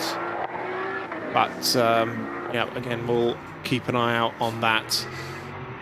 Yeah, it's 20.7 seconds, the gap between Beltoise and Samoviak in the lead in Porsche Cup. I don't think they'll come all the way down in the closing 11 minutes, but that'll certainly keep Beltoise on his toes.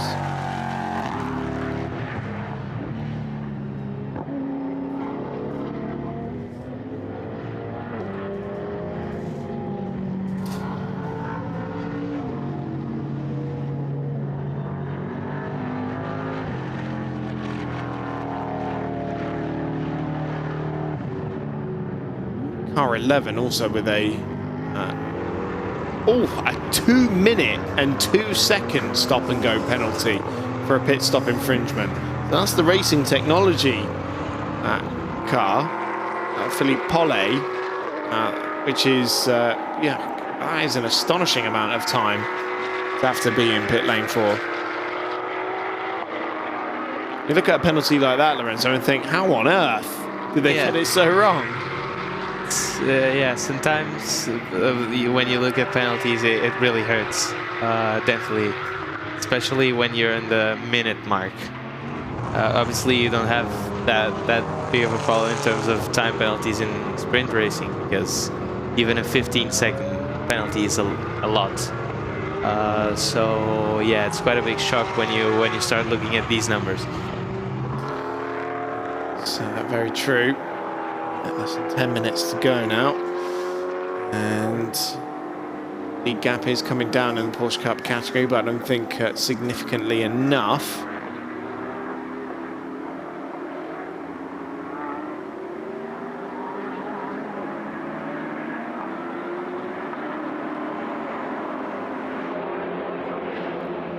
The Chazelle Technology Course team watching on the monitors, on the phones. Oh, hello. Now that was quite a slow-moving vortex, really, there, that Jimmy Lemunier just came across. Bailing for the left-hand side there, probably the safest thing.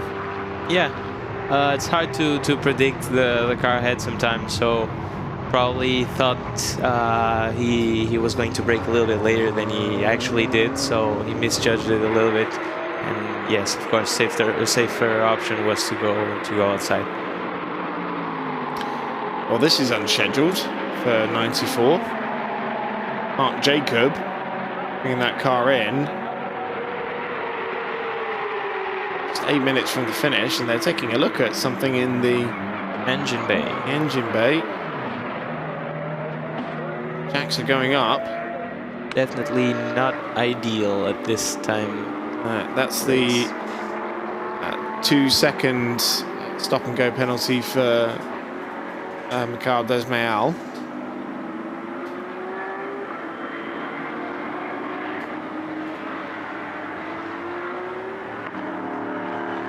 But yeah, what a shame for 94.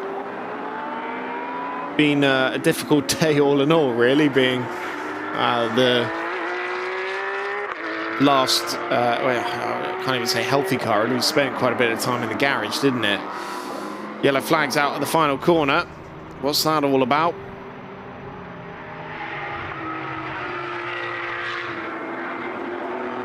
We can't see anything from the straight. Probably going to be the 93 car. Could well be.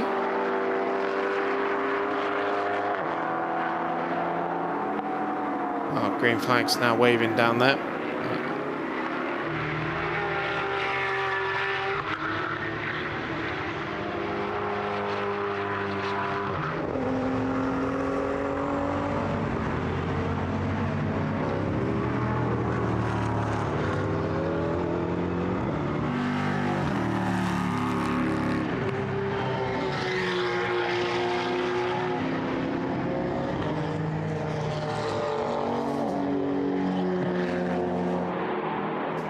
Well, there's a bit more work going on the 94. Hood's up. And doors open. I doubt that's to let air out, but clearly some late dramas aboard 94, which is a real shame.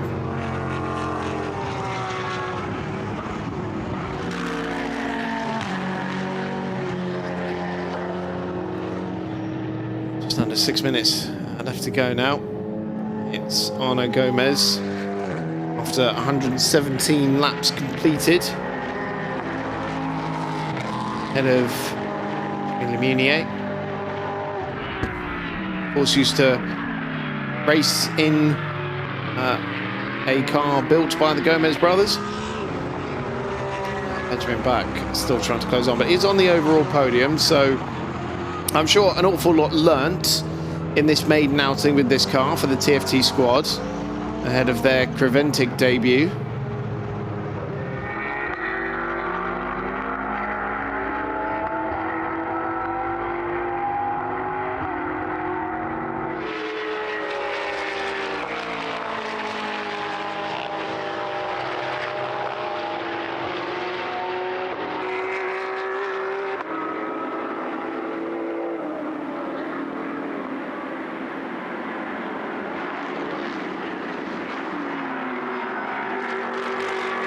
He is still bringing down that gap to Jimmy Lamunier. It's down to 46 seconds now from the around about a minute or so that it was before. There is really a risk of Lamunier losing that one unless he goes off the road.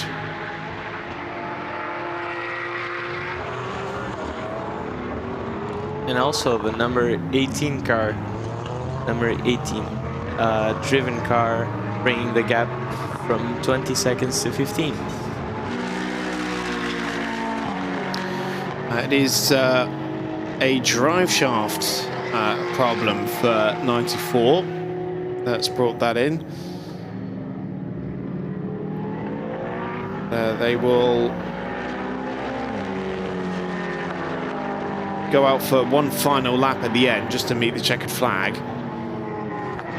there, but running to the end of the race would have killed the car, so that's a shame for that to let go so late into the race, but Mark Jacob shouldn't really lose any, well, he's not going to lose anything in terms of class position, so just meeting the checkered flag, he might still be able to get some points from this one.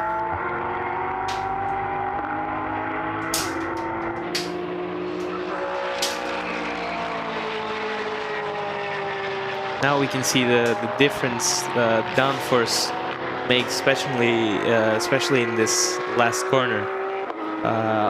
Really high speed, fast right-hander going through the bump.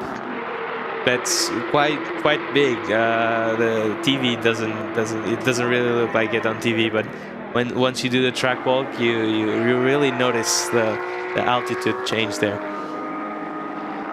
And the big compression point there as well, which I absolutely love watching cars roll through that one.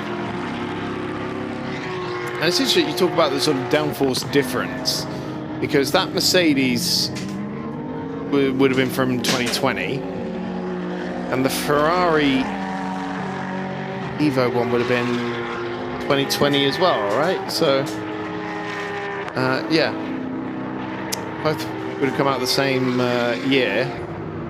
That looks like the number 20 going slow again. Roland Marchi just limping that Vortex home.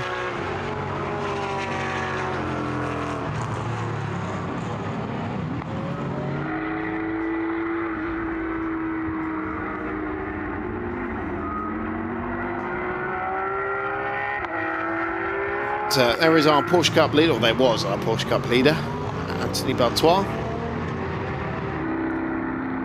Gilles Samovia still bringing that gap down. It's about 15 seconds now, but we are going to be shortly starting the final lap of the race, I'd have thought.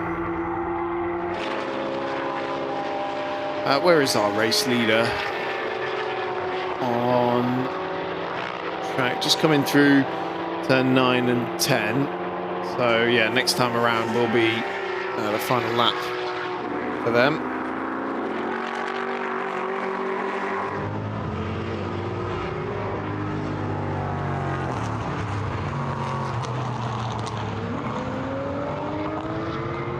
So it's been a very dominant display from the 22 Vortex. Problems for the sister cars, unfortunately, but at the front of the field still been going very strong.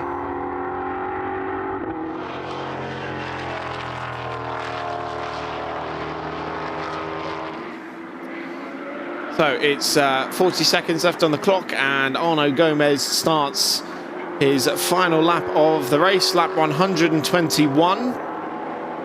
Will take us to the checkered flag. And it has been a pervious performance from this 22 machine since taking the lead at the end of the first pit stop sequence. Has a laps advantage over the Craft Renault in second position, driven by Jimmy Lemunier.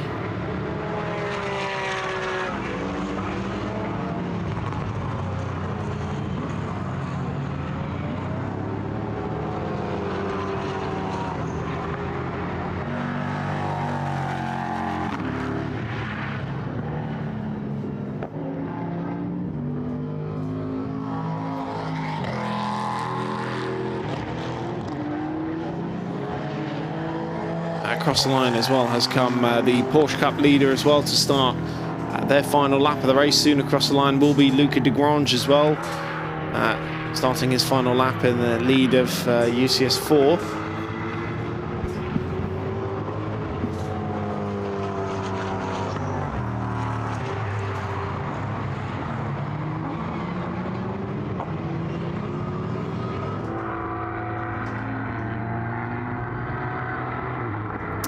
And so round these final few corners, and after no points in Paul Ricard and not even starting in Mugello, it's been domination in Portimão. The 4 hours of Portimão, the checkered flag is waved, and it meets Arnaud Gomez, who alongside his brother Olivier takes an emphatic victory for Vortex aboard the number 22 machine. A lap clear of the rest of the field. Sterling performance from the French brand. Second position goes to the 37 Craft Racing Renault crew of Jimmy Lemunier, bringing that car over the line. Christophe Derignaud and Jean-Christophe David joining him on the podium as well. The final spot on the podium will be the 28 TFT Racing crew. There he is. Puncture on the front left earlier in the race, but a maiden voyage for this Mercedes for the TFT crew, and it will be Benjamin Park that brings that car over the line. And on the podium with Patrick Charlet and Jordan Boisson. Across the line already has come Anthony Beltoise to take the victory in the Porsche Cup category for the number 89 GP Racing Team crew of himself, Loic Thier and Cyril Sayel. Second in class is the number 18 drive-in Porsche of Shea Harpal and Jules Simoviak, and it is a double GP Racing Team podium with 98 joining them in third position as well. Sébastien Loeb bringing that car across the line with his partner Laurent Gaudy and Gabriel Pirmont. Jean-Bernard Bouvet over the line in ninth position in the end for the Vision team, and then the podium in the Alpine Endurance Challenge is the 123 of Luca de Grange and Frederic de Brabant. Second over the line, the 110 with Stefan Lipp bringing that car over the line, Guillaume Massé and Frederic Roy. And then third over the line finally is 93 Marc Lopez, Bruno Sauveau and Benoit Poulon. Just want to say quick thanks to Lorenzo Montiero just for coming in and having a chat with us. It's been an absolute pleasure, sir. Thank you very much. Always a pleasure. I'll make sure if I come back, I'll join you guys as well. Good man. And all the best for your 2 races to come. Thank you. Today as well. Always a pleasure to see you, sir.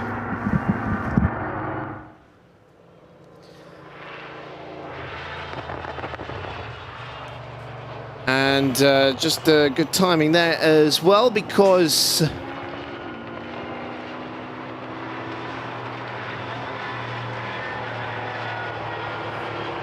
Arnaud Gomez has made his way to Parc Fermé, and for only the second time in the Ultimate Cup, and with this car, will pull up to the #1 board. It was in the 4 Hours of Magny-Cours last year where he did so, and does so again here.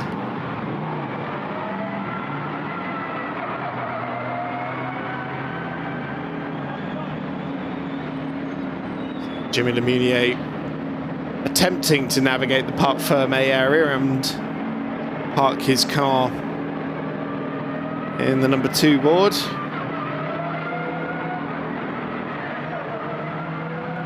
Plenty of the team personnel making their way down to the Parc Fermé area to celebrate with their drivers. Benjamin Park pulling up to the #3 board. A battle-scarred AMG Mercedes, but I'm sure an awful lot learnt for the TFT squad ahead of their Creventic debut.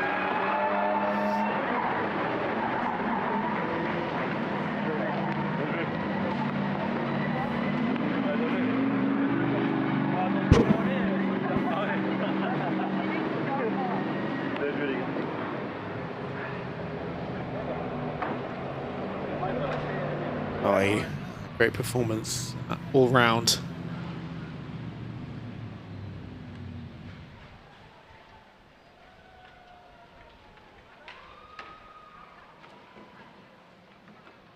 You see Lorenzo there congratulating his driving teammate for the weekend.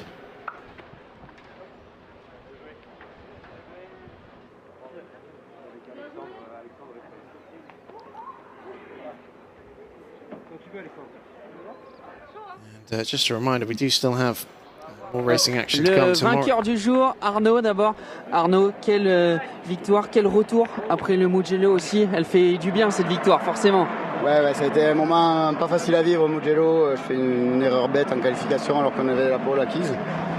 Et derrière, ça a été 3 semaines de travail intense où toute l'équipe a beaucoup bossé pour remonter l'auto. On pourra présenter 3 autos ici et le résultat est là, c'est super. On avait une bonne stratégie, on a voulu économiser un maximum d'essence toute la course pour passer en 2 stops et ça a payé à la fin.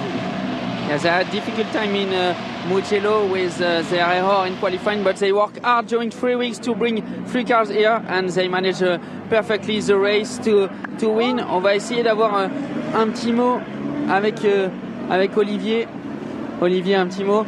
Arnaud l'a dit, cette victoire, elle fait du bien et on le voit à votre visage, c'est un grand jour aujourd'hui. Oui, je ne sais pas si les gens se rendent compte du travail que ça représente que d'être constructeur en France et d'essayer de gagner le scratch dans un championnat aussi relevé avec des Mercedes, des Ferrari, des RS01. Je ne sais pas si les gens se rendent compte, mais c'est beaucoup de travail, beaucoup de sacrifices. Regardez sur le pare-brise, c'est l'anniversaire de ma fille aujourd'hui, je suis ici, donc je lui dédicace, voilà. Non, tout s'est très bien passé, on est vraiment content. Yeah, they work a lot as a manufacturer in France, and it's the birthday of his girl, so happy birthday to her. Et on va essayer d'aller avoir un petit mot avec l'équipe TFT Racing pour leur toute première course en GT3. On va aller voir le pilote qui a pris le drapeau à damier. Benjamin, première course en GT3, premier podium. Ça a été une course difficile, mais à la fin le résultat il est beau. Ouais, franchement, c'était cool. On a eu un beau résultat. On a eu un peu de malchance avec une crevaison au milieu de la course. Ça nous a un peu pénalisé, mais bon, après on a cravaché, on a essayé de remonter et le résultat est là. Et donc, merci à toute l'équipe, merci à tous les pilotes, à mes coéquipiers et pour tout le travail acharné et merci à tout le monde. Et c'est donc la fin de cette course de Trofeu Kennol GT Endurance. Et maintenant, place à Ligier Formula Cup.